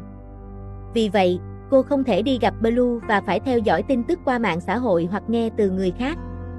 Dù chưa gặp, cô vẫn tưởng tượng tình hình thay đổi thế nào. Giờ công chúa Blue không còn là người dễ tiếp cận nữa. Catherine đã trở lại ngai vàng và vị trí thứ nhất của Madeleine, được bao quanh bởi cận vệ và an ninh. Một người thường như Wayo dù có công lao nhưng nếu không được phép thì không thể gặp. Có cách nào để Lom gặp lại Blue không? Trước khi rời Thái Lan, vua Arthur và hoàng tử Karel muốn gặp Lom để cảm ơn việc bảo vệ công chúa Catherine. Chỉ hai người thôi sao? Theo cha biết, công chúa không nhắc đến Lom. Chúng tôi cảm ơn mọi người đã tiếp đón chúng tôi nồng nhiệt. Dù lần đầu tiên đến Thái Lan gặp biến cố không mong đợi, nhưng tất cả là do người của Madeleine gây hại cho Thái Lan. Chúng tôi cảm ơn vì sự giúp đỡ từ mọi phía và cảm kích trước sự hiếu khách của Thái Lan dành cho chúng tôi. Catherine nói với giọng trang trọng tại tiệc chào đón và thay lời xin lỗi từ chính phủ Thái Lan vì để xảy ra biến cố. Đây cũng là dịp để Thái Lan đón tiếp vua Arthur và Karel một cách trang trọng, thắt chặt quan hệ giữa hai nước trước khi họ trở về Madeleine vào ngày mai. Hôm nay, công chúa Catherine thật mặc váy dạ hội lộng lẫy, đeo vòng cổ và vương miện hoàng gia Delena, thu hút mọi ánh nhìn mê mẩn. Nhưng giữa đám đông, Catherine lại cảm thấy trống rỗng và cô đơn. Dù có đội ngũ bảo vệ của Thái Lan và vệ sĩ tài giỏi của Madeleine, không ai mang lại sự an tâm như có người nào đó bên cạnh. Chị hai, tiệc không vui sao? Sao Karel nghĩ chị cảm thấy thế? Vì chị có vẻ lo lắng, từ khi xuất viện chị chưa từng cười. Karel hỏi chị với sự quan tâm, vì bình thường chị là người vui vẻ. Nhưng sau vụ xấu, dù mọi chuyện đã kết thúc tốt đẹp và phản loạn bị tiêu diệt, Karel vẫn thấy chị lo lắng như không hạnh phúc. Có lẽ vì chị gặp chuyện nặng và mất mát nhiều. Nếu vì chuyện này, chị yên tâm. Từ nay em hứa không để chuyện xấu xảy ra nữa. Em sẽ bảo vệ chị và giúp đỡ công việc ở Madeleine. Cảm ơn Karel. Thời gian trôi nhanh, ngày mai ta sẽ về Madeleine. Đúng thế, đến lúc về rồi. Catherine nói giọng buồn khi nghĩ về lịch trình về Madeleine vào ngày mai. Từ khi xuất viện, cô chưa có thời gian làm việc riêng. Không có cơ hội đi thăm người mà cô chỉ biết tin tức từ Watic. Không phải, em nói về ngày mai khi em có cơ hội cảm ơn Wayo cứu chị lúc đến Thái Lan. Mọi thứ quá bận rộn, em chưa gặp hay nói chuyện với cảnh sát đó. Trong thư chị viết rất nhiều về Wayo, em muốn cảm ơn trực tiếp. Không biết ngày mai khi cô, cha và Karel đến bệnh viện thăm Wayo trước khi về Madeleine, Wayo sẽ nhìn cô thế nào hay nghĩ gì? Cô có thể trở thành công chúa vô cảm khi hết lợi ích. Nhưng muốn Wayo biết dù không gặp thời gian qua, không ngày nào cô không nghĩ đến người đó. Rose, nhìn cô Blue kìa, thật lộng lẫy và quý phái, khác xa với người chúng ta gặp. Giờ phải gọi là công chúa Blue, Lagda. Không còn quen gọi Blue như trước. Đúng vậy. Tin tức nói hoàng gia Delena sẽ về Madeleine. Lạ nhỉ? Dinh bảo Lom và công chúa có cảm tình tốt, sao mấy ngày qua không thấy công chúa đến thăm Lom? Lagda cũng hỏi Nam, nhưng Nam không biết chi tiết. Lom thật buồn, bị thương rồi còn đau lòng. Tifafa bình luận với Cholada, đầy cảm thông với Wayo sau khi đã mạo hiểm tính mạng để bảo vệ công chúa Catherine. Nhưng mấy ngày nay, Wayo dường như mất tinh thần, người luôn vui vẻ giờ ít nói hơn cả Apo. Mọi người trong nhà đại vệ Watinavin không quen với Wayo trong tình trạng này. Nếu Blue thực sự là tình yêu của Lom, liệu có cách nào để Lom đạt được điều mình muốn? Tôi nghĩ chỉ có thể gửi lời động viên từ xa, vì người Lom yêu quá xa tầm với. Wayo nghe lén cuộc trò chuyện của hai chị dâu vô tình nghe được. Họ nghĩ cô đã ngủ say. Nhưng những gì họ nói là đúng, Blue xa vời quá. Wayo. Blue. Cuối cùng, Wayo cũng được thấy gương mặt nàng công chúa Catherine mà cô mong nhớ suốt những ngày nằm viện. cô mới nhận tin tốt rằng ngày mai bác sĩ sẽ cho phép về nhà. Và tin tốt khác khiến cô không ngờ đến, công chúa Catherine đến thăm cô hôm nay. Cô thế nào? Tôi ổn, đã khỏi hẳn. Wayo trả lời với giọng đầy năng lượng, như người vừa tìm lại sự sống. Nếu đây là giấc mơ thì đó là giấc mơ đẹp nhất cuộc đời mà cô không muốn tỉnh dậy, muốn giữ lại mãi mãi khoảng thời gian có Blue bên cạnh. Xin lỗi vì đến thăm muộn. Chỉ cần cô đến là đủ rồi, muộn sớm không quan trọng. Wayo, chỉ cần cảm ơn vì đã ở đây. Tôi rất sợ vì nghĩ sẽ không gặp lại cô. Catherine nhìn Wayo nắm tay cô tìm kiếm khoảng thời gian chúng ta, nhưng vẫn luôn dịu dàng với cô. Vì giờ cả hai có khoảng thời gian riêng ngắn ngủi trước khi người khác vào phòng, Catherine cho phép Wayo gần gũi như ý muốn, nắm chặt tay đáp lại. Ta sẽ về Madeleine hôm nay. Tôi biết từ tin tức. Hôm nay tôi đến để tạm biệt. Wayo, nhanh chóng hồi phục. Khi sức khỏe khá hơn, cha lên kế hoạch cảm ơn bạn và gia đình tại Madeleine. Có nghĩa tôi vẫn có cơ hội gặp lại cô sao? Nếu cô đến Madeleine, cô sẽ gặp ta. Công chúa Catherine trả lời mà không muốn tạo hy vọng nhiều cho Wayo, chỉ có thể nói hiện tại. Dù cảm thấy nhớ quá khứ nhưng tương lai vẫn là chuyện xa. Tôi sẽ nhanh chóng hồi phục để gặp cô tại Madeleine. Chị hai. Cha, Karel. Wayo nhìn trong sự tiếc nuối khi tay Catherine bị kéo ra khỏi tay cô nhanh chóng. Công chúa Catherine lo lắng rõ ràng qua nét mặt và hành động, lùi xa đủ khoảng cách. Chào đức vua Arthur, hoàng tử Karel. Không cần mà, Wayo. Chúng ta biết cô chưa hồi phục. Tôi đã khá hơn nhiều. Ngày mai bác sĩ cho phép về nhà. Chính Wayo đã cứu chị tôi, cảm ơn bạn bảo vệ cho chị an toàn và trở về Madeleine xứng đáng. Việc bảo vệ Blue bảo vệ công chúa Catherine, tôi vui lòng và tự nguyện. Viên cảnh sát cúi chào hoàng tử Karel và vua Arthur. Catherine đứng lặng nghe, tạo cơ hội để cha và em nói chuyện với Wayo. Chúng tôi dự định đón Wayo và gia đình đến Madeleine làm khách. Tôi rất vinh dự trở thành khách của đức vua Arthur và hoàng tử. Sao, con gái nghĩ tốt không khi đón Wayo đến Madeleine cảm ơn họ? Con nghe theo ý cha. Vậy thì quyết định thế. Hẹn gặp lại ở Madeleine, Wayo. Cúi chào vua Arthur, hoàng tử Karel. Wayo cúi đầu chào hoàng gia Delena rời đi. Đến người cuối cùng cô nhìn, công chúa Catherine không nhìn lại. Tôi cúi chào công chúa Catherine. Dù gần chỉ cách tay với. Khoảng cách chúng tôi bây giờ nhiều vô kể. Chị đoán Lom ở quanh đây. Wayo quay lại theo tiếng gọi của chị chủ trang trại sau khi Dinh đến tìm cô trong vườn hoa. Tình hình không khác mấy ngày thường khi Wayo đắm mình trong thiên nhiên, đặc biệt là luống hoa iris, nơi cô có thể ngồi nghỉ suy mà quên đi thời gian và mọi thứ xung quanh. Ở đây chứa đầy kỷ niệm đẹp về người yêu, giúp cô vơi đi nỗi nhớ. Rose gọi em ăn tối. Chị đi trước, lát em theo sau. Kasama nhận câu trả lời và hành động trái ý Wayo. Cô thấy em gái dường như mất hồn, không còn ý chí sống từ khi xuất viện, chọn về nghỉ ngơi ở Chiang Rai suốt nhiều tuần. Em gái cô như có thân xác và hơi thở, nhưng trái tim đã bay xa cùng công chúa cao quý. Lom, chị muốn nói chuyện với em. Có chuyện gì, Dinh? Chị nói chuyện này với tư cách là chị, và là đại diện của Nam và Phai. Gương mặt Wayo gật đầu đón nhận sự chân thành từ Dinh, khi chị ngồi xuống ghế đá đối diện, nhìn cô với ánh mắt nghiêm túc. Wayo chỉ biết nhìn lại không giấu giếm cảm xúc, vì dù sao chuyện trái tim cô không còn là bí mật, khi cô đã nói rõ rằng cô yêu và trung thành với Blue suốt đời. Giờ vết thương đã lành, Lom có nghĩ đến việc tới Madeleine không? Một phần muốn đi Madeleine, nhưng phần khác vẫn chưa sẵn sàng. Dù lời mời của vua Arthur khiến Wayo mong chờ và trở thành động lực quan trọng để cô hồi phục nhanh chóng, khi vết thương lành lại, cô lại lo lắng và sợ hãi việc đến nơi có người cô luôn nhớ. Có thể vì một số lý do và cảm xúc khiến Wayo do dự và bối rối. Đã gần 1 tháng kể từ khi họ chia tay khi công chúa Catherine trở về Madeleine. Chị và mọi người tôn trọng quyết định của Lom. Nếu chưa sẵn sàng, cứ dành thời gian cho mình. Khi nào sẵn, chúng ta cùng đi Madeleine.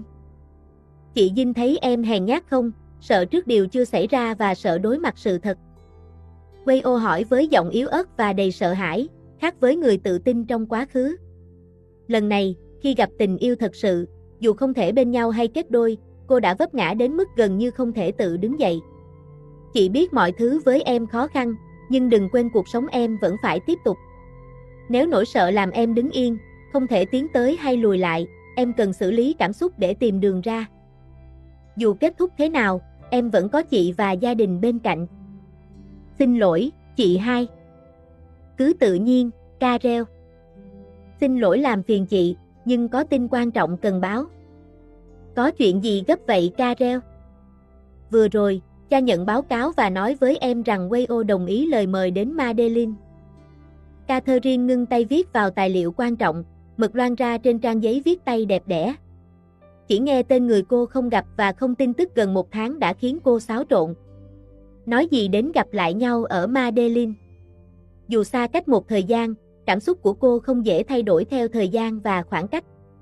Chị không mừng vì có cơ hội tiếp đón và cảm ơn Wayo và gia đình đã giúp đỡ khi còn ở Thái Lan sao?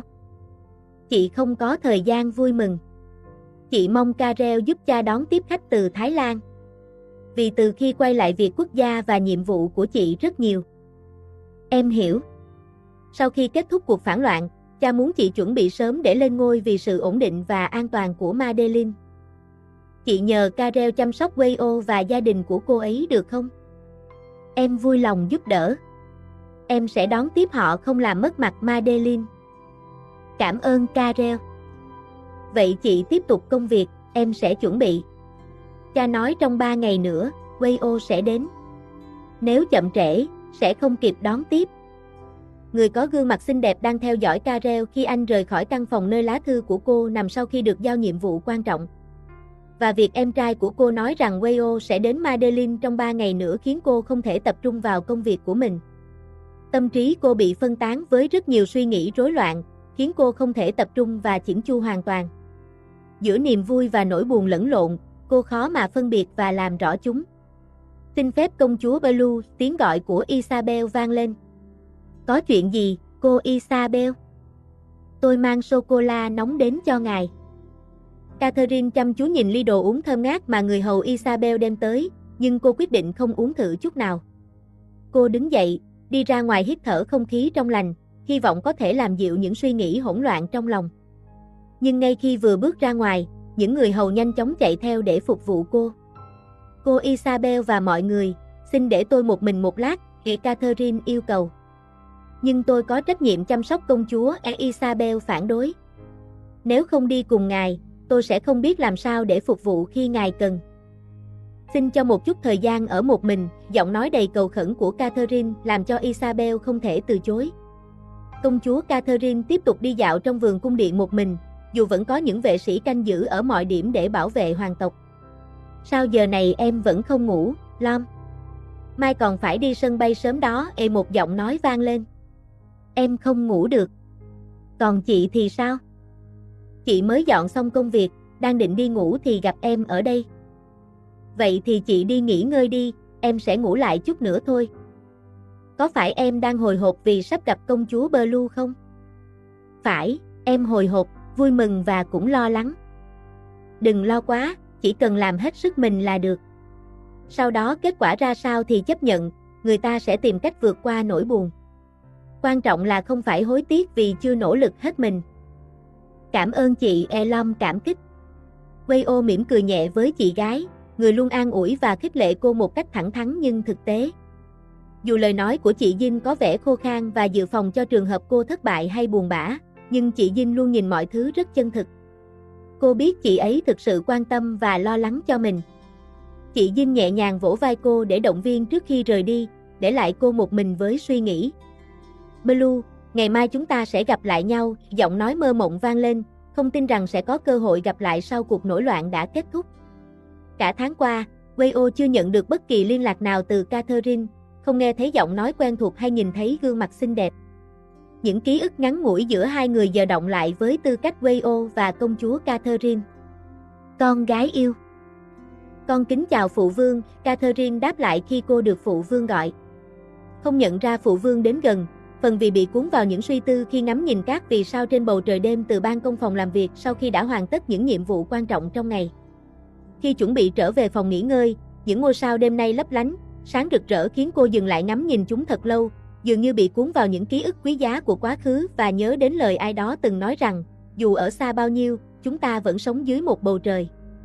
Những ngôi sao đêm nay thật sáng đẹp, giống như thời điểm con gái của ta sẽ tỏa sáng, gậy giọng phụ vương vang lên. So với phụ vương, con còn phải học hỏi nhiều về hoàng gia, Catherine đáp lại. Từ thuở nhỏ, con đã có tài năng vượt trội hơn người khác.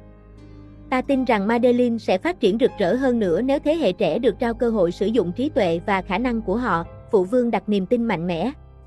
Về việc thoái vị, con mong phụ vương cân nhắc lại được không? Catherine đề nghị. Con chưa sẵn sàng lên ngôi phải không? Phụ vương hỏi lại. Không phải vậy, dù lên ngôi là nhiệm vụ của hoàng nữ, con không từ chối. Nhưng sức khỏe của phụ vương vẫn rất tốt, không cần vội thoái vị cho con. Catherine chân thành bày tỏ rằng, nếu hiện tại một vị vua giỏi như vua Arthur còn trị vì Madeleine, sẽ không cần phải chuyển giao vội vàng. Ta cũng không ép con gái phải lên ngôi sớm. Nhưng sự kiện nổi loạn gần đây khiến dân Madeleine lo lắng về an nguy của hoàng gia Delena. Đặc biệt vụ việc của con ở Thái Lan trở nên nổi tiếng toàn cầu. Ta nghĩ tốt hơn cho con khi sớm lên ngôi.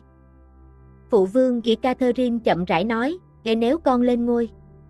3 năm sau khi Karel đủ tuổi theo luật hoàng gia, con có thể trao ngai vàng cho em không? Con gái muốn thoái vị sao? Tại sao lại vậy? Ngay cả khi con trị vì Madeleine, Karel sẽ luôn hỗ trợ con. Em không định thay thế con. Phụ vương có giận không nếu con không chỉ muốn thoái vị, mà cũng muốn từ bỏ địa vị hoàng gia? Điều đó không thể xảy ra, con gái yêu.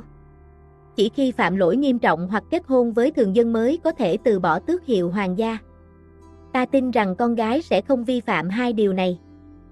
Phụ vương mong con gái đừng quên rằng Madeleine và trách nhiệm của hoàng nữ là quan trọng nhất. Không ngờ được rằng trong đời mình lại có cơ hội đến cung điện Madeleine, Wayo ngỡ ngàng. Nơi này thật đẹp, như một tòa lâu đài từ trong truyện cổ tích vậy, cô nhận xét. Tên Madeleine có nghĩa là tòa tháp cao, vì thế cung điện có những bức tường cao bao quanh, biểu trưng cho sự kiên cố. Nội thất trong cung chủ yếu theo phong cách châu Âu cổ điển, kết hợp hài hòa giữa cổ xưa và hiện đại. Wayo đi dạo quanh cung điện, nơi có các vệ sĩ đứng ở các vị trí canh giữ để bảo vệ hoàng gia Delena. Cô để ý thấy có rất nhiều hoa iris mà Blue từng kể rằng chúng khiến công chúa nhớ nhà. Cô hạnh phúc vì có cơ hội nhìn thấy chúng tận mắt một lần trong đời. Mọi người chờ ở đây một lát, một người hầu nói. Chúng ta sẽ gặp tất cả mọi người trong cung điện phải không? Ai đó hỏi lại. Vâng, chỉ một lát nữa sau khi diện kiến vua Arthur, công chúa Catherine và hoàng tử Karel sẽ xuất hiện cùng nhau, người hầu giải thích. Đột nhiên, vua Arthur và hoàng tử Karel xuất hiện mà không có công chúa Catherine, điều này khiến Wayo thắc mắc.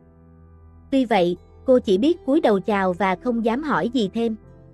Chúng tôi kính chào vua Arthur và hoàng tử Karel. Mọi người cứ thoải mái, hãy xem nơi này như là nhà của mình, vua Arthur âu yếm nói. Wayo đã khỏi hẳn chưa? Hoàng tử Karel hỏi thăm. Dạ, tôi đã khỏi hoàn toàn, Wayo trả lời. Chúng tôi đã chuẩn bị phòng tiếp khách và bữa tối. Mong rằng mọi người sẽ có một trải nghiệm tốt tại Madeleine. Nghe nói đây là lần đầu tiên các bạn đến đây phải không? Dạ vâng, tôi mới lần đầu đến đây. Xin phép hỏi, hoàng tử Karel, hôm nay công chúa Catherine tại sao không đi cùng? Chắc do cô ấy bận việc không thể rời đi. Nhưng yên tâm, Wayo. Cô sẽ gặp công chúa Catherine vào bữa tối. Cô ấy đã hứa dù có bận thế nào cũng không bỏ lỡ bữa tiệc. Wayo nghĩ, nếu hoàng tử Karel không nói dối, thì chỉ một thời gian ngắn nữa thôi, cô sẽ gặp lại người mà cô luôn mong nhớ, công chúa Catherine. Cô nhớ đến khuôn mặt của công chúa, nhưng không biết phải tìm cô ấy ở đâu trong cung điện rộng lớn này. Dù có ở trong cùng một cung điện, không được phép gặp mặt sẽ giống như khoảng cách giữa chúng ta hiện tại sao? Hoàng nữ Catherine đã đến, người hầu báo cáo nghiêm túc. Tất cả ánh mắt đều dõi theo công chúa Catherine, người tối nay mặc một chiếc váy tuyệt đẹp. Khoe làn da trắng mịn màng và đeo bộ trang sức bằng kim cương cùng vương miện của hoàng gia. Sự xuất hiện uy nghiêm của cô giống như một nữ thần, càng làm rõ khoảng cách không thể vượt qua giữa hai người. Mọi người cứ thoải mái, công chúa Catherine nói với nụ cười tươi tắn. Tôi rất vui khi được gặp lại công chúa Catherine lần nữa. Wayo nói bằng giọng nghẹn ngào không thể kìm nén được nữa, sau khi cuối cùng chờ đợi của cô đã kết thúc khi gặp lại khuôn mặt của người mà cô vẫn yêu quý và trung thành. Luôn tôn kính và đặt công chúa Catherine là người quan trọng trong trái tim mình. Dù đã xa cách nhau cả tháng nhưng trái tim của cô vẫn rõ ràng, và càng rõ ràng hơn nữa khi chúng ta nhìn nhau trong khoảnh khắc này. Chúng tôi cũng rất vui khi đón tiếp cô đến đây. Có gì thiếu sót không? Không có đâu à, hoàng tử Karel đã chỉ dẫn người chăm sóc và đón tiếp tôi và gia đình tôi rất tốt. Nếu vậy thì chúng tôi rất yên tâm. Chỉ đơn giản là chào đón và hỏi thăm sơ đẳng trước khi công chúa Catherine nhanh chóng cắt lời cô như không có cơ hội để hỏi thêm hay nói chuyện gì nữa. Ngay cả đôi mắt đẹp mà cô gửi gắm nhiều ý nghĩa và thể hiện nỗi nhớ đến nhau, công chúa Catherine dường như né tránh và không chấp nhận cảm xúc của cô. Ngay cả đôi mắt đẹp của cô truyền tải ý nghĩa và nỗi nhớ nhung vô cùng đến với công chúa Catherine, nhưng công chúa dường như né tránh và không chấp nhận cảm xúc của cô. Wayo có ổn không? Chị ổn mà, Phai. Chị không sao đâu. Không sao thật, khi biết rằng bây giờ cô chỉ là một người xa lạ trong mắt công chúa Catherine. Giống như hiện tại khi công chúa đang nói chuyện thân mật với cô Rose và cô Lada như thể chưa bao giờ quên người bạn mới, thậm chí còn chào hỏi anh chị em của cô một cách thân mật.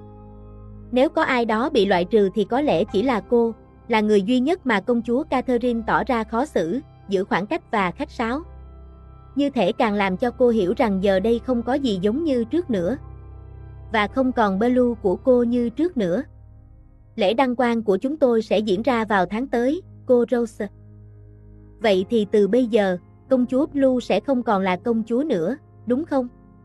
Khi lên ngôi, cô sẽ trở thành nữ hoàng, đúng không? Sẽ trở thành nữ hoàng của Madeline. Dù cho danh xưng thay đổi, chúng tôi vẫn là chúng tôi của ngày xưa. Không, Blue không phải là người của ngày xưa nữa, và cô sẽ càng cao hơn nữa, một vị trí mà ban đầu cô không thể với tới.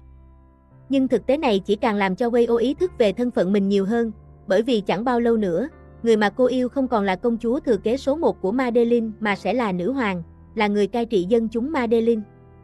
Vậy thì, tôi xin đại diện gia đình Watan Vivin gửi lời chúc mừng công chúa Blue trước.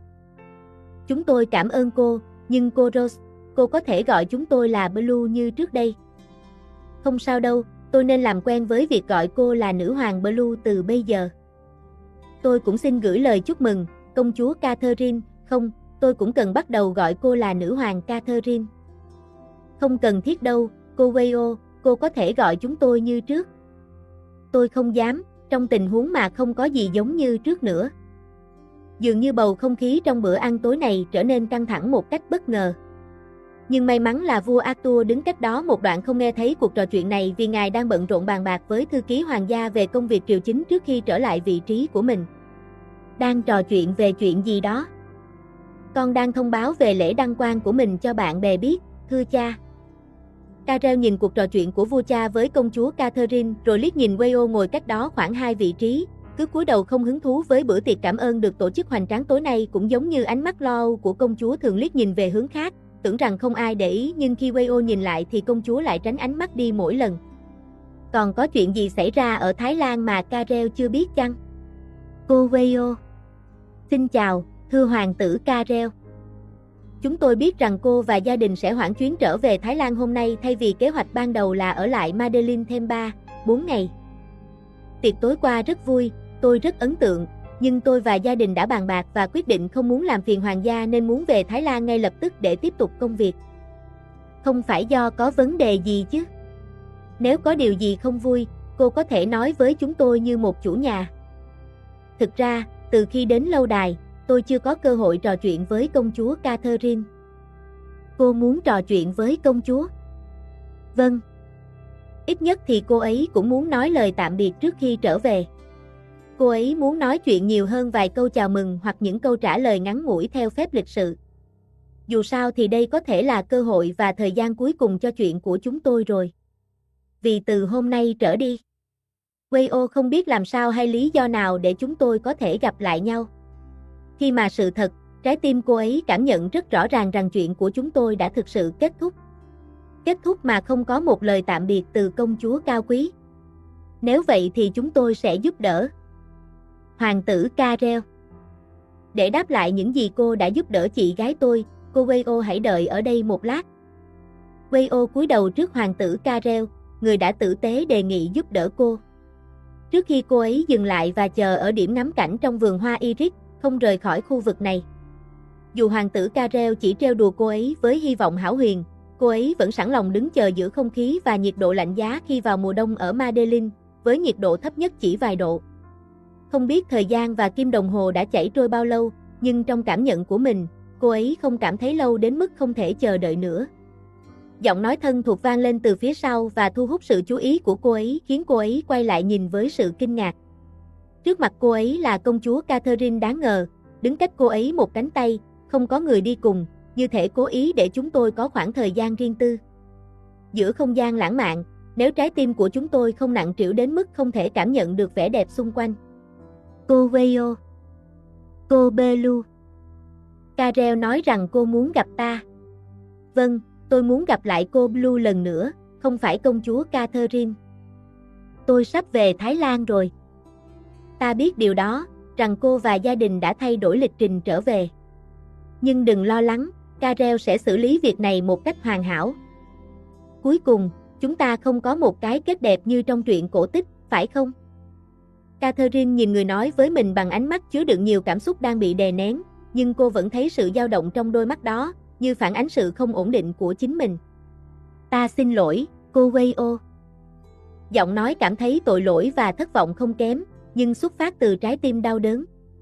Catherine cúi đầu nhìn xuống, không thể nhìn thấy ánh mắt đau khổ, thất vọng và buồn chự của người quan trọng với cô. Trong khi một phần khác của cô lo sợ rằng nỗi đau, thất vọng và buồn chự không kém gì của mình sẽ được người yêu cô nhất nhận biết và không cho phép mọi thứ kết thúc như vậy. Bởi vì chúng tôi không thể đi cùng nhau. Vì không có con đường nào dành cho chúng tôi ngay từ đầu. Việc sử dụng thời gian đã qua, dù rất ngắn, nhưng cô sẽ không bao giờ quên những kỷ niệm và cảm xúc chưa từng có với ai khác. Dù không thể yêu và gặp nhau, nhưng cô vẫn sẽ mãi yêu cô Wayo trong trái tim mình.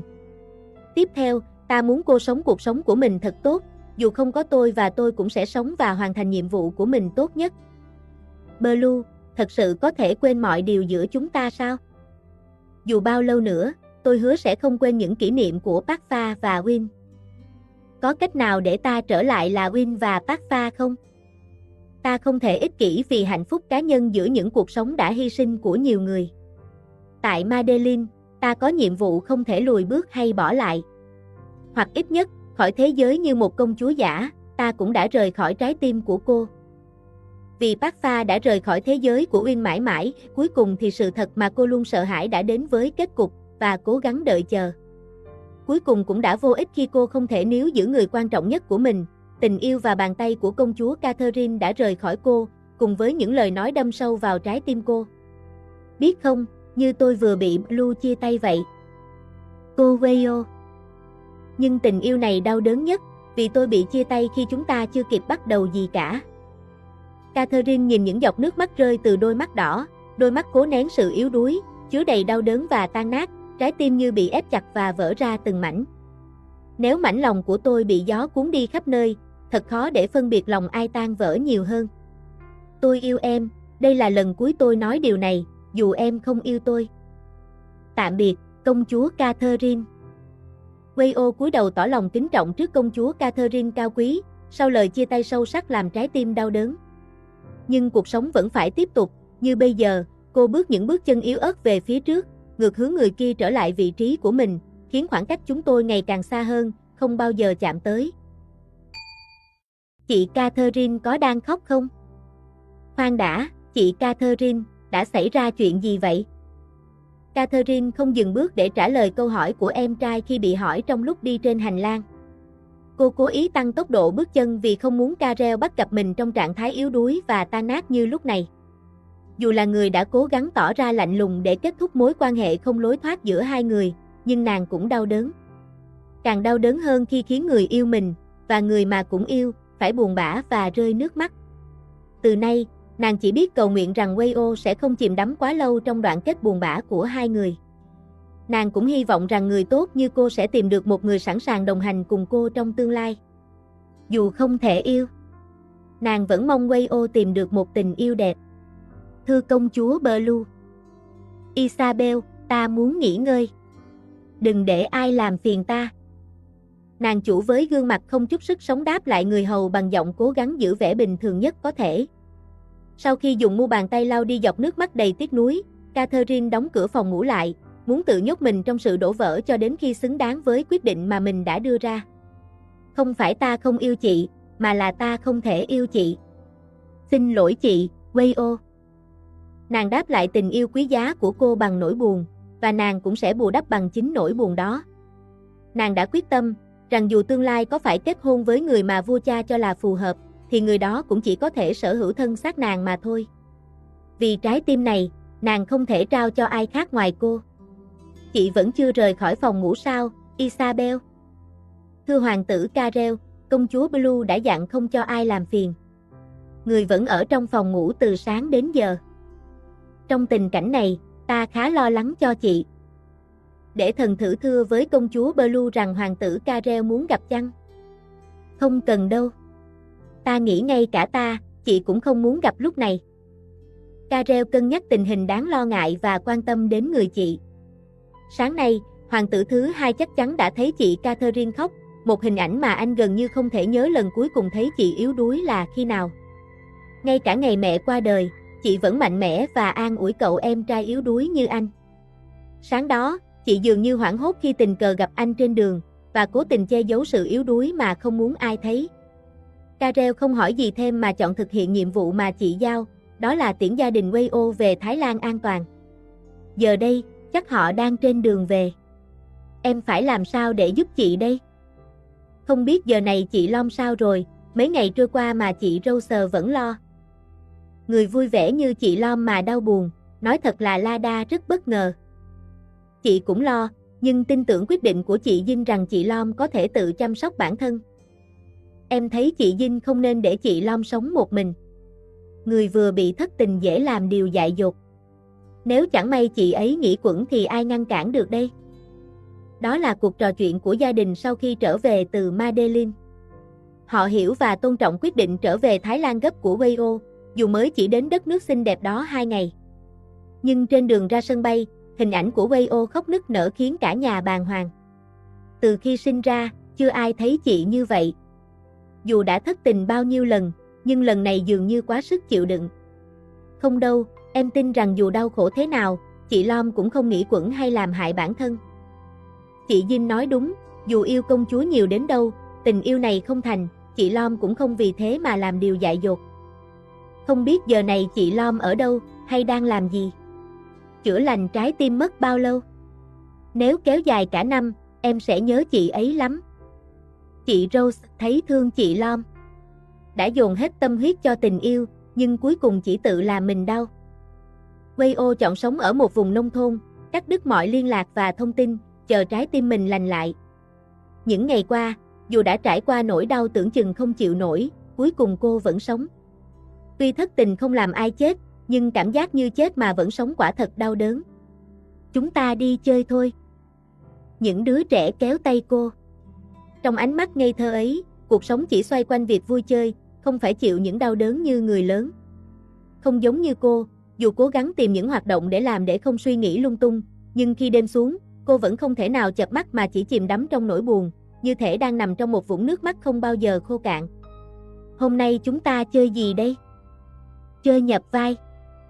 Chơi cha mẹ con cái phải không? Không đâu à, trò đó chán rồi. Hôm nay cháu muốn làm công chúa. Nếu cha làm công chúa, thì chị sẽ đóng vai gì đây? Để cháu nghĩ xem nào. À, cháu nghĩ ra rồi. Chị sẽ làm cận vệ. Vì chị Uyên là cảnh sát, chắc chắn chị giỏi nhất thế giới. Nhưng cha, chúng ta chưa có vai hoàng tử. Sao không để chị Uyên làm hoàng tử? Chị Uyên không thể làm hoàng tử được, vì chị là con gái. Công chúa phải đi đôi với hoàng tử. Đúng vậy. Ngay cả một đứa trẻ ngây thơ cũng hiểu rằng công chúa cao quý và duyên dáng phải ở bên cạnh một hoàng tử xứng đáng. Vậy mà cô lại dại dột đến mức không chịu thừa nhận sự thật đó. Giống như lời mà cô Blue từng nói, rằng công chúa không nhất thiết phải đi đôi với hoàng tử, khiến một người không biết vị trí của mình như cô lỡ dại tin tưởng hoàn toàn. Thậm chí, cô còn tin vào lời hứa của người ấy rằng sẽ vượt qua mọi rào cản để đến với cô. Nhưng cuối cùng, cô lại bị đẩy về vị trí của chính mình, ngăn cách bởi bức tường cao chót vót không thấy lối đi. Dù bức tường ấy từng có một cánh cửa mà cô Blue mở ra, nhưng giờ đây, đáng tiếc là nó đã bị đóng kín mãi mãi. Chị gái, sức khỏe đã khá hơn chưa? Vài ngày qua chị đã nghỉ ngơi và khỏe hơn rồi, Carel. Đừng lo lắng. Em nghe từ cô Isabel rằng khi chị bắt đầu khỏe hơn, chị lại cố gắng làm việc ngay lập tức. Em lo lắm, chị có thể sẽ ngã bệnh một lần nữa. Chị không sao. Chị có biết không? Khi nói rằng mình không sao, nét mặt của chị đã phản ánh điều gì? Catherine quay lại nhìn cậu em trai Carel, người đang nói với giọng lo lắng. Cậu đã đến gặp nàng tại phòng khách vào buổi tối, nơi nàng ngồi ngắm các vì sao sau khi vừa hồi phục sau một trận ốm. Vì vậy, công việc hoàng gia chất đống khiến nàng phải làm việc cật lực để chuẩn bị cho lễ đăng quang sắp tới, để không khiến đức vua phiền lòng. Thực ra, từ khi trở về từ Thái Lan, em cảm thấy chị đã thay đổi rất nhiều.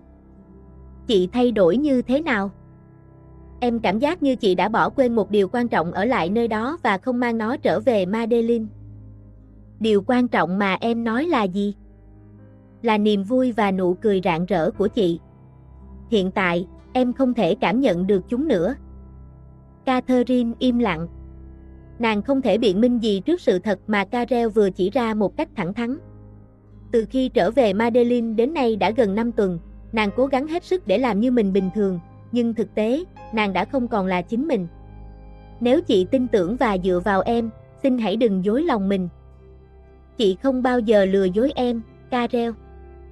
Vì chị Wayo, đúng không? Wayo liên quan gì ở đây? Chúng ta đang nói về chị cơ mà. Nhưng em buộc phải nhắc đến người liên quan đến hạnh phúc và nụ cười của chị. Carel, đừng nói như vậy nữa. Hãy cẩn trọng lời nói. Nếu đức vua nghe được chuyện không nên biết, ngài sẽ nổi giận. Hiện tại, chị cần tập trung vào lễ đăng quang sắp tới. Chị không có thời gian để nghĩ đến những điều không đáng bận tâm. Catherine đứng dậy, nghiêm nghị nhìn Carel. Nàng cần ngăn cậu nói những điều không nên và không muốn chuyện này khiến đức vua phiền lòng. Em xin lỗi nếu lời nói của em khiến chị phật lòng. Nhưng giờ đây, chị không chỉ lừa dối mình em. Chị bảo em ngừng nói về chuyện này. Bởi vì em thấy chị đang lừa dối cả trái tim của chính mình. Catherine không thể trả lời. Lời nói của Carel như chạm đến tận cùng trái tim nàng. Chị thừa nhận với em đi, có phải chị yêu chị Wayo không? Phải, chị yêu Wayo. Đến lúc này, Catherine nghĩ rằng không cần thiết phải giấu Carel thêm nữa. Nàng coi Carel như một người em trai mà nàng luôn tin tưởng. Dù chúng tôi cách nhau gần 10 tuổi, hiện giờ Carel đã 17 tuổi và sẽ lên ngôi theo quy định của triều đình Madeline khi đủ 20 tuổi. Còn nàng, bây giờ đã 26 tuổi và có thể lên ngôi bất cứ lúc nào theo ý của vua cha. Vậy chị Wayo có yêu chị không? Yêu. Dù không biết liệu trái tim vỡ vụn của Ayo có còn yêu nàng hay không, nhưng Catherine đã trả lời ngay lập tức rằng một lần, Wayo đã yêu nàng một cách trung thành, và nàng cảm nhận được tình yêu quý giá đó, dù trong thời gian đó, trái tim nàng chưa từng biết đến hay cảm nhận tình yêu. Vậy nếu chị phải chọn giữa Madeline và người là tình yêu của chị sẽ chọn điều gì làm theo trái tim mình? Carel. Chị vẫn nhớ, từ khi em có trí nhớ, chị là người làm mọi thứ vì em, vì vua cha, vì mẹ, luôn làm theo mệnh lệnh, luôn tận tâm mà không bao giờ ra ngoài đường lối của vua cha. Dường như mọi hơi thở của chị đều dành cho người khác, hy sinh vì dân chúng Madeline mà không mong đền đáp gì. Chị luôn hy sinh vì người khác mà không mong cầu gì trả lại. Em chỉ mong chị một lần nghĩ cho bản thân mình. Ngay cả khi chị muốn làm vậy, vua cha sẽ không bao giờ cho phép. Khi chị từng nói về việc từ bỏ danh hiệu, vua cha đã tức giận và nhắc nhở chị đừng quên trách nhiệm. Vậy chị có tiếc nuối không? Có lo lắng không khi phải hy sinh mọi thứ để đổi lấy tình yêu? Chị không bao giờ tiếc nuối. Nếu phải chọn giữa ngai vàng và người chị yêu, nếu không phải lo sợ làm vua cha thất vọng, chị không hề do dự, Carel. Vua cha sẽ không thất vọng lâu đâu.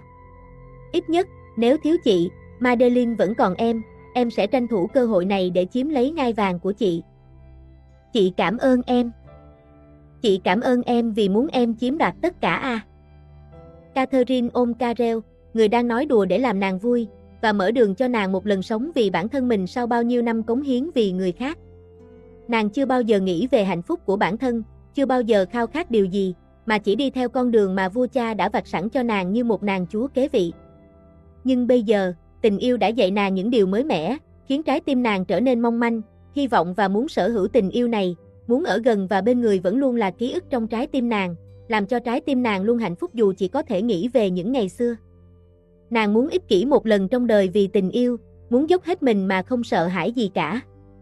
Dù những rào cản ngăn cách chúng ta có cao và dốc thế nào hay phải đổi lấy điều gì, nàng cũng sẵn sàng bỏ lại danh phận và bước đi trên con đường phía trước, chỉ với thân phận của một người bình thường, để tìm lại tình yêu của mình. Tình yêu của nàng, tên gọi là Wayo. Lễ đăng quang đã bị hủy. Câu hủy bỏ thay cho việc dời lại vô thời hạn có nghĩa là vua cha rất tức giận khi biết sự thật mà nàng đã quyết định tự mình đến thư chuyện về mối quan hệ của nàng với người bình thường như Wayo và mọi chuyện đã xảy ra ở Thái Lan. Catherine nghĩ rằng nếu không có sự hỗ trợ từ Carel, nàng có lẽ sẽ chìm trong nỗi buồn và thất vọng, luôn sống trong nỗi sợ hãi đến mức mọi thứ có thể sẽ quá muộn, dù có buồn thế nào cũng không thể thay đổi được câu chuyện của chúng ta nữa. Vì vậy, sau khi làm điều mà nàng không nghĩ rằng mình sẽ dám làm trong suốt cuộc đời này, từ một công chúa kế vị hàng đầu của Madeline, nàng đã bị vua cha tước bỏ danh hiệu ngay lập tức, mà không cần phải yêu cầu từ bỏ địa vị nữa. Nàng trở thành một công dân bình thường của Madeline chỉ trong một đêm. Nhưng nàng vẫn may mắn vì vua cha không tức giận đến mức đày nàng ra khỏi đất nước. Carel cũng nói với nàng rằng tình hình trong cung điện và triều đình sẽ dần ổn định trong thời gian tới.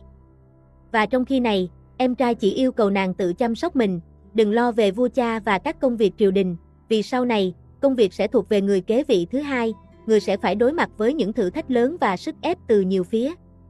Nhưng Carel vẫn kiên quyết, muốn trở thành một vị vua tốt, như đã hứa với mẹ trước khi bà qua đời, và cũng sẽ tìm cách giúp đỡ nàng lén lút, dù biết rằng 3 năm nữa, em trai nàng sẽ trở thành vua Carel của Madeline, một người đứng vững trong đạo đức và sự cao quý mà một vị vua nên có.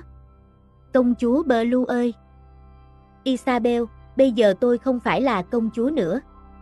Vua cha vừa tước bỏ danh hiệu của tôi và cho tôi trở thành một công dân bình thường như bao người khác. Tất cả thay đổi quá nhanh, tôi không thể chịu đựng được. Nếu thiếu công chúa Blue, chúng tôi sẽ sống như thế nào? Đừng dùng từ tôn kính với tôi nữa.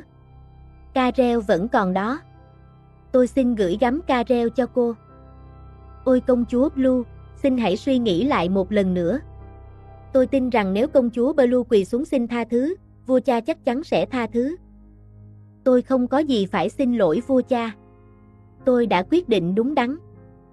Catherine mỉm cười giữa những người hầu thân cận trong cung, những người đang tiễn nàng trong ngày cuối cùng tại cung điện tráng lệ.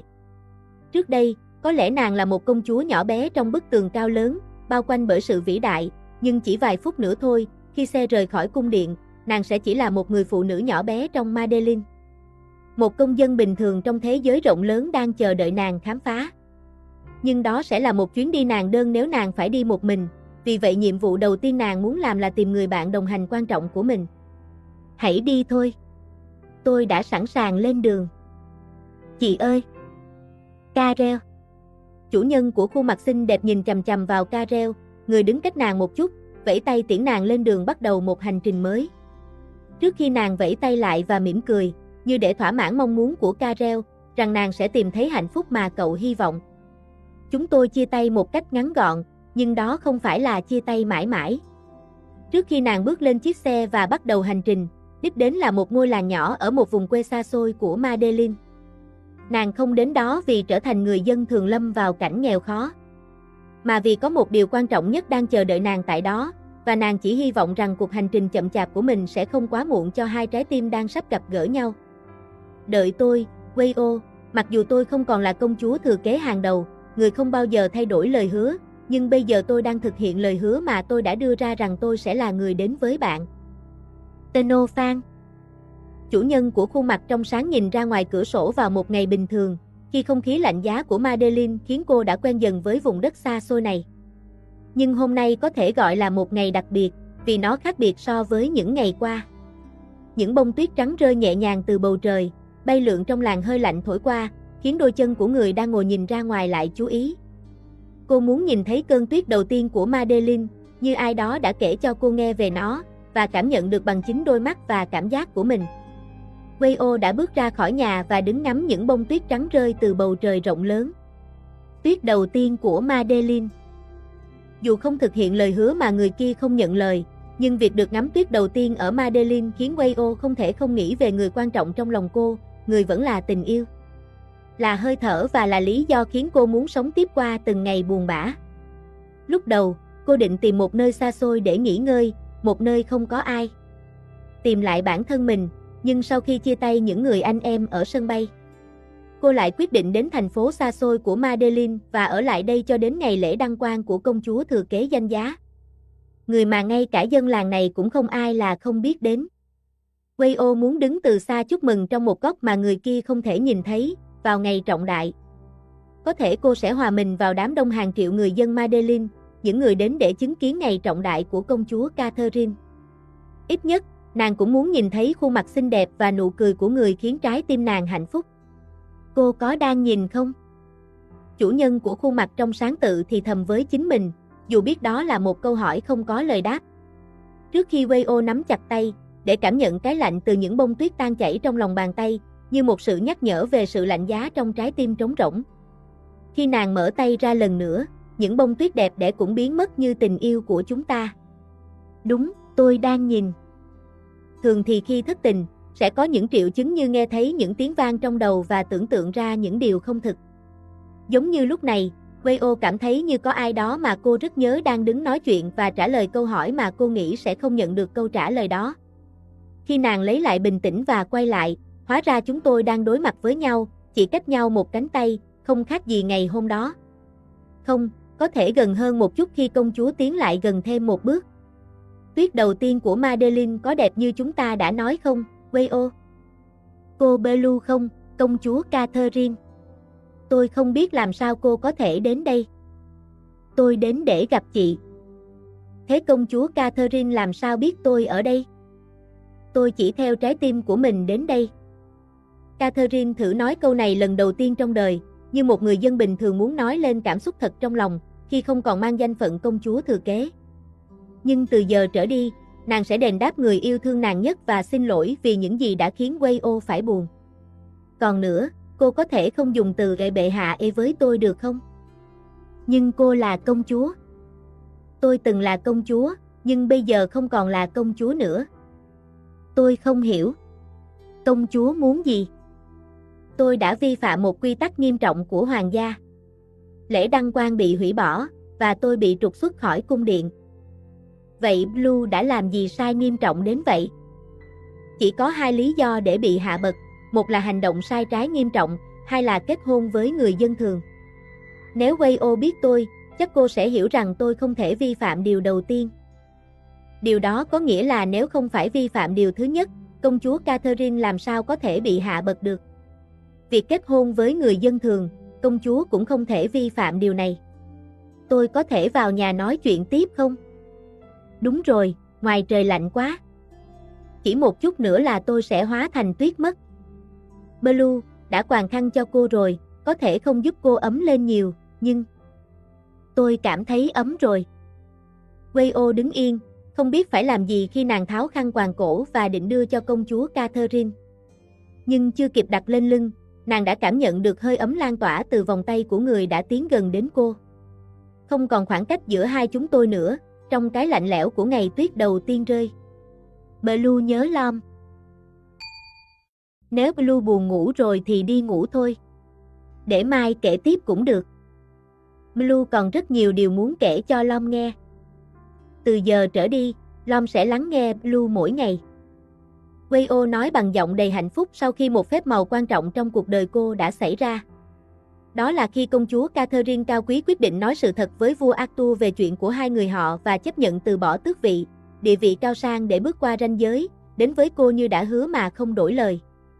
Giờ đây, hai người họ đã trở lại bên nhau, như xóa tan những ngày tháng đau khổ hơn một tháng qua. Lúc này, những đau khổ của cả hai đã chấm dứt. Blue. Gì thế? Sao lại khóc vậy? Blue đâu có kể chuyện buồn đâu. Lom không khóc vì buồn, chỉ là xúc động quá, nước mắt tự trào ra thôi. Catherine mỉm cười dịu dàng, đưa ngón tay lau đi những giọt nước mắt trên má người cảnh sát trưởng đang thể hiện khía cạnh yếu đuối của mình. Lúc này, cô rất vui vì có thể làm những điều mình muốn mà không cần kìm nén hay thể hiện những cảm xúc trái ngược với lòng mình như ngày đó. Khi nhìn thấy nước mắt của Wayo, trái tim cô cũng đau đớn và tan nát không kém. Nhưng với tư cách là công chúa thừa kế ngai vàng, cô không thể ôm lấy hoặc an ủi người mình yêu. Nhưng giờ đây, với tư cách là một người bình thường của Madeleine sau khi bị tước bỏ tước hiệu, Catherine không hề ngần ngại an ủi và lau nước mắt cho người đã chịu đau khổ và nỗi buồn từ mối tình gần như không trọn vẹn của hai người. Từ giờ, cô sẽ bù đắp cho Wayo cả đời và luôn ở bên cạnh, cùng nhau bước đi vững chắc. Cô quyết tâm làm cho xứng đáng với tất cả những gì hai người đã đánh đổi để có được nhau như ý nguyện. Blue ở đây rồi, ở bên Lom rồi. Vì vậy, đừng khóc nữa nhé. Cho Lom ôm Blue một chút được không? Sẽ ôm thật chặt luôn. Wayo ôm chặt người mình yêu quý và trân trọng, trước khi Catherine cũng vòng tay ôm chặt lấy cô. Đây là sự ấm áp và gần gũi mà cả hai đã xa cách bấy lâu, nhưng giờ lại gần nhau đến mức có thể nghe thấy nhịp tim của cả hai đập cùng nhịp. Lom yêu Blue. Blue cũng yêu Lom. Sao thế, lại khóc nữa à? Catherine bật cười thích thú khi thấy Wayo bật chế độ nhõng nhẽo một cách bất ngờ. Khác hẳn với hình ảnh một nữ cảnh sát mạnh mẽ từng bảo vệ cô bằng cả sinh mạng, giúp cô thoát khỏi bọn phản loạn.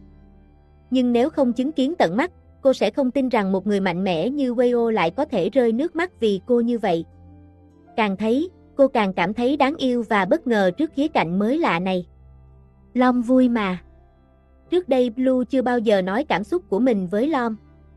Nhưng hôm nay Blue nói là nhớ Lom, rồi vừa nãy còn nói yêu Lom nữa. Không phải là Blue không muốn nói, mà với tư cách công chúa thừa kế, dù cảm thấy thế nào, Blue cũng không thể nói ra hay làm theo mong muốn của bản thân. Lom hiểu. Những điều Blue phải quyết định rất khó khăn, đến mức Lom không nghĩ rằng Blue sẽ từ bỏ mọi thứ vì Lom. Nhưng Lom chưa từng giận Blue. Dù nghĩ rằng lần gặp lại này Blue sẽ bị Lom giận rất nhiều vì đã làm tổn thương Lom, nhưng Lom vẫn là Lom, luôn như vậy với Blue. Wayo mỉm cười, ánh mắt gặp đôi mắt đẹp của người yêu. Đôi mắt cô từng ví như bầu trời đầy sao lấp lánh. Đến giây phút này, dù người kia không còn là công chúa cao quý nữa, nhưng vũ trụ trong đôi mắt ấy vẫn là điều đặc biệt nhất đối với cô. Blue của cô vẫn luôn rực rỡ và cao quý nhất trong lòng cô.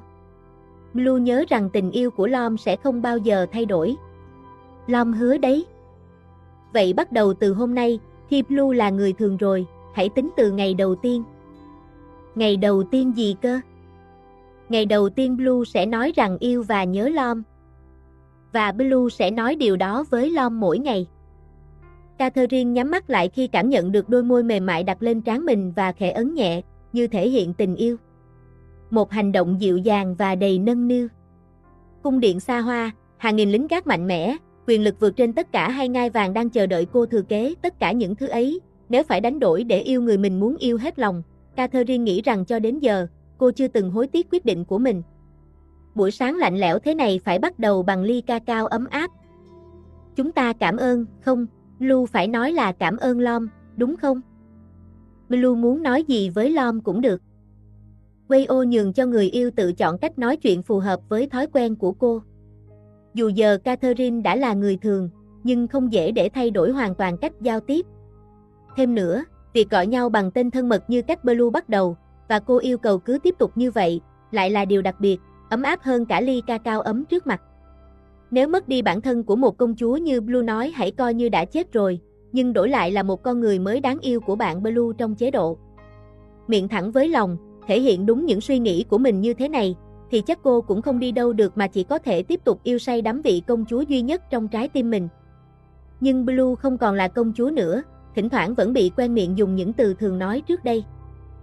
Cứ từ từ điều chỉnh cũng được. Vì dù Blue không còn là công chúa của Madeleine, nhưng Blue mãi mãi là công chúa của Lom. Sô-cô-la nóng ngọt lắm rồi. Sô-cô-la cũng không ngọt bằng Lom đâu. Để rồi Blue sẽ thấy, lông người rất khéo nói đấy. Với tất cả các cô gái sao? Không đâu, chỉ với Blue thôi. Cô sĩ quan vội vàng giải thích nghiêm túc khi bị Catherine hỏi ngược lại bằng giọng điệu vu vơ. Tại sao bạn Blue lại nghĩ rằng cô ấy ngọt ngào với tất cả phụ nữ trên thế giới chứ? Thế là cô phải vội vàng biện minh vì không muốn bị hiểu lầm. Blue từng nghe nói Lom đào hoa lắm. Khoan đã. Ai nói vậy? Blue đừng tin nhé, chuyện này Lom giải thích được. Phai nói. Không đúng đâu, Lom bị treo đấy. Chị Lada cũng nói, Lom thích các cô gái xinh đẹp. Đúng vậy, nhưng chuyện này Lom đã nói với Blue rồi, đó là chuyện của quá khứ. Nhưng hiện tại thì không có chuyện đó nữa. Lom yêu Blue, yêu còn hơn cả mạng sống của mình, Blue biết mà. Lom xin thề sẽ không để xảy ra chuyện gì khiến Blue không vui. Blue tin Lom nhé. Catherine bật cười thích thú khi thấy Lom tái mặt, vội vàng giải thích với cô, người giả vờ giữ khuôn mặt nghiêm nghị hỏi một cách sốt ruột, trước khi cô đặt tay lên mu bàn tay của nữ sĩ quan đang nắm chặt tay cô như một cách cầu xin sự tin tưởng. Blue tin tưởng Lom, giống như đã luôn tin tưởng từ trước đến nay. Lom xin lỗi vì không thể quay lại để sửa chữa chuyện quá khứ. Nếu biết trước được tương lai thì thật tốt. Lom sẽ không yêu ai khác và chỉ chờ đợi mình Blue thôi. Số phận có lẽ đã định đoạt tất cả rồi. Nếu Lom chưa từng học hỏi về tình yêu, có lẽ Lom sẽ không nhận ra rằng mình yêu Blue. Nhưng Blue chưa từng yêu ai trước đây, sao Blue lại nhận ra rằng mình yêu Lom? Vì Lom đã dạy Blue biết yêu. Huấn luyện viên tình yêu như cô không chỉ may mắn tìm thấy người là tình yêu đích thực của đời mình mà còn giỏi đến mức dạy cho trái tim cao quý của một công chúa biết thế nào là yêu cùng một lúc. Như thế này thì chẳng phí công làm huấn luyện viên tình yêu chút nào, bởi vì trong lần ra trận cuối cùng này, cô đã nhận được thứ đặc biệt và quý giá nhất trong cuộc đời. Blue ăn bị lem rồi, để Lom giúp nhé. Tùy Lom. Lom cần Blue giúp nghĩ chứ. Dù gọi bằng từ nào, tình yêu của Blue dành cho Lom cũng không hề giảm đâu. Cuối cùng, không chỉ không tìm được từ để gọi tên mối quan hệ của hai người, mà câu nói tình yêu không hề giảm đi từ miệng công chúa của mình cũng đủ làm Wayo xao xuyến và chẳng biết phải làm gì hơn. Thật sự, mỗi khi nghe Blue nói yêu, trái tim Lom đều tan chảy. Lom sẽ về Thái Lan khi nào? Câu hỏi tưởng chừng như bình thường nhưng lại được Catherine nhẹ nhàng hỏi người yêu trong bữa tối tại căn nhà quen thuộc. Sau khi cô quyết định tìm lại người đồng hành quan trọng trong cuộc đời và vượt qua mọi rào cản để đến với Wayo, hành trình mới của nàng công chúa kế vị thứ nhất của Madeline cũng chính thức bắt đầu. Cô đã sẵn sàng bước đi trên con đường mà cả hai sẽ cùng song hành. Ban đầu Lom định trở về sau lễ đăng quang của Blue. Chẳng còn bao lâu nữa đâu. Nhưng giờ Lom muốn đưa Blue về Thái Lan cùng. Khi nào Blue sẵn sàng, chúng ta cùng trở về nhé. Mọi người có chào đón Blue không? Blue đang lo lắng sao? Blue chưa từng gặp mẹ của Lom. Còn ông Wathick, nếu biết Blue đã bị tước bỏ tước vị hoàng gia, liệu cha của Lom có chấp nhận không? Blue sợ sẽ trở thành gánh nặng cho gia đình Lom. Bây giờ Blue không còn là người ngoài nữa. Blue là gia đình của Lom mà. Wayo nói với tất cả sự chân thành, vì Catherine giờ đây là người yêu, là tất cả của cô. Và Wayo tin chắc rằng, cha mẹ và anh chị em trong gia đình Watinvichit đều sẽ chào đón Blue. Vui mừng khi cả hai người đã tìm thấy nhau và có được tình yêu mà tưởng chừng không thể nào đạt được. Blue chẳng còn tài sản gì mang theo, vì cha rất giận. Không sao đâu, để Lom chăm sóc Blue mà. Nhưng Long bảo rằng muốn từ chức cảnh sát rồi mà. Vậy thì mình cùng bắt đầu một công việc nhỏ thôi. Blue muốn làm gì nào? Blue muốn mở một tiệm sách nhỏ, kiểu có góc cà phê nhỏ và sách từ khắp nơi trên thế giới. Giống như không gian thư viện ở cung điện, nơi mà Blue có thể ngồi cả ngày mà không chán. Vậy để Lom đi học pha chế, Long sẽ làm barista, còn Blue làm thủ thư. Thích thì mở tiệm, không thì nghỉ. Thời gian rảnh mình đi du lịch khắp thế giới, để Blue được khám phá những điều đã ấp ủ, được không? Thật tuyệt vời, cảm ơn Lom nhé. Đó là kế hoạch tương lai cho cuộc sống bình dị của công chúa Catherine, người đã từ bỏ tất cả vì tình yêu, và giờ đây, Wayo sẵn sàng làm mọi thứ để giúp cô thực hiện ước mơ ấy. Vì tình yêu của cô đã thành hiện thực, giờ là lúc cô dốc sức để thực hiện giấc mơ của người đã hy sinh rất nhiều vì mình. Cả hai sẽ sống một cuộc sống hạnh phúc nhất bên nhau. Dịp đặc biệt thế này, Lom đi lấy rượu vang để mở ăn mừng nhé. Lom sẽ uống rượu sao? Blue muốn uống không? Blue chỉ một chút thôi nhé. Catherine nhẹ nhàng yêu cầu Wayo rót cho mình chỉ một chút, vì cô không muốn để lãng phí. Dù vậy, cô vẫn nhớ rõ sức mạnh của loại rượu ngâm thảo dược ở đảo, thứ đã khiến cô bất tỉnh và xấu hổ không dám đối diện. Vậy nên hôm nay, cô quyết định giữ hình ảnh, không để mình lặp lại sai lầm thêm một lần nữa. Nào, nâng ly nào. Chúc mừng giấc mơ của Blue. Phải nói là giấc mơ của chúng ta mới đúng. Lom rất thích từ chúng ta, ý chỉ cả hai người. Wayo nở nụ cười thích thú, nhìn ly rượu vang va vào nhau vang lên tiếng ken thanh thoát, rồi dõi theo người mình yêu nhấp một ngụm nhỏ, trong khi cô uống một hơi lớn theo phong cách của người đã quen uống rượu. Dù giờ đây cô đã từ bỏ những cuộc vui chơi, và quyết tâm làm theo mọi lời của công chúa mình yêu, nhưng khả năng uống rượu có lẽ đã trở thành một tài năng không thể chối bỏ. Blue, nhảy với Lom một bài nhé. Nhưng ở đây đâu có máy phát nhạc. Mở nhạc từ điện thoại là được mà. Catherine nhẹ nhàng đặt tay vào tay Wayo, người đã cúi chào mời cô một cách trang trọng, rồi cả hai cùng bắt đầu di chuyển theo giai điệu chậm rãi, trong vòng tay ấm áp của nhau. Hai người nhảy múa trong bầu không khí lãng mạn của buổi tối hôm ấy. Lom không ngờ sẽ có ngày này, ngày mà Blue nằm trong vòng tay Lom. Blue cũng chưa bao giờ nghĩ rằng ngày này sẽ đến. Tất cả những gì Blue đã hy sinh vì Lom sẽ trả ơn bằng cả cuộc đời mình. Còn những gì Lom đã hy sinh để bảo vệ Blue, chỉ bấy nhiêu thôi cũng đủ rồi. Blue mới là người phải trả ơn Lom, nhưng không biết cả đời này có trả hết được hay không. Vậy là chúng ta sẽ mãi trả ơn lẫn nhau, không ai chịu nhường ai sao? Chuyện này Blue không nhường Lom đâu. Giai điệu vẫn tiếp tục, cả hai di chuyển nhịp nhàng, Catherine xoay mình, lướt qua dưới cánh tay của Wayo, và cả khi nghiêng người, cô vẫn được đôi tay ấy giữ lại, không để ngã. Ôi! Lom! Blue xin lỗi. Blue chắc là bắt đầu say rồi. Không có đâu. Blue vẫn ổn mà.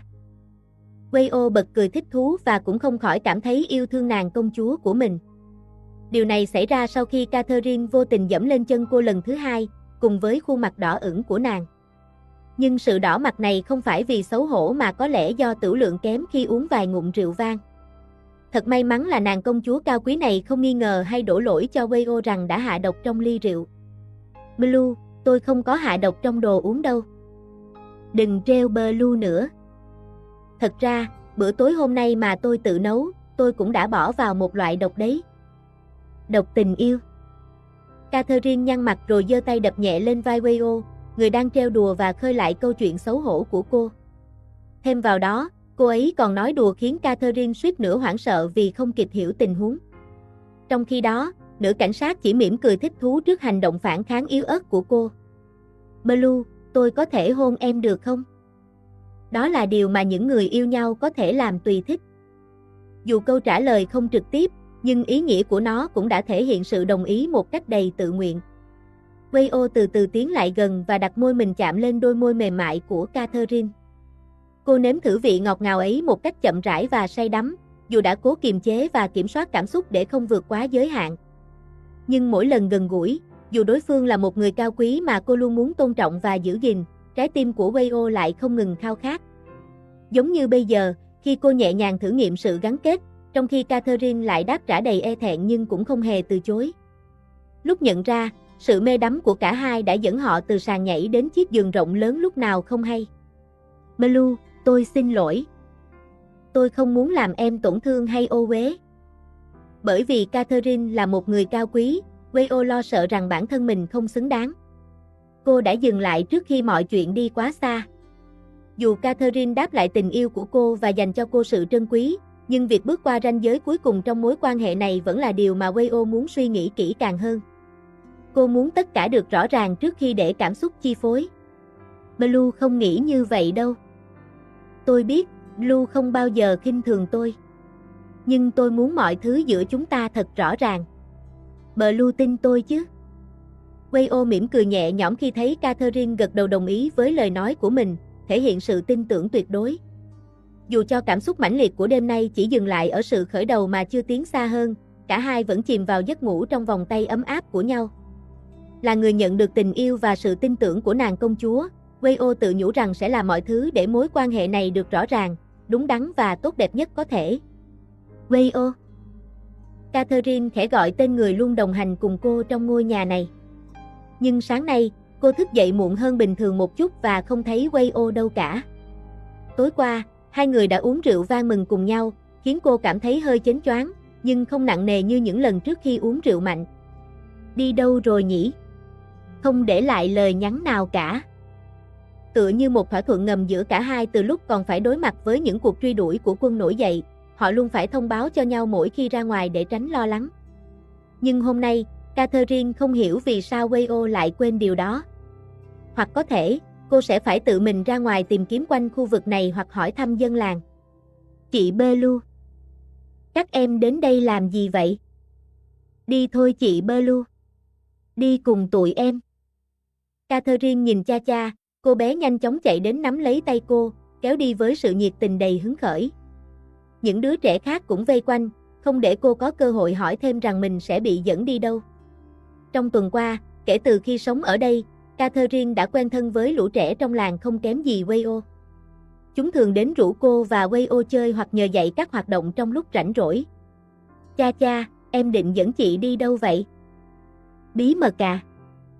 Những tiếng cười khúc khích vang lên khi đám trẻ vui vẻ dẫn Catherine lên một ngọn đồi nhỏ. Sau đó, chúng yêu cầu cô đứng yên tại chỗ, nhắm mắt lại và đếm số trong đầu. Catherine làm theo, nhưng trong lúc đếm, cô nghe thấy tiếng bước chân bọn trẻ chạy xuống đồi. Cô tự hỏi liệu mình có đang bị treo chọc hay không. Blue, mở mắt ra đi.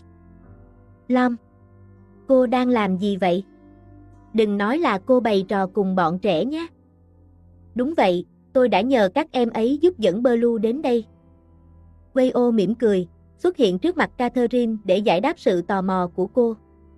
Kế hoạch bất ngờ này là ý tưởng cô vừa nghĩ ra tối qua. Sáng nay, Wayo dậy sớm để chuẩn bị và nhờ lũ trẻ giúp mình hoàn thành điều đó. Đừng đùa như vậy chứ. Blue dậy không thấy Lom, đã lo lắm rồi. Xin lỗi, nhưng tôi luôn ở bên Blue. Chỉ là tôi không biết làm sao để tạo bất ngờ, nên phải dậy sớm chuẩn bị từ tinh mơ. Thật ra, suốt đêm qua, Wayo đã không ngừng suy nghĩ và lên kế hoạch cho buổi sáng nay. Bởi vì trong mối quan hệ của họ, mọi thứ ngày càng sâu đậm và khó lòng dừng lại. Wayo muốn mọi chuyện trở nên rõ ràng nhất để Catherine biết rằng cô hoàn toàn nghiêm túc với tình yêu này. Bất ngờ gì vậy? Một vương miện hoa. Có thể nó hơi méo mó và không đẹp như những món đồ của cô Rose, nhưng tôi đã tự tay làm cho Blue đấy. Đẹp quá. Nhưng không đẹp bằng Blue đâu. Tôi đội nó cho Blue nhé. Catherine khẽ gật đầu, để mặc Wayo nhẹ nhàng đội chiếc vương miện hoa lên đầu mình. Cô rất yêu món quà bất ngờ này, đến mức muốn lưu giữ lại bằng một bức ảnh và trân trọng tấm lòng của người cô yêu nhất. Nhưng đây chưa phải là tất cả đâu. Vậy còn bất ngờ gì nữa?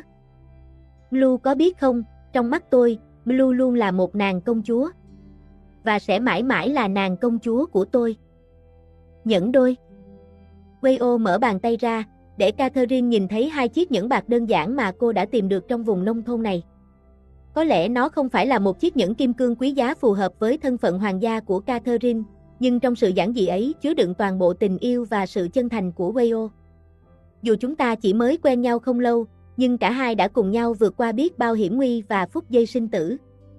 Những câu chuyện đã trải qua là minh chứng cho tình yêu của chúng ta. Tôi không biết thời gian có phải là yếu tố quyết định tình yêu hay không. Nhưng với tôi, việc yêu Blue chưa bao giờ là một quyết định vội vàng. Tôi luôn chắc chắn về tình cảm của mình từ trước đến nay và mãi mãi về sau. Nếu Blue cũng cảm thấy giống tôi chỉ có một điều muốn cầu xin từ em ngay lúc này. Blue, lấy tôi nhé.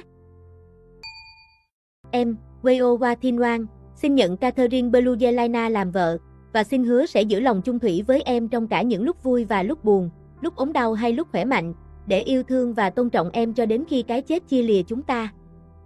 Wayo tuyên thệ trước cha xứ trong một nhà thờ nhỏ ở làng quê, nơi mà cô và công chúa của mình quyết định tổ chức lễ cưới một cách đơn giản. Sau khi Catherine đồng ý kết hôn và sẵn lòng cùng nhau xây dựng cuộc sống chung từ đây, cả hai đã chọn ngày này làm dấu mốc quan trọng cho tình yêu của mình.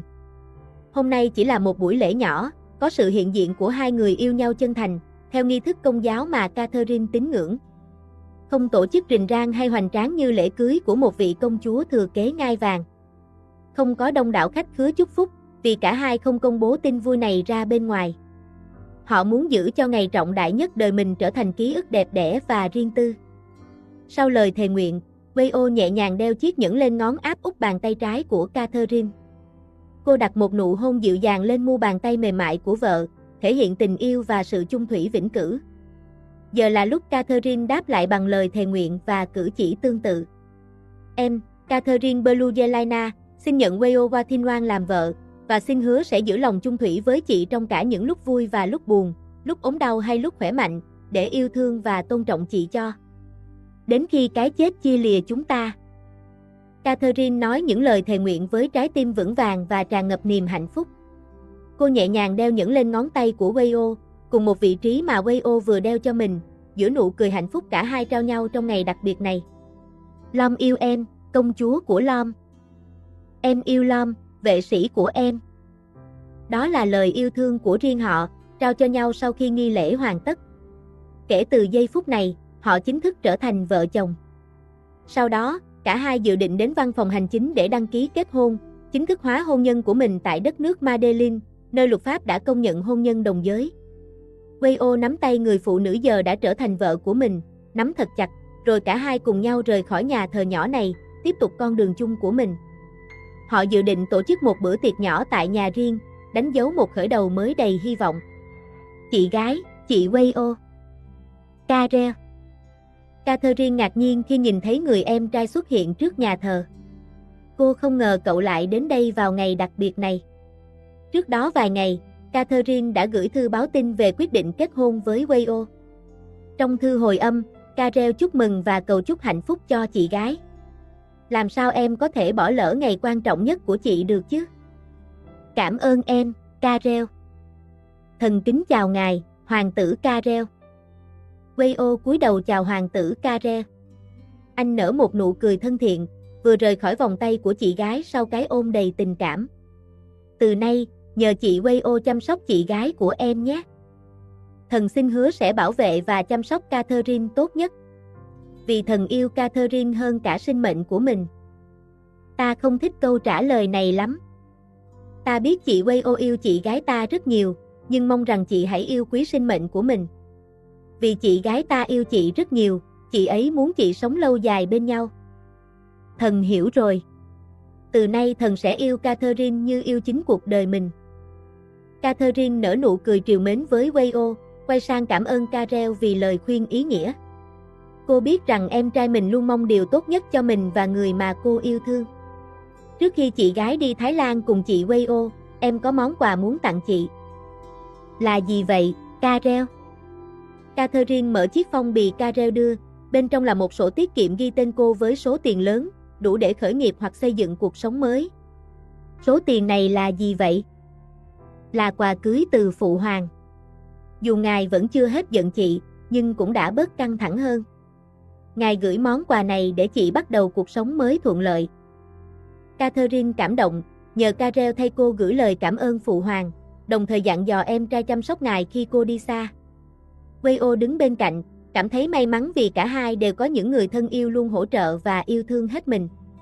Cô thầm nghĩ, nếu không có tình yêu và sự hy sinh của những người thân, họ sẽ không thể có ngày hạnh phúc như hôm nay. Wei-o. Dạ. Mặc dù chị ta rất yêu cô và ta đã giao chị gái ta cho cô chăm sóc, nhưng nếu sau này cô làm chị gái ta buồn, ta sẽ tự tay xử lý cô với mức án cao nhất của Madeleine. Nghe lời cảnh cáo cuối cùng của hoàng tử Karel, người dường như đang nói đùa nhưng vẫn toát lên vẻ nghiêm túc, nữ trung úy tài giỏi hơi đơ ra một chút.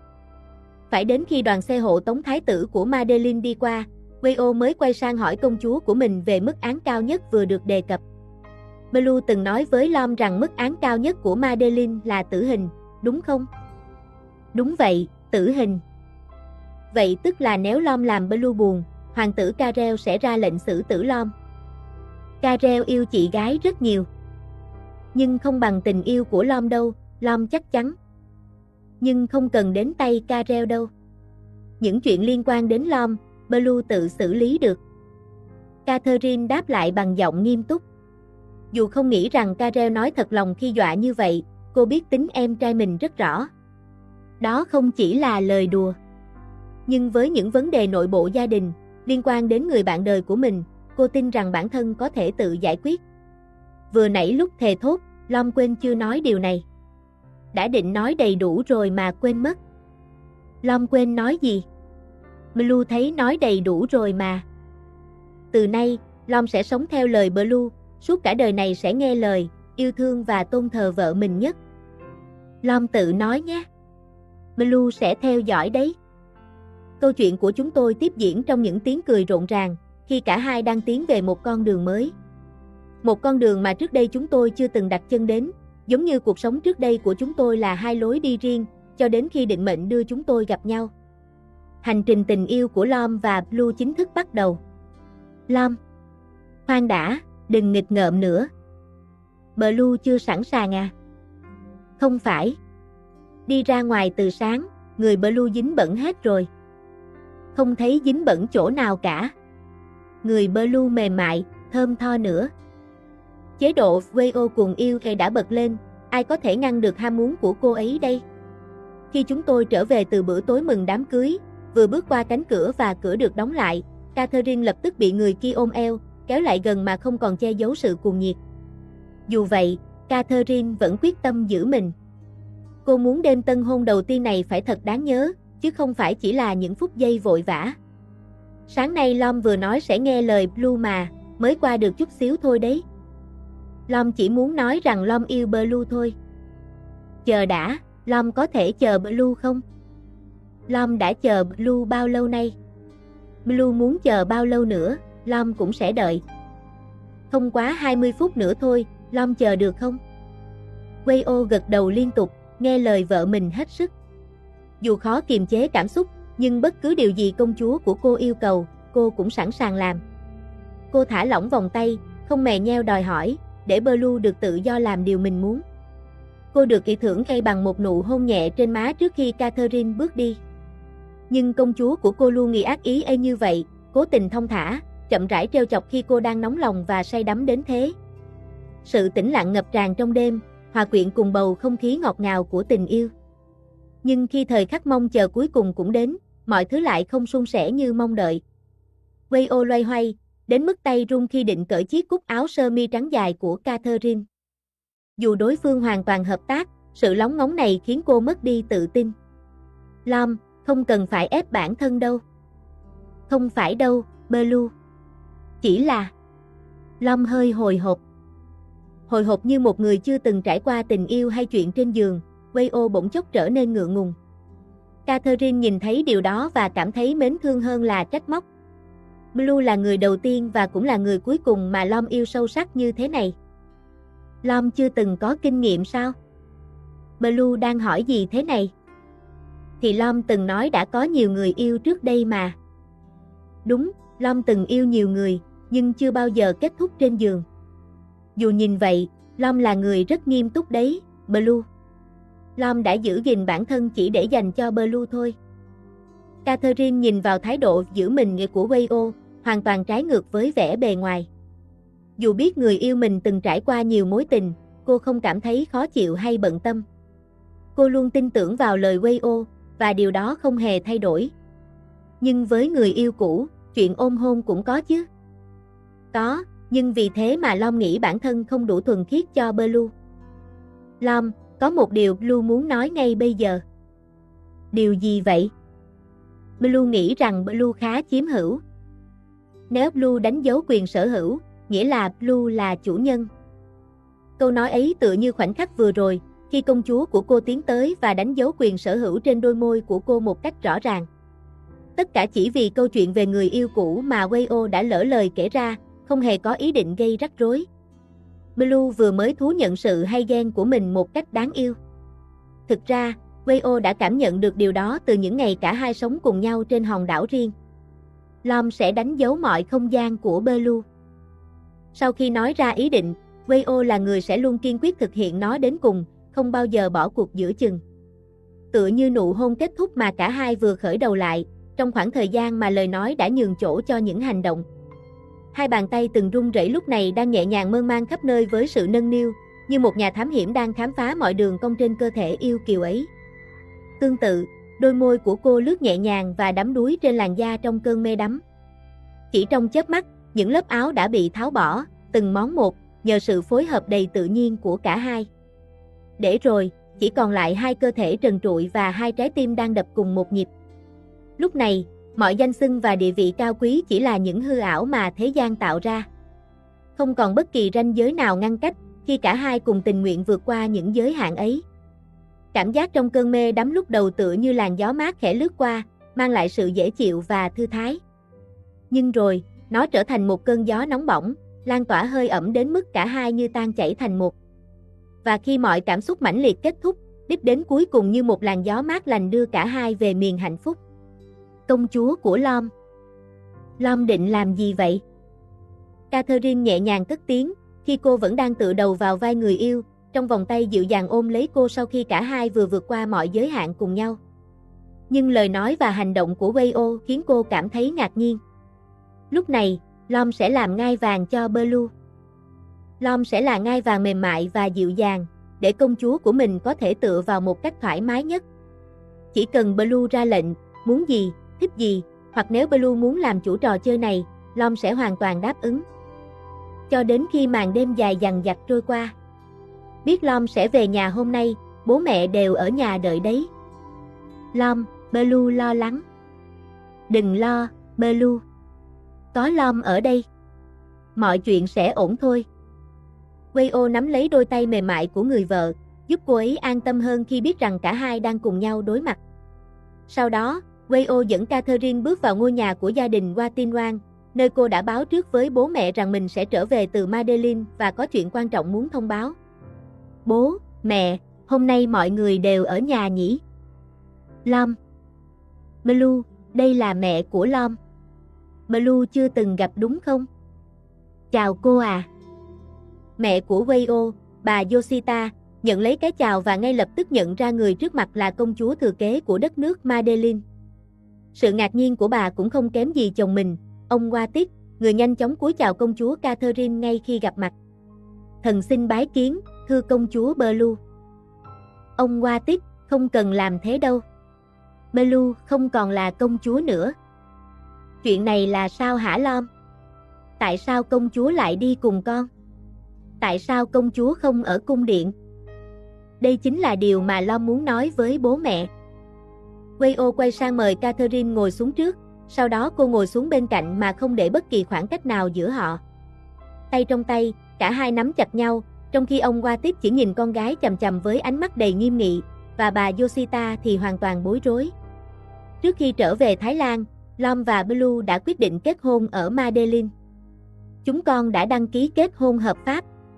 Lom xin lỗi vì không thông báo trước với bố mẹ. Chuyện này là sao đây? Blue đã từ bỏ tước vị rồi. Blue không còn là công chúa mà đã trở thành thường dân ở Madeline. Vì vậy, Lom và Blue có thể kết hôn. Lom hy vọng rằng bố mẹ sẽ hiểu và chấp nhận tình yêu của chúng con, vì Lom yêu Blue rất nhiều. Blue xin lỗi vì không thông báo trước với bác Watit. Không phải bác Watit nữa. Blue phải gọi bố Lom là bố, và gọi mẹ Lom là mẹ. Blue gọi là bố mẹ sao? Đúng vậy. Phải gọi là mẹ, vì con đã là con dâu của mẹ rồi mà. Catherine quay lại mỉm cười đáp lại mẹ của Wayo, người mà cô nhận ra là dễ gần hơn mình nghĩ. Nhưng khi quay sang cha của Wayo, ông Watit vẫn ngồi im lặng, nét mặt nghiêm túc như đang suy nghĩ cẩn thận về mối quan hệ và quyết định của hai người. Những gì con làm là sai trái. Bố không thể chấp nhận được. Bố, nhưng bố đã biết từ lâu rồi. Dù bố không nói thẳng với con, nhưng con biết rằng bố đã nhận ra từ lâu rằng con yêu Blue. Đúng vậy, bố biết. Mẹ cũng biết. Ai mà không biết chứ, khi con dám liều cả mạng sống để bảo vệ nhau đến mức ấy. Vậy tại sao bố không chấp nhận? Lom và Blue yêu nhau, chúng con kết hôn rồi. Có điều gì mà bố không thể chấp nhận chứ? Là chuyện con tự ý hành động mà không thèm nghĩ đến bố mẹ. Con nghĩ mình không có bố mẹ sao? Wayo cười gượng sau khi bị ông qua tiếp trách mắng vì những hành động tự quyết của mình.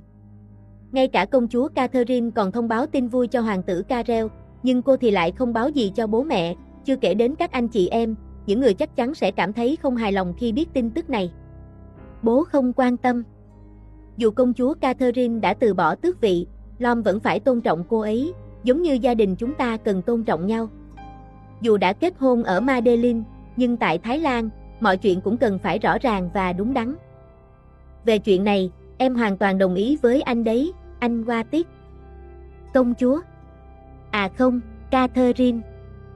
Bác cứ gọi Blue thôi à, không cần dùng kính ngữ với Blue nữa đâu. Bố sẽ tổ chức một lễ cưới cho Blue và Lom tại Thái Lan. Bố và mẹ cũng rất vui mừng chào đón Blue trở thành thành viên của gia đình chúng ta. Blue cảm ơn bác. Cảm ơn cả hai bác rất nhiều. Blue, ra đây trốn trước đi. Tại sao Lom lại bảo Blue trốn ở đây? Bất ngờ mà.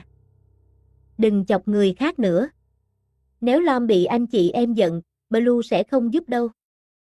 Lom chỉ muốn Blue thấy rằng mọi người yêu quý Blue thế nào. Đặc biệt là Phai, đảm bảo cô ấy sẽ tức giận đến mức phát điên từ xa luôn. Wayo thì thầm bàn bạc với vợ mình, sau khi các anh chị em biết tin cô đã trở về Thái Lan. Mọi người đều đồng lòng đến nhà thăm vì lo lắng, nhưng khi nghe tin tức bất ngờ rằng cô chuẩn bị tổ chức lễ cưới, ai cũng ngạc nhiên. Họ không ngờ rằng Wayo lại nhanh chóng yêu và kết hôn sau khi gặp Catherine trong thời gian nghỉ ngơi ở vùng nông thôn Madeleine. Hình như họ đến rồi. Blue cứ trốn ở đây, khi nào Lom gọi thì hãy ra nhé. Blue biết rồi. Catherine lắc đầu bất lực trước ý tưởng của người yêu, nhưng cô vẫn đồng ý tham gia và giúp Wayo tạo bất ngờ cho các anh chị em. Cô cũng tò mò muốn biết Phai sẽ phản ứng ra sao khi nghe tin này. Lom định kết hôn thật sao? Chị Jin, Lom không phải định kết hôn đâu. Lom đã kết hôn rồi. Lom kết hôn từ khi nào vậy? Tại Madeleine. Vì vợ Lom là tín đồ Công giáo, nên chúng tôi đã tổ chức lễ cưới theo nghi thức Công giáo. Wayo tự hào khoe chiếc nhẫn bạc trên ngón áp út của mình. Biểu cảm ngỡ ngàng của Jin và Rose khiến cô càng muốn tiết lộ sự thật sớm hơn. Nhưng vì Phai vẫn chưa đến, cô đành nhẫn nại chờ. Cuối cùng, Phai cũng đến muộn nhất, với tâm trạng giận dữ nhất, khiến Wayo lo rằng Catherine sẽ phải chờ quá lâu. Chị Lom. Phai, sao trông em giận dữ thế này? Chị Lom đã làm gì với công chúa? Chị định kết hôn với ai vậy? Người như chị sao có thể xứng với công chúa? Chị chỉ chấp nhận sự thật thôi. Còn những gì chị đã làm để bảo vệ công chúa thì sao? Chị đã đấu tranh rất nhiều. Chỉ vì cô ấy không yêu đáp lại, chị lại đi lấy người khác chỉ để trêu tức sao? Ai bảo chị kết hôn để trêu tức chứ? Chị kết hôn vì chị yêu vợ mình nhất trên đời. Em không quan tâm. Dù người đó là ai, em cũng không chấp nhận làm chị dâu. Em chỉ có hai chị dâu là Rose và Lada thôi. Wayo bật cười trước sự nóng nảy của Phai, người như một vệ sĩ trung thành bảo vệ Catherine. Cô nhanh chóng tiết lộ sự thật, sợ rằng em gái sẽ tức giận hơn. Người yêu của chị, ra đây đi em. Cảm ơn Phai vì đã bảo vệ chúng tôi đến vậy. Công chúa Blue. Mọi ánh mắt đều hướng về Catherine, người vừa bước ra với nụ cười dịu dàng. Biểu cảm trên gương mặt Phai khiến Wayo không thể nhịn được cười. Catherine nhìn người yêu với ánh mắt trách móc, nhưng cô vẫn vui vẻ tham gia vào trò đùa này. Chuyện gì đây? Tại sao Blue lại ở trong nhà của Lom? Chúng tôi đã kết hôn tại Madeleine rồi, chị Rose. Kết hôn rồi. Lom xin giới thiệu với mọi người, đây là công chúa của Lom. Blue là vợ của Lom. Chị Lom, cái này là gì vậy? Mực nướng. Em thử không? Wayo mỉm cười với người vợ yêu của mình, người đã gật đầu đồng ý lời mời thử món ăn đường phố đầy háo hức. Sau khi cô dẫn Catherine đi dạo chợ đêm Hua Hin, họ cùng nhau thử các món ăn ngon và mua sắm quần áo cùng phụ kiện yêu thích. Ở đây có nước chấm hải sản và nước chấm dành cho trẻ em. Em chọn loại nào? Em ăn cay được, nhưng không quá cay. Vậy chị sẽ lấy cả hai loại. Catherine chăm chú nhìn những món ăn đường phố hấp dẫn từ mỗi quán mà cô đi qua. Đây là lần đầu tiên cô có cơ hội dạo chơi và trải nghiệm cuộc sống giản dị ở Hua Hin, như lời hứa của Wei-o rằng sau khi cuộc nổi dậy kết thúc, chị sẽ đưa cô đi du lịch. Giờ đây, họ đang sống như một đôi tình nhân bình thường. Không ai nhận ra rằng cô từng là công chúa thừa kế ngai vàng cao quý của Madeline.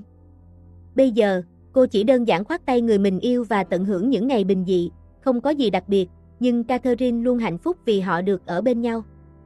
Xong rồi, em thử xem. Nếu món này ngon, chúng ta mua thêm nhé. Có thể vừa đi vừa ăn sao? Được chứ? Cô nhìn người vợ cho phép mình thoải mái thử món ăn với ánh mắt dịu dàng. Trước khi đưa cho cô xiên mực, Wei-o còn cẩn thận bẻ đầu nhọn của xiên để tránh làm cô bị thương. Có lẽ chị đã quen với vai trò vệ sĩ bảo vệ công chúa, luôn chăm sóc và bảo vệ cô từng chút một. Sự quan tâm từ những việc nhỏ nhặt đến những chuyện lớn của chị khiến cô luôn cảm thấy ấm áp. Dù giờ đây cô đã từ bỏ tước vị, người yêu của cô vẫn là vệ sĩ trung thành của riêng cô mãi mãi. Như thể Wei-o đã biến người phụ nữ bình thường như Blue thành công chúa mỗi ngày. Ngon không em? Rất ngon. Ăn cẩn thận nhé, em. Ăn vương vãi thế này chị không giúp em dọn được đâu.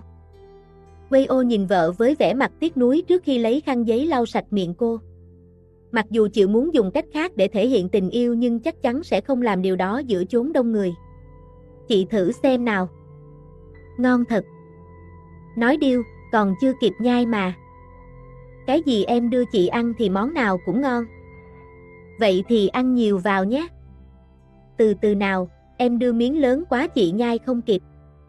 Catherine cười khi thấy người yêu của mình bị cô ép ăn đến nỗi má phồng lên. Chị bảo ngon mà. Ngon thật, nhưng em đưa miếng to thế là để còn thử món khác nữa. Chị ơi, em muốn thử món ở quán kia. Wei-o nhận túi mực nướng từ tay vợ, vốn ăn được một nửa thì cô lại đổi ý muốn thử quán khác. Thực ra, số mực cô ăn chưa hết một nửa vì phần lớn đã dành để đút cho chị. Nhưng nếu hỏi rằng Catherine muốn gì, Wei-o chắc chắn sẽ làm mọi cách để đáp ứng. Với chị, những yêu cầu hàng ngày của cô chẳng đáng là gì so với việc làm cô hạnh phúc. Chỉ còn vài ngày nữa là chúng ta làm đám cưới ở Thái Lan. Nếu ăn khuya thế này, chị sợ váy cưới sẽ chật mất. Ý chị em mập lên à? Không, chị lo mình mập lên thôi. Catherine nhìn người yêu với vẻ nghi ngờ. Mặc dù sống cùng nhau mỗi ngày, cô chưa thấy Wei-o thay đổi gì. Chị vẫn phong độ như ngày nào. Chị không hề mập. Chị vẫn khỏe mạnh, dáng rất đẹp. Em thích chị bây giờ, hay muốn chị trở thành người đầy đặn, ấm áp? Chị thế nào em cũng yêu. Hãy là chính mình. Dạo hết chợ này rồi em không ăn hết thì cứ để chị lo. Dù có trở thành vệ sĩ tròn trĩnh, Wei-o vẫn sẽ yêu thương công chúa Catherine của mình mãi mãi. Hôm nay Blue rất xinh đẹp, chắc chắn Wei-o sẽ ngỡ ngàng. Không đâu Rose, chị ấy đã thấy em mặc thử váy cưới rồi. Mặc thử và ngày cưới khác nhau chứ. Khi trang điểm đầy đủ, em sẽ như một công chúa đích thực. Lada đồng ý với chị Rose thêm một tiếng nói nữa. Mặc dù thực tế chị Blue tự nhận mình là người bình thường, nhưng cháy vẫn toát lên vẻ đẹp cao quý như một công chúa bước ra từ cung điện vậy. Chúng tôi phải cảm ơn chị Rose và Lada nhiều hơn vì đã luôn giúp đỡ chúng tôi trong nhiều việc. Catherine bày tỏ lời cảm ơn đến chị Rose và Lada, những người đã giúp cô sắp xếp mọi thứ trước ngày cưới. Nhờ kinh nghiệm từ những lần tổ chức lễ cưới trước đây, Lada và Nam đã đảm nhận việc biến không gian tại khách sạn Watin Group Hua Hin thành một buổi tiệc xa hoa như chốn hoàng gia. Phòng tiệc lớn được trang trí lộng lẫy, tái hiện lại khung cảnh trong cung điện mà họ từng ghé thăm. Bạn bè thì phải giúp đỡ nhau chứ. Dù trước đây từng bị phản bội bởi người bạn thân Grace, người mà Catherine từng coi như gia đình, cô đã rất dè dặt và khó tin tưởng người khác. Tuy nhiên, đối với chị Rose, Lada và mọi người trong gia đình Watin Wang, họ là ngoại lệ giúp cô mở lòng và gọi họ là gia đình một cách chân thành. Chúng ta thật may mắn khi có chị Rose và Lada làm bạn, và càng may mắn hơn khi Blue có Lom làm người yêu. Sao lại vui mừng quá mức thế hả chị Lom? Nghe đâu đây là lần cưới thứ 2 rồi mà. Người không có tình yêu sẽ không hiểu đâu, phải không Jin và Nam? Đúng rồi, nhưng hai chị vẫn không biểu hiện quá mức như Lom đâu. Kasama xen vào với chút trêu chọc khi thấy Wei-o mỉm cười không ngừng trong ngày quan trọng. Đây là lễ cưới thứ hai, tổ chức một cách trang trọng, với đông đảo khách mời từ gia đình hai bên và cả đồng nghiệp cảnh sát đến chung vui. Không ai nghĩ rằng Wayo sẽ có ngày hôm nay. Lom hạnh phúc đến mức không thể kiềm chế. Ngày nay, nằm nghiêng cũng không được, sợ hạnh phúc tràn ra ngoài tai. Tình yêu có gì hay đâu. Từ khi sinh ra, Phai chưa bao giờ thấy hứng thú với mấy chuyện này. Akima biểu môi khi thấy không khí lãng mạn xung quanh. Tình yêu của Jin và Nam đã viên mãn, còn Lom và Blue sắp bước vào lễ cưới trong vài phút tới, trong khi cô vẫn chưa cảm nhận được sự rung động nào từ tình yêu. Tình yêu không vô nghĩa như em nghĩ đâu. Nó không làm mất thời gian hay tăng gánh nặng, mà còn khiến cuộc sống tốt đẹp hơn. Chị gặp Lada, mọi thứ trong đời chị thay đổi, và chị thấy hạnh phúc hơn nhiều. Chị cũng vậy. Từ khi cha mẹ mất, chị sống vô định, nhưng Rose đã đến, giúp chị tìm thấy mục đích sống. Tình yêu của cô ấy làm chị muốn trở thành niềm hạnh phúc của nhau mỗi ngày. Xin lỗi Jin, Nam, nhưng đây không phải lúc để ca ngợi vợ mình đâu. Hôm nay là ngày cưới của Lom và Blue, nên hai người đừng cướp spotlight nhé. Được rồi, cả ba người dừng lại đi. Phai chán nghe chuyện tình yêu ngọt ngào rồi.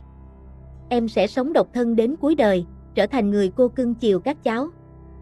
Wayo nhìn Akima rời khỏi phòng trang điểm với vẻ mặt khó chịu vì không chịu nổi không khí lãng mạn. Sau đó, cô quay lại nhìn Jin, người bật cười vì hành động của Akima, và Nam, người lắc đầu lo lắng cho em út. Người cuối cùng cũng đáng lo thật. Không biết cô chủ nhỏ Phai của chúng ta có ai rước không đây? Khó lắm đấy, Jin. Nam không quan tâm tình yêu nhưng vẫn có thể mở lòng. Còn Phai thì chống đối kịch liệt, chỉ vui với tình yêu của người khác nhưng ghét chuyện liên quan đến mình. Chắc vì chuyện của chú Aka khiến Phai ghét tình yêu. Nhưng Lom tin rằng, nếu Phai gặp đúng tình yêu, dù có cố chạy trốn thế nào cũng không thoát được. Như cách Wayo từng cố từ bỏ tình yêu không phù hợp với nàng công chúa cao quý Catherine, nhưng cô cảm ơn lòng kiên trì của mình. Sau bao đau đớn và thử thách, giờ đây cả hai đã vượt qua mọi trở ngại, nắm tay nhau bước đi trên con đường tình yêu. Lom có vẻ hồi hộp hơn cả Blue nữa. Blue đừng nói ai biết nhé, không thì Lom sẽ bị trêu. Catherine mỉm cười dịu dàng khi thấy Wayo lúng túng vì đôi tay run rẩy lúc nắm tay cô bước qua thảm đỏ. Lễ cưới hôm nay được tổ chức theo chủ đề cổ tích, biến cô thành nàng công chúa trong bộ váy cưới trắng tinh khôi. Dù không còn địa vị hoàng gia, nhưng tình yêu và sự quan tâm từ người bên cạnh khiến mọi khó khăn trở nên nhẹ nhàng hơn. Wayo mặc bộ vest đen, tạo sự tương phản hoàn hảo với váy cưới của cô. Dưới tiếng vỗ tay chúc mừng của mọi người, Catherine cảm nhận được sự ấm áp và trọn vẹn từ gia đình Wayo. Vì sao Blue không muốn đổi chiếc nhẫn khác? Vì Blue thích chiếc này rồi. Nhưng đây chỉ là chiếc nhẫn bạc đơn giản, không có viên kim cương xứng đáng với Blue. Chiếc này tiện cho Blue đeo hàng ngày, và nó mang ý nghĩa đặc biệt với Blue. Trong chiếc nhẫn này có tình yêu của Lom dành trọn vẹn cho Blue. Wayo hôn lên mu bàn tay nàng công chúa của mình, ánh mắt chứa chan tình cảm khi nhìn cô. Nhẫn mà Blue đeo cho Lom cũng vậy, nhưng Blue không giữ tình yêu ở đó. Thế tình yêu của Blue ở đâu? Blue đặt tình yêu trong trái tim Lom. Catherine chạm vào vị trí trái tim của Wayo và trả lời câu hỏi mà người kia đặt ra với cô rằng, cô đã gửi gắm tình yêu của mình trong trái tim người mà cô yêu, và cô sẵn sàng giao phó cả cuộc đời mình cho người này mãi mãi, kể từ ngày cô quyết định từ bỏ tất cả những gì từng có để đổi lấy khoảnh khắc này và tương lai của chúng ta. Lúc này, Lom muốn hôn Blue. Điều mà nên làm thường xuyên, Lom không cần phải do dự khi công chúa của cô ấy đã mở đường. Vì thế, Wayo đặt một nụ hôn lên cùng một vị trí như một cách để khép lại ngày trọng đại của chúng tôi. Đó là một nụ hôn diễn ra trước ánh mắt của hàng trăm người tại lễ cưới, không nồng nàn hay lãng mạn đến mức làm người độc thân ghen tị. Nhưng đó là một nụ hôn ngọt ngào và dịu dàng, như thể hiện tình yêu mà cô ấy luôn trân quý và tôn thờ. Và quả nhiên đúng như dự đoán, sẽ có những lời trêu chọc từ các khách mời trong tiệc, đặc biệt là em gái của cô ấy, Akima, người tỏ ra khó chịu với sự lãng mạn này hơn bất kỳ ai. Cô ấy thể hiện khuôn mặt khó chịu vì sự yêu đương đầy mật ngọt, mặc dù rất vui mừng khi Catherine và Wayo đã kết hôn, nhưng Akima lại thích thể hiện một cách trái ngược. Điều đó khiến Wayo không thể làm gì hơn ngoài việc khều nhẹ người vợ của mình để cô ấy cùng quan sát. Blue, em có thấy không? Nhìn Phai là mặt với hai chúng ta kìa. Phai với Lom cứ như trẻ con trêu đùa nhau ấy. Lom phải trêu lại một chút. Lom định làm gì? Catherine lắng nghe kế hoạch của Wayo khi cô ấy thì thầm vào tai mình. Ban đầu Catherine có chút do dự, nhưng khi thấy Wayo thuyết phục mình bằng ánh mắt long lanh đáng thương, cuối cùng cô cũng mũi lòng và đồng ý cùng phối hợp. Cô cầm bó hoa iris trên tay, chuẩn bị tặng cho người mà Wayo muốn treo lại. Phai. Có chuyện gì vậy, Blue? Chúng tôi mang hoa tặng Phai. Và chúc Phai sớm tìm được người yêu của mình. Wayo đứng cười bên cạnh người vợ của mình khi Catherine mang hoa tặng Achima. Trong khi đó, cô em gái chỉ biết làm khuôn mặt lúng túng và bất an. Vì không dám làm trái ý chị dâu của mình, đồng thời cũng vì e ngại mà không thể từ chối. Achima đành nhận bó hoa iris trong tay một cách bối rối, nhưng ánh mắt lại lóe lên sự giận dỗi như muốn tìm cơ hội trả thù. Chị sẽ chờ đón em dâu nhỏ của nhà chúng ta đấy. Blue, em đang làm gì vậy? Em đang ngắm cảnh đêm từ góc này. Cho Lom xem với nào. Cô dâu xinh đẹp lùi lại, nhường chỗ cho người mình yêu cùng ngắm cảnh đêm bên nhau. Nhưng thay vì đứng cạnh cô, Wayo lại bước tới ôm cô vào lòng và đặt đầu lên vai cô. Đó là sự gần gũi mà cả hai đã quen thuộc và luôn mong muốn ở bên nhau. Có chỗ nhiều thế mà sao Lom cứ phải chen vào Blue? Như thế này ấm áp hơn. Phong cảnh ở đây đẹp thật, đúng như chị Lada từng khuyên em ghé thăm nơi này. Lom đã nhờ chị Nam sắp xếp phòng đẹp nhất và có tầm nhìn tốt nhất trong khách sạn cho chúng ta. Từ đây, em có thể nhìn thấy cả sao. Tối nay sao thật đẹp. Nhưng với Lom, không có ngôi sao nào đẹp hơn Blue. Wayo nói lời ngọt ngào mà có lẽ công chúa của cô ấy đã dần quen nghe. Nên Catherine chỉ mỉm cười đáp lại mà không tỏ ra ngượng ngùng. Sau đó, cô đưa ngón tay chạm nhẹ vào môi mình, rồi tiếp lời. Blue đã cưới Lom lần thứ 2 rồi, mà vẫn chưa bỏ được thói quen nói lời ngọt ngào sao? Lom đã nói rồi, Lom sẽ chỉ ngọt ngào với Blue cả đời. Không chỉ có lời nói ngọt ngào, mà cả hành động của nữ sĩ quan tài năng này cũng tràn đầy tình yêu. Lúc này, cô ấy đặt một nụ hôn nhẹ lên ngón tay thon của người vợ. Nhưng khi cô ấy định hôn lên môi Catherine, cô bị vợ lảng tránh bằng cách nghiêng mặt đi một cách cố ý. Lom đừng giở trò ở đây, Blue đang tập trung ngắm sao mà. Blue có thể ngắm sao bất cứ khi nào. Nhưng giờ, hay là mình cùng làm điều gì đó thú vị hơn nhé. Không, tối nay sao thú vị hơn. Nhưng bây giờ là lúc động phòng rồi. Blue không làm theo phong tục sao? Blue đã động phòng với Lom từ khi ở Madeline rồi, cần gì động phòng thêm nữa. Catherine bước ra khỏi vòng tay của Wayo, giả vờ nghiêm túc không khác gì giọng nói của mình. Nhưng trong lòng cô lại cười thầm vì biểu cảm bối rối của Wayo. Tuy nhiên, cô muốn trêu đùa thêm một chút trước khi tiết lộ rằng cô không bao giờ có thể giận Wayo lâu, dù là trong vai trò người vợ hay khi còn là công chúa thừa kế. Wayo luôn khiến cô mềm lòng một cách khó hiểu. Kết hôn lần 2 thì phải động phòng lần 2.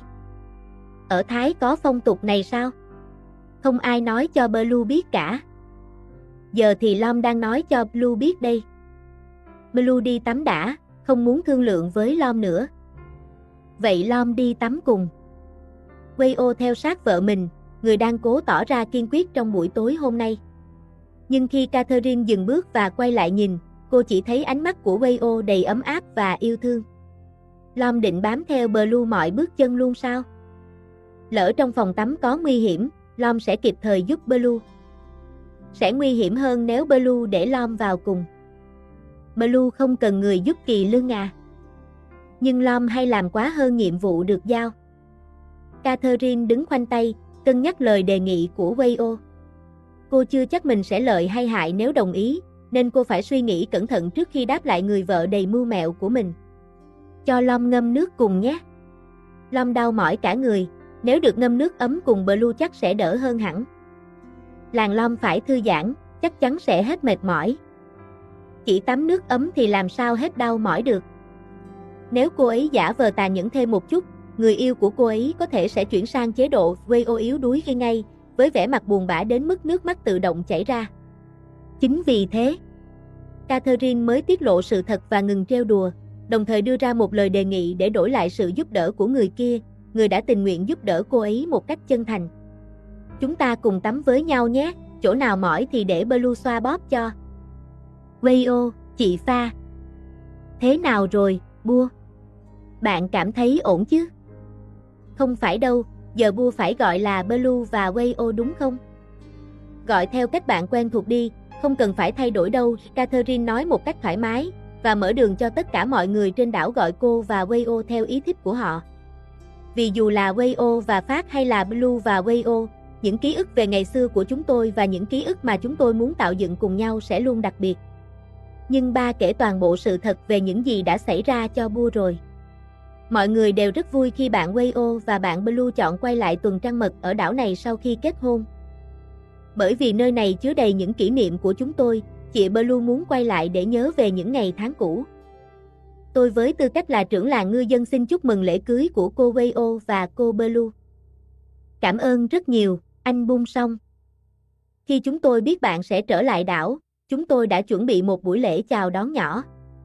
Mọi người trong làng, từ người già đến trẻ, đều muốn thắt vòng tay chúc phúc cho bạn Wayo và bạn Blue. Buổi lễ thắt vòng tay sao ạ? Là một nghi lễ dành cho những cặp vợ chồng mới cưới ở trên đảo chúng tôi. Mỗi khi có ai kết hôn, chúng tôi đều tổ chức buổi lễ này.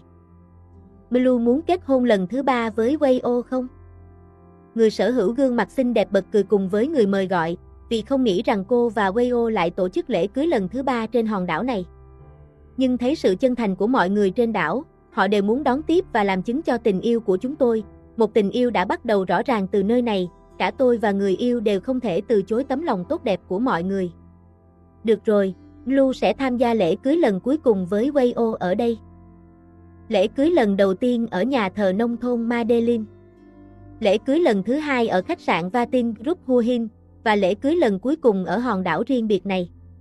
Quay lại tuần trăng mật trên đảo lần này, Wayo và Blue có ngôi nhà riêng nữa đấy.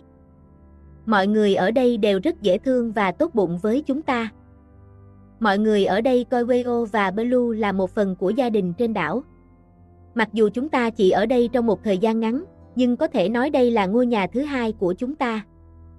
Không khí ở đây thật ấm áp.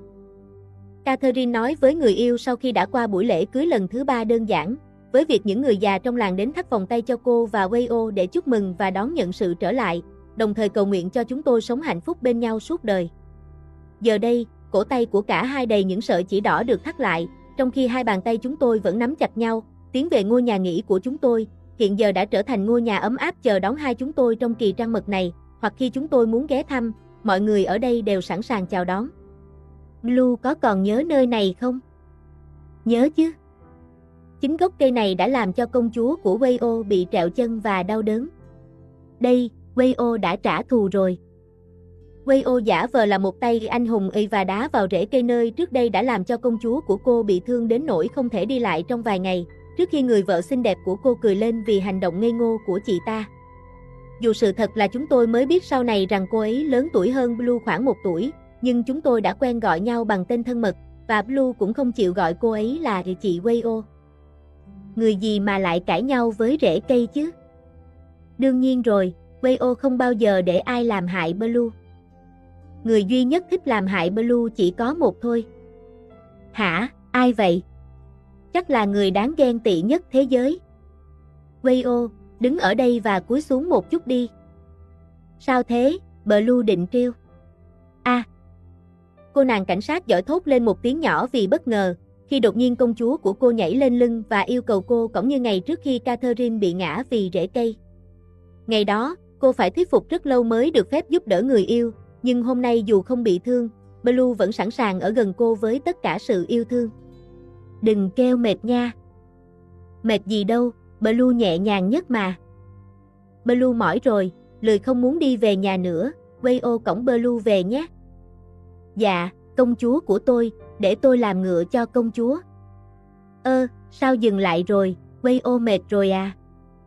Catherine hỏi với vẻ ngạc nhiên, khi nhìn thấy Wayo đi chưa được 10 bước mà đã đứng lại không chịu đi tiếp, dù chưa đến đích là ngôi nhà của họ. Nhưng nếu mệt rồi hay đau chân thì sao lại không chịu để cô xuống đứng? Wayo chưa mệt, chỉ là pin yếu thôi. Có nghĩa là sao? Blue phải sạc pin cho Wayo trước nếu muốn về nhà nhanh. Rồi Blue phải làm gì? Ở đây này. Cô gái xinh đẹp là mặt buồn khi cô trở thành người thua cuộc, sau khi thấy Wayo dùng một ngón tay chọc vào má mình rồi nhẹ nhàng hôn lên đó. Cô ấy đồng ý hôn má một cái, nhưng chỉ bước được một bước. Tin Wayo lại yếu rồi. Blue đi bộ sẽ đến nhà nhanh hơn đấy. Thêm năng lượng cho Wayo đi.